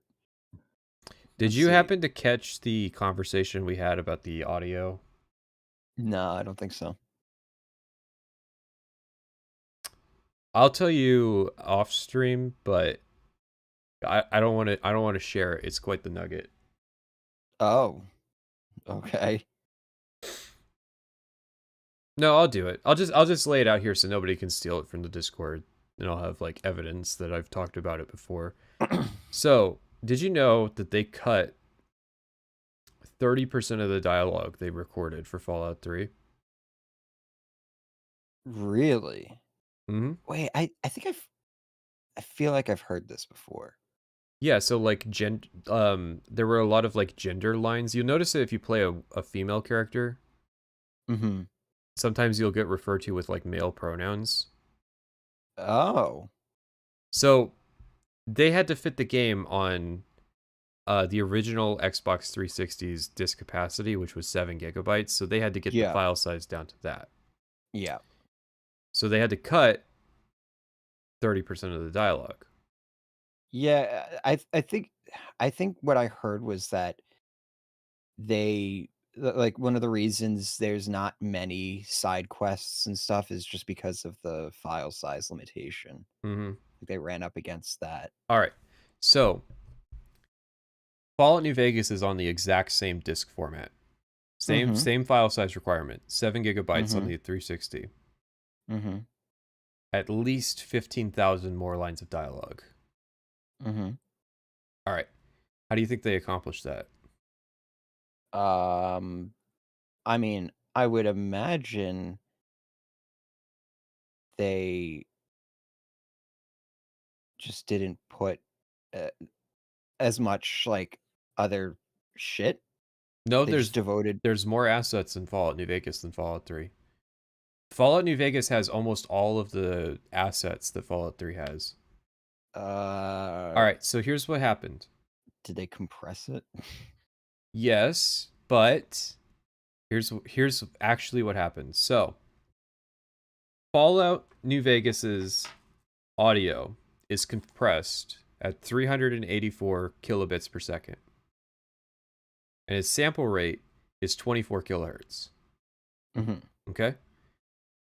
I don't know how much you know about this topic, but generally speaking, unless you have really good audio hardware, you really can't hear above 320 kilobits per second. Yeah. Yeah. Fallout 3's audio is at 705 kilobits per second and 44 kilohertz. Oh. Which means that a line of dialogue in Fallout 3 is about 35 to 40% larger than a line of dialogue in Fallout New Vegas. Okay. Okay. So I hate to put him on the spot with him on screen right now, but he didn't. Somebody at Bethesda who is in charge of the audio technical stuff did not know that they could just reduce the sample rate or the compression or whatever. Instead, they had to cut. They had to cut a third of the game's content because they didn't want to lower the sample rate to a point that would still be higher than most people can even tell. Yeah, I mean, like, a lot of people will listen to music at like 128 kbps. So let's and not be fine with it. let's not get ahead of ourselves, because I looked into it. I looked into every game between Oblivion and Fallout 4. They all use the same compression and sample rate. Okay. Oblivion, which had cut dialogue, 705 kilobits per second, all the way through to Fallout 4. Okay. So, is there any question why Starfield is 100 gigs? I mean, that's just part of it, but how long does it take to copy the audio and compress it all? Well, I mean, they had 4 years with Fallout 3 and 18 months with Fallout New Vegas, so... I mean, the thing is, when you save the file, you just don't save it at 705 kilobits per second. I wonder if it's like it has to be like their workflow. Our working theory is that somebody is such an audiophile, they swear they can hear the compression. So it's got to be set so high that... It's a compromise because, you know, they want lossless audio. Yeah, they want everything in .wav. They want flax of all that shit. Yeah.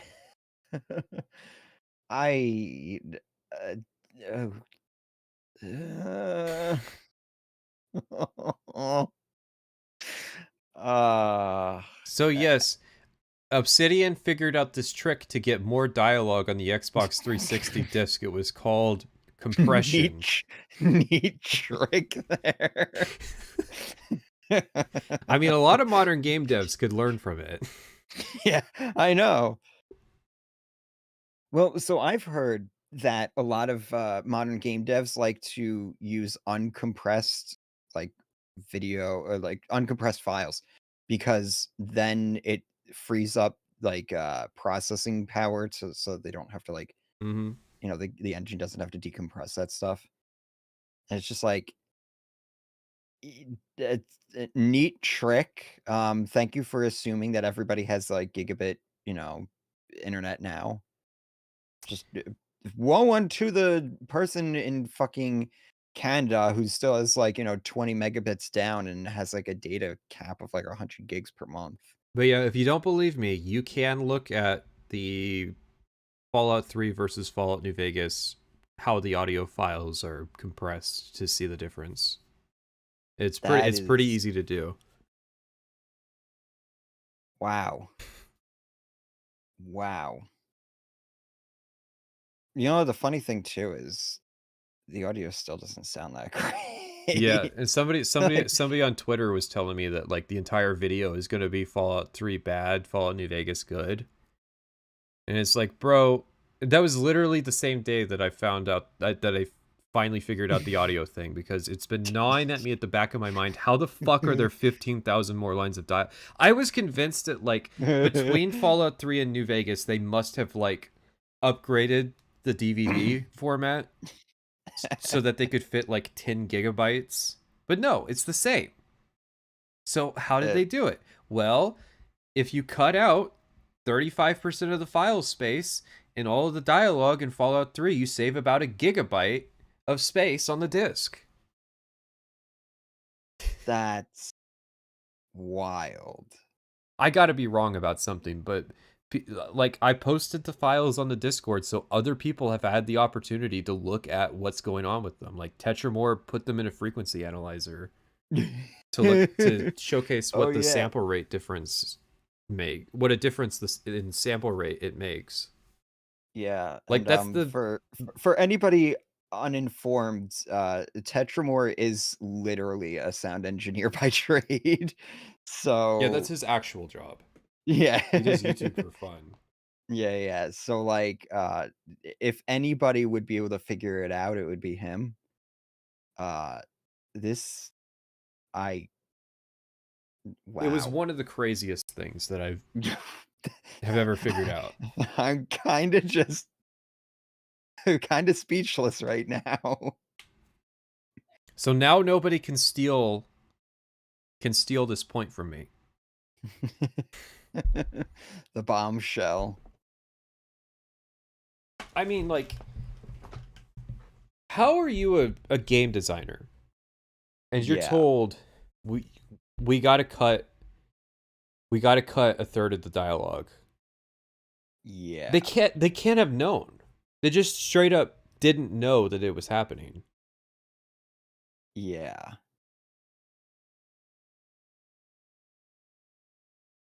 It's either that or the audio team, like, they just don't know that you can just compress the audio more to make it smaller. Like, it's Nobody at Bethesda knows that audio compression is a tactic they could have used. No. You're telling me that the way we could have gotten the expanded arena in Oblivion was if they figured out compression. They would rather cut a third of the dialogue in the game. They would go through that effort than to... What if they really cut the dialogue and stuff because they just didn't want to make that content? The person that this comes from says that it was near the end of development when they realized that they didn't have the file space. So I have to assume that means that the content was made.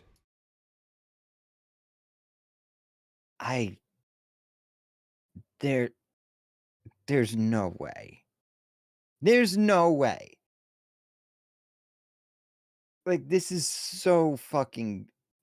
This is like finding out your monitor, like, can switch inputs. Like, that is like the most fundamental... This is like one of the most fundamental basics of fucking, like, just audio stuff. Like, I knew about fucking compression when I was like downloading shit on fucking LimeWire in 6th grade. Like, how do you not know that? And you're an audio engineer. I have to imagine that it's got to be that, like, he insists that he can hear it. All right. I'm going to get the text-to-speech to play it, but you won't be able to hear it. Oh, I can't play all of it.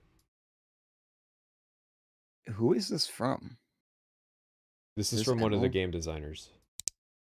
Towards the end of developing Fallout 3, we realized that wordy motherfuckers like me had written significantly more dialogue than we could fit on a single CD-ROM. Yes, a physical CD-ROM. Insert A, that being the style.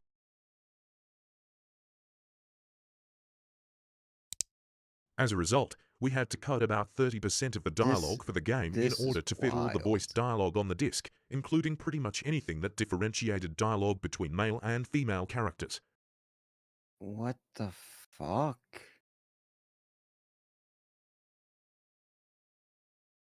How?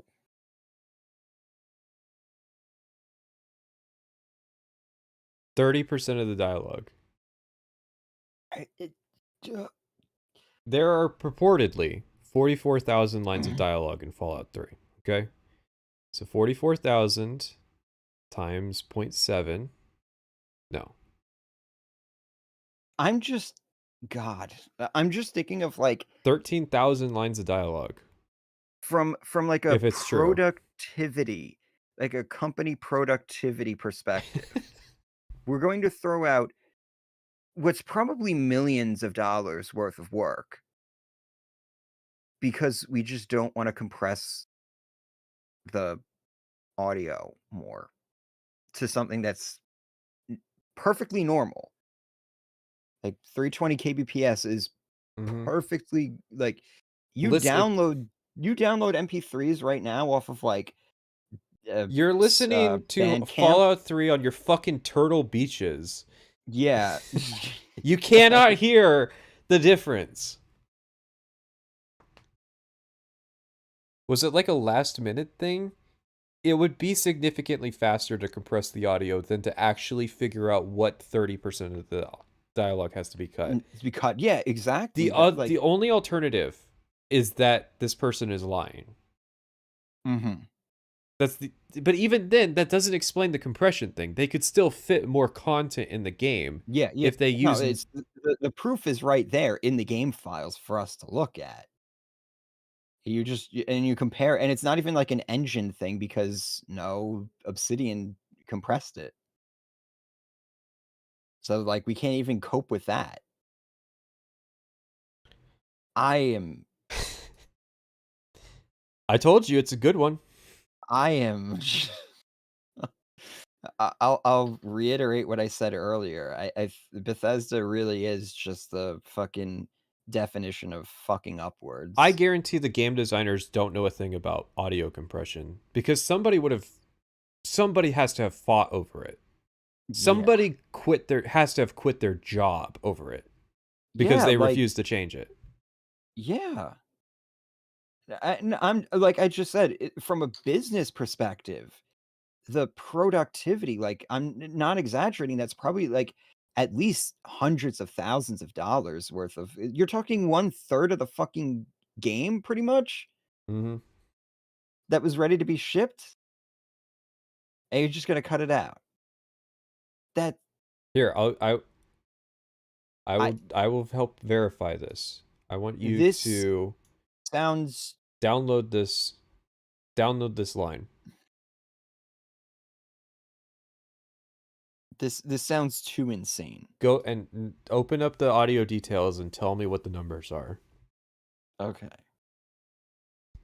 I have also always been curious what's in the 30% that gets cut out. It's not on the cutting room floor. It's straight up out of the game entirely. Yeah. Okay. Details.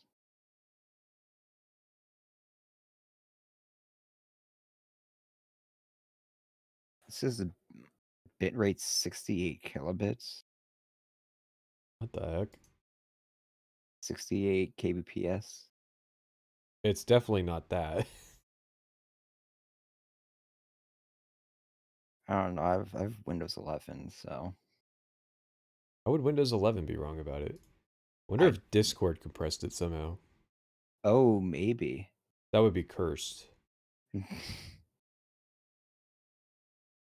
let me listen to it. It's gonna be deep fried if it's 68 kbps. No, did not sound like 68. Zip it? Yeah, I can do that.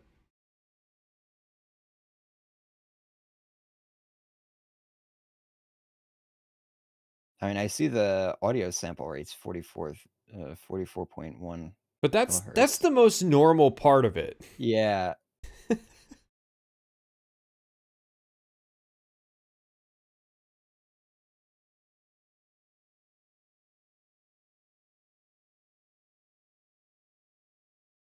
I mean, it's still undeniable that clips of the same rate are significantly larger in Fallout 3 in file size compared to their counterparts in Fallout New Vegas. So yeah, Discord doing what Bethesda couldn't.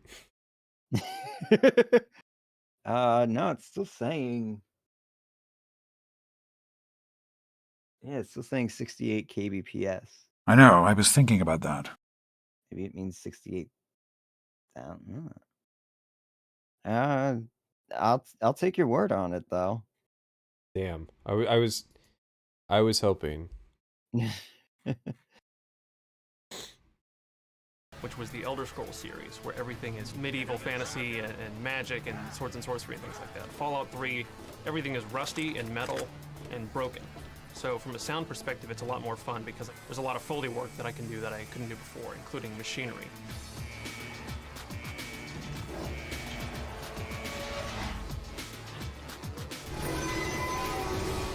Yep, this is that. A lot of the iconic sound that I think of is going to come from a lot of the voices, but also a lot of the environmental sounds, like the sound of the vault being in the wasteland, in the Enclave military base, and places like that, where I got to really put together something different. The vault is very, very sterile. It's a lot of AC noise. It's the sound of being in an office like this, maybe. Everything's very clean and controlled sterile. A lot of the voice, I think, in particular the robots. And that has more to do with the writers than anybody else, because they put a lot of work into making each robot very unique. There's the clearly military guy, but it's got a humorous side to it. And we've got the Mr. Handy robot, who is British butler inspired, but not so much C-3PO as he is Basil Fawlty from Fawlty Towers. Allow me to introduce myself. I am Godfrey, your personal robotic butler. And so that kind of stuff, I think, in particular, is what's going to stand out. People know what they're going to remember. Good work. That's one. Yeah, it's the 10-penny one. Oh. They have different names depending on which house you live in. Ah, okay, okay. One less round roads to deal with. Let's get a picture together. I mean, I call him James Neeson. Capture the moment. Most of the casting was actually done here, just right over here in our little booth. There was a little bit done in LA with some of the bigger names, like Liam Neeson. There you go. My goodness, just a year old and already walking like a pro. On video games, you have to rely a lot on your voice, because you're not going to be seen, you know, so... over the years, I've done quite a lot of, maybe not video work, but I've done a lot of audio work, and in my early days, a lot of radio plays with the BBC in London, Ireland, so there's a shift of focus you do have to make. There's a really funny... I can't share it, but there's a really funny Liam Neeson anecdote from the, like, Black Lives Matter era. Oh. And trying to convey something through your voice and through the rhythm of the words that you wouldn't have to worry about so much if the camera's on you, you know. Come on over here, son. Come on. Walk to daddy. There you go. My goodness, just a year old and already walking like a pro. Your main character, you know, an authoritative character, obviously President Eden, it's self-explanatory. I didn't know President Eden had a celebrity cameo.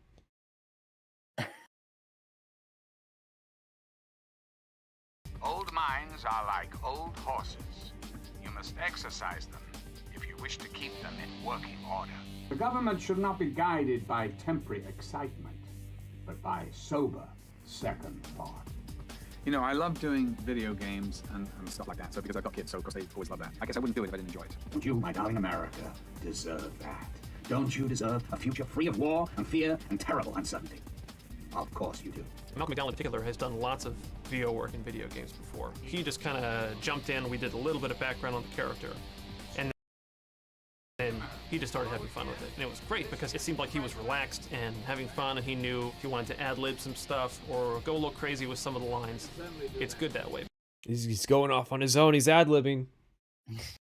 He completely injected a plot line about putting FEV in the water. Now we gotta write Colonel Autumn is going against the president because that was not in the script.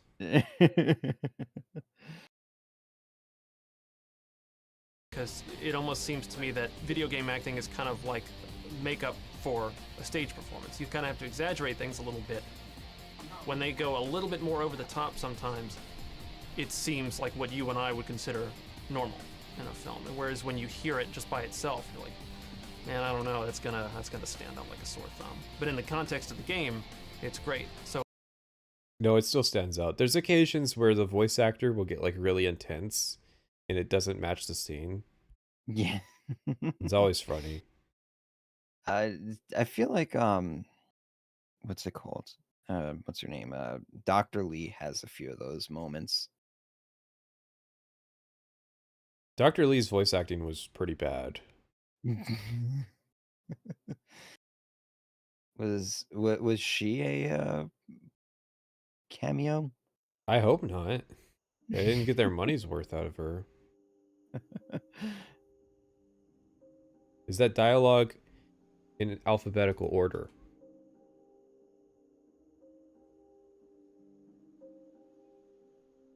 These are all like these are all radio lines. So there's not really an order to it. So I felt like that's what Malcolm McDowell brought to the project as well. You're simply existing, America. Postponing death for a day or two. Well, I'm gonna tell you, right here, right now, those days are at an end. The Enclave is back, America. We brought clean water with us.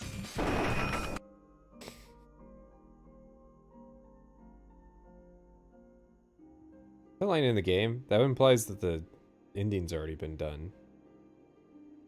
Yeah, I don't recognize that. Because I listen to Enclave Radio.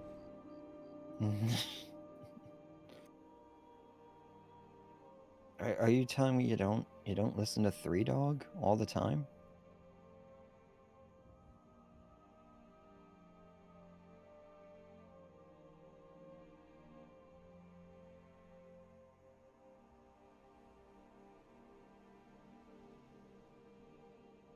It is in the game, but the context is that he's talking about they need a little more time for Project Purity.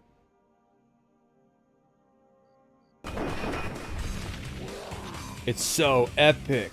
We have everything from a BB gun to the plasma rifle.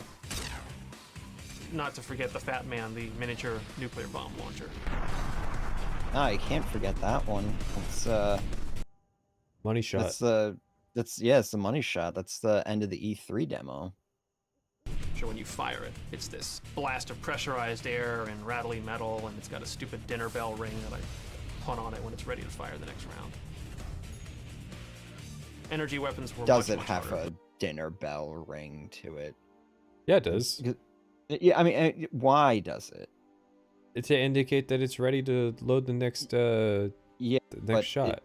The Fat Man is like a piece of military gear. It's like, why would it have a dinner bell? None of the other military weapons have like To let you know that it's loaded and ready to fire. But listen, Fallout 3 is an unserious game tonally. I'm not talking about the tone though. I'm just asking. But that's part of the dark humor. consistency. But it's inconsistent with the other military. Like none of the other military equipment. Like, well, that's because it's so slow firing, and it's like, you know, it's a lot of money to shoot the Fat Man. Like if you made the Fat Man out of junk items, then yeah, I would get like you would use an egg timer or something in the construction of it. But the Fat Man it was like, you know, made by the military. It's a pre-war item. Yeah, it's to tell. Listen, it's not a stealth weapon.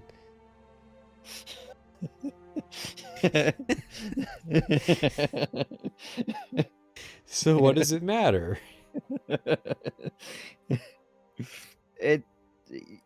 You know who wouldn't mess that up? Obsidian. Those were the hardest of the bunch. Really making this look great. There's not a lot out there in terms of he's stock staggered. recordings to start from. Or Yeah, because he used the plasma rifle. Is what actually crits. Starting point. A lot of the stock recording stuff sounds really bad. It's easy to make something sound silly. It's really hard to make it sound like this is every Mark Lampert bit, by the way. Yeah. Every Mark Lampert thing is him going, I love working on the sounds of machinery, and stock audio sounds bad. a really powerful weapon, and I'm doing a lot of damage with it, not just have it be pew, pew, pew, you know, or something like that.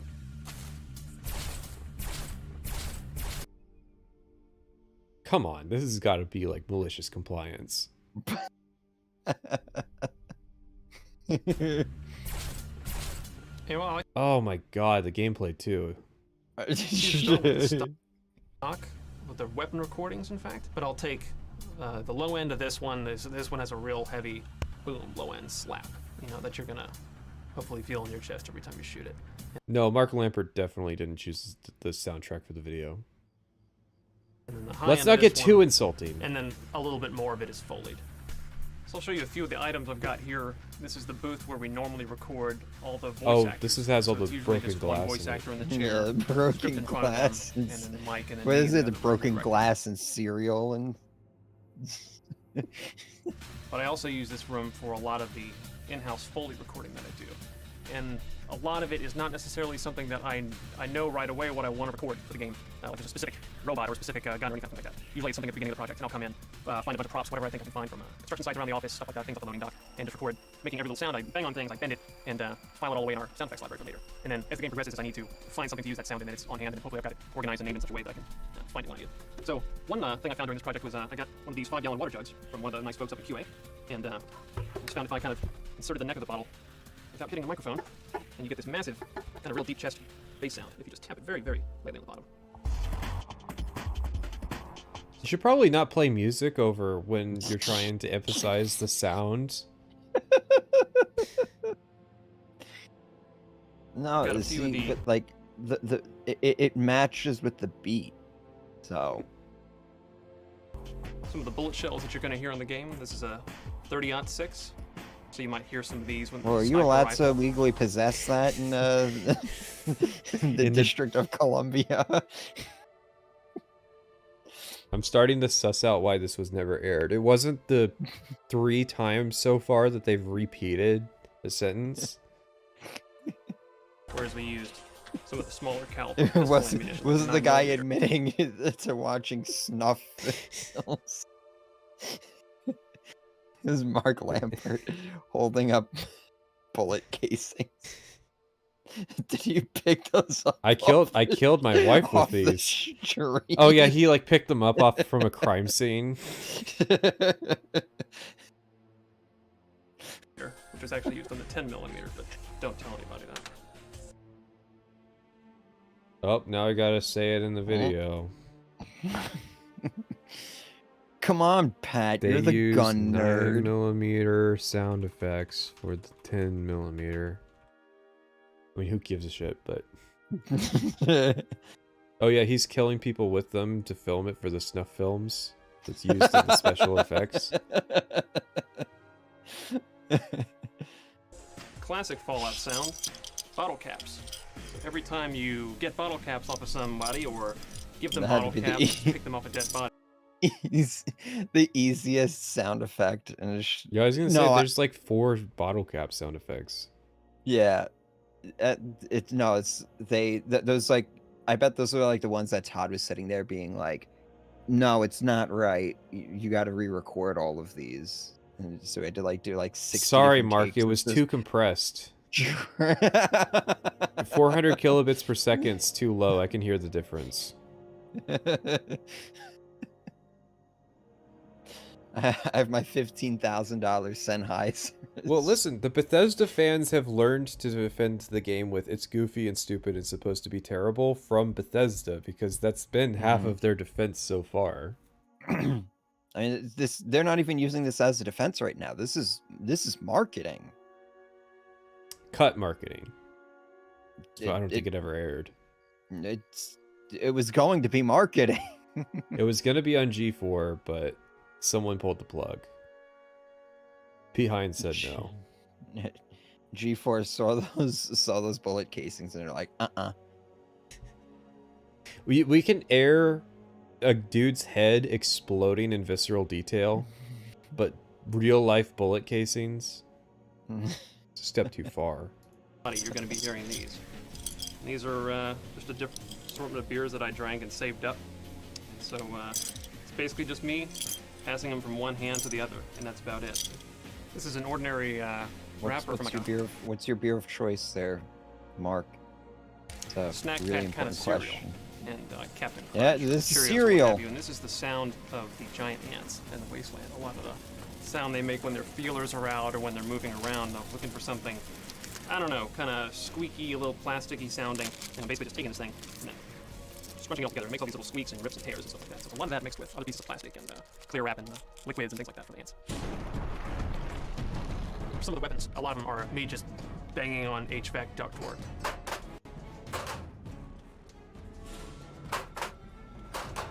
Anything where I can get a big metal ka-chunk, you know, when it fires.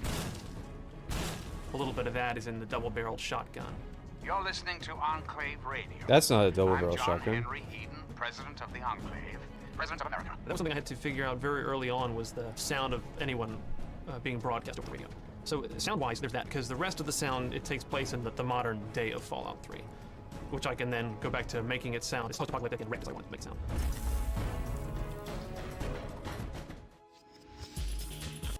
What a weird... What an ending. Ending. Yeah, it just stops. It's just like, yep, that's close enough. We got our 40 minutes. Thank fuck. Jesus. That, man. So somebody had the savvy to realize like that video was terrible. Throw it in the collector's edition. But nobody knew to compress the audio to save 1/3 of the game. Well, it was, listen, it's a different company. No, but somebody at Bethesda had somebody to, at Bethesda Softworks probably had to have realized watched this and been like, we this can't is air trash. There's no way this aired. Yeah. Somebody's gonna like find proof that this was on. This aired on G4 at like 3 in the morning once. Yeah. In like, but only in like certain regions. I really am curious. What are the 30% of lines that went? You know what? I said with Starfield, maybe it was better that when they were crunching, they had to cut things. Where I asked this on Twitter, where the fuck are 230,000 lines of dialogue in Starfield?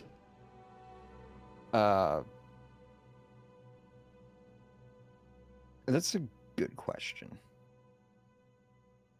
Did this stream end? No, I don't think so. Oh. Why? Oh, I think my YouTube just fucking... So I had it playing on YouTube. YouTube is doing badly. Yeah. Listen, they have to spare the bandwidth for the, whatever the fuck their AI thing is called. The AI chat summarizer is fucking bogging down the client.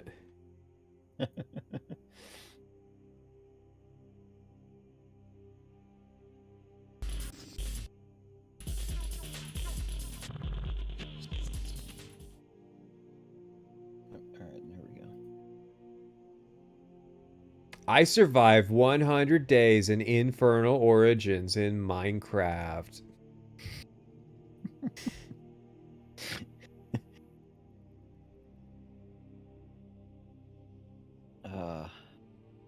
Man, and you only saw half of it. We got to redo the first 18 minutes. I'm sorry you had to sit through 2 hours of that leading up to... Yeah, I had to make it work on my own. Did you finish, there's no I way to didn't finish. I did not know. Yeah, you started something new instead. It's smart. Knock out the low-hanging fruit first. More like knock out the rotting fruit first. Yeah. Yep, it was something, all right. Let's see here. Definitely got some good sound bits out of that. You can always trust some good foot and mouth moments.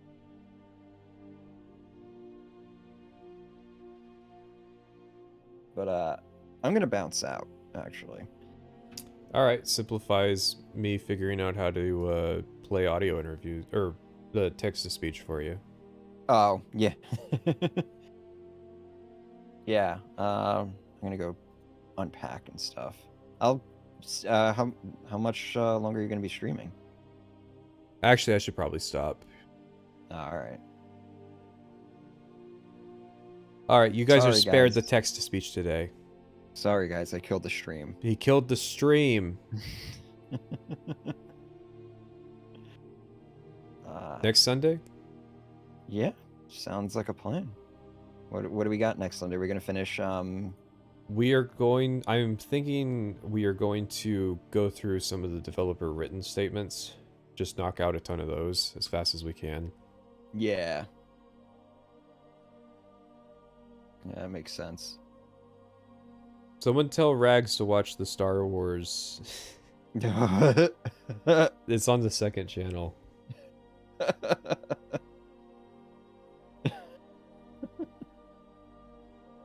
Actually, if you didn't catch the last stream, do watch the Star Wars thing on the second channel. It's really funny. That might be like one of the. And I wasn't even.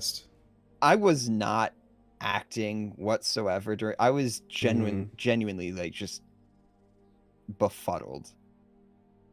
Just I knew it was bad. I didn't realize like how bad it was. It was like it was like Destiny 2 all over again, where it's like I knew it was bad. I didn't realize like it was that bad. Like, beyond what I could ever even conceive to be rock bottom. So let me see if I can post a link to it, and I will.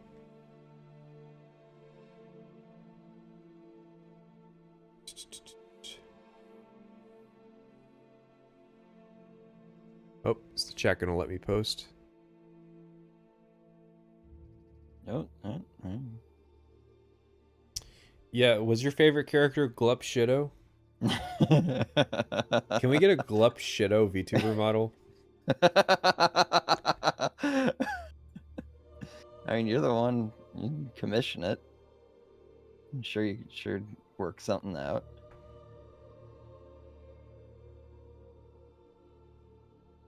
But yeah, we gotta play head to head Galactic Conquest. Actually, I don't know if it works head to head. I think it's still AI simulated. Fuck. Oh really? We'll have to. No, I think my favorite character is Rey.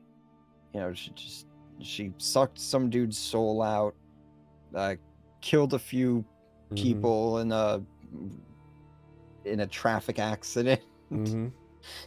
That's a charitable way to describe it. Those were different ships, by the way. Within 5 minutes, she destroyed 2 different ships. I like I have a soft weakness for the dark triad traits.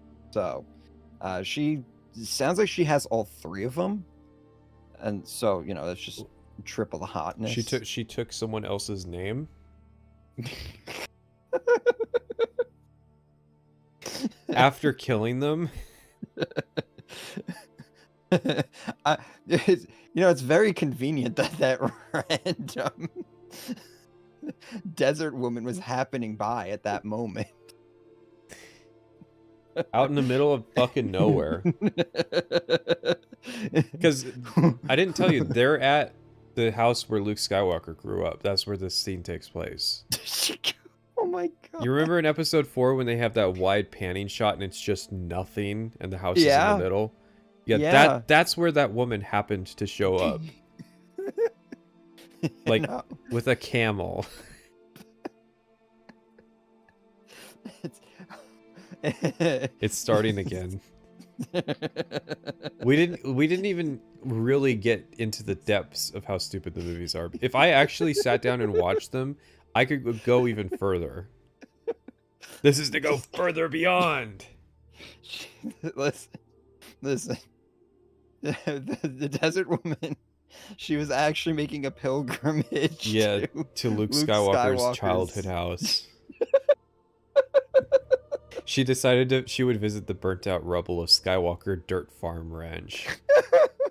Yeah, they're like moisture farmers.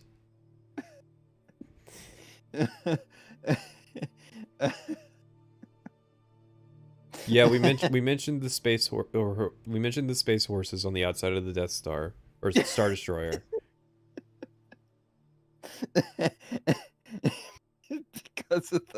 because of the Ocean's 11 heist where they were riding horses. Yeah, they had to pay that off in the 9th movie. Oh no. Well, let's not spoil. This is just a taste, a little tiny morsel of the 2 hours. Yeah, but there is something new that I wish I had mentioned that I get the opportunity now to mention up. So hang on. Star Wars fart fetish wedding. What?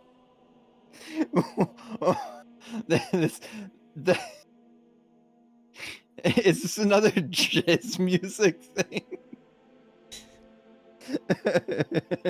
Save the image. What?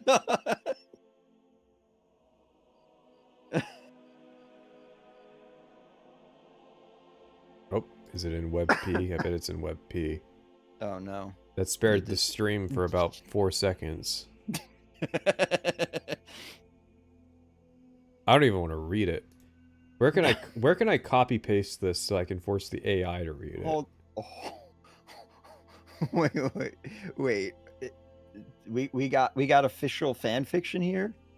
This was from the book that they official- wrote for like Last Jedi. just first thing I see. 4-alarm fart. What? What the fuck?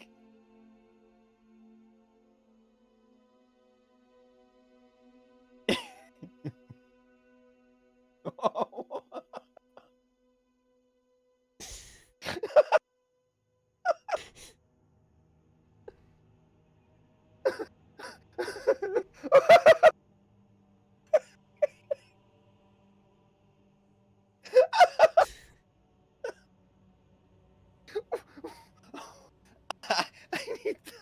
I need the context here.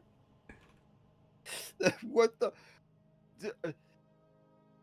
Okay, context number one. What demographic is this? Is this a young adult novel? Like, It apparently is a book called Join the Resistance.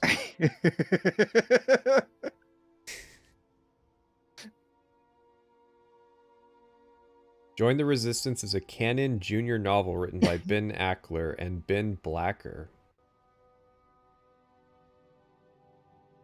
oh my god, what the man? When did this come out? Did he sell the rights by this point? This was Disney era. This was 2017. Do you think George Lucas read this? It was just absolutely. Why did I sell the franchise? Why did I make this franchise? Can we get a PDF?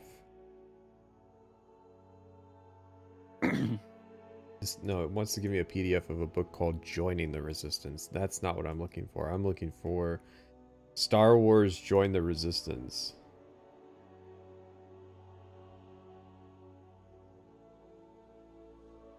Oh my god.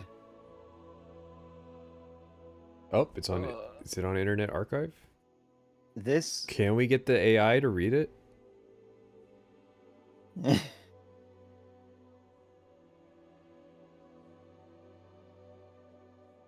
Can we search this book? Oh my god. Well, I read the whole thing. Hang on. Here we go. Poems.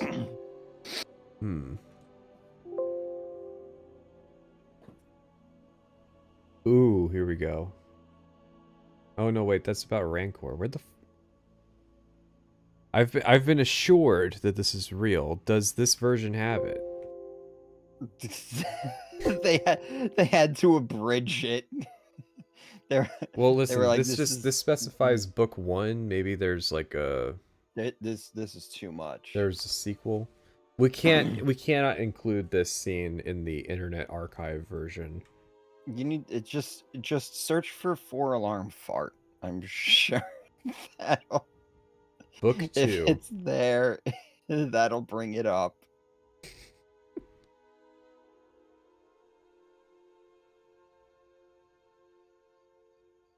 Oh god, there's multiple of these books. Okay, hang on.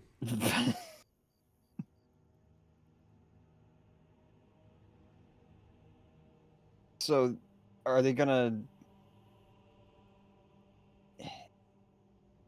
Is this a fetish?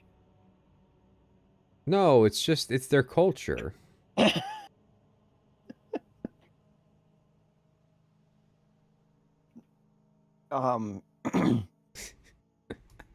remember one. All right, the bit's over. There's a quote that lives in my head rent free, and it's that creative writers become writers just to put their fetishes into books. Right. So that's why I ask, because I really cannot imagine somebody taking Star Wars and doing that with it. All right, we'll use an image to text converter. I'm getting this goddamn text.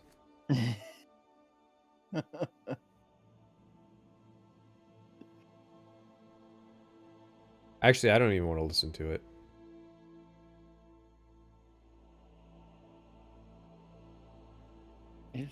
You just read it out. How much does somebody have to donate for you to read it out loud? I've learned from you. I'm not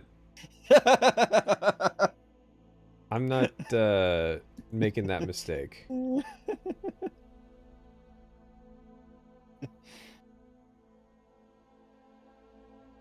I wouldn't do a dramatic reading unless I was getting paid directly. This isn't my channel though, so I don't get directly paid.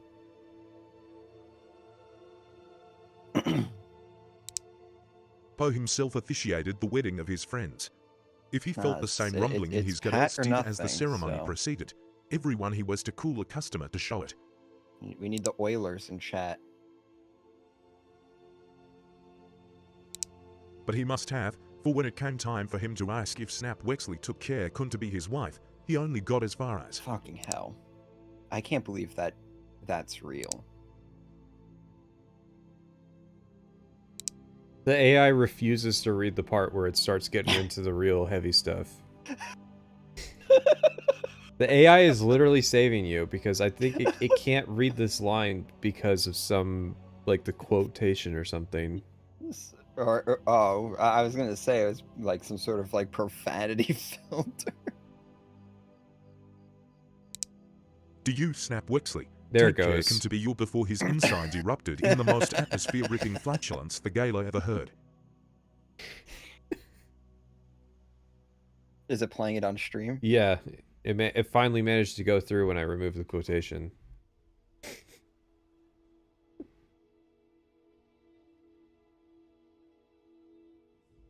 Yeah, so that was going on during the Last Jedi debacle. All right, let's get out of here before I figure out something else stupid that happened. Before chat comes in with another assist to remind me of something. All right, see you, chat. All right, good night, everybody.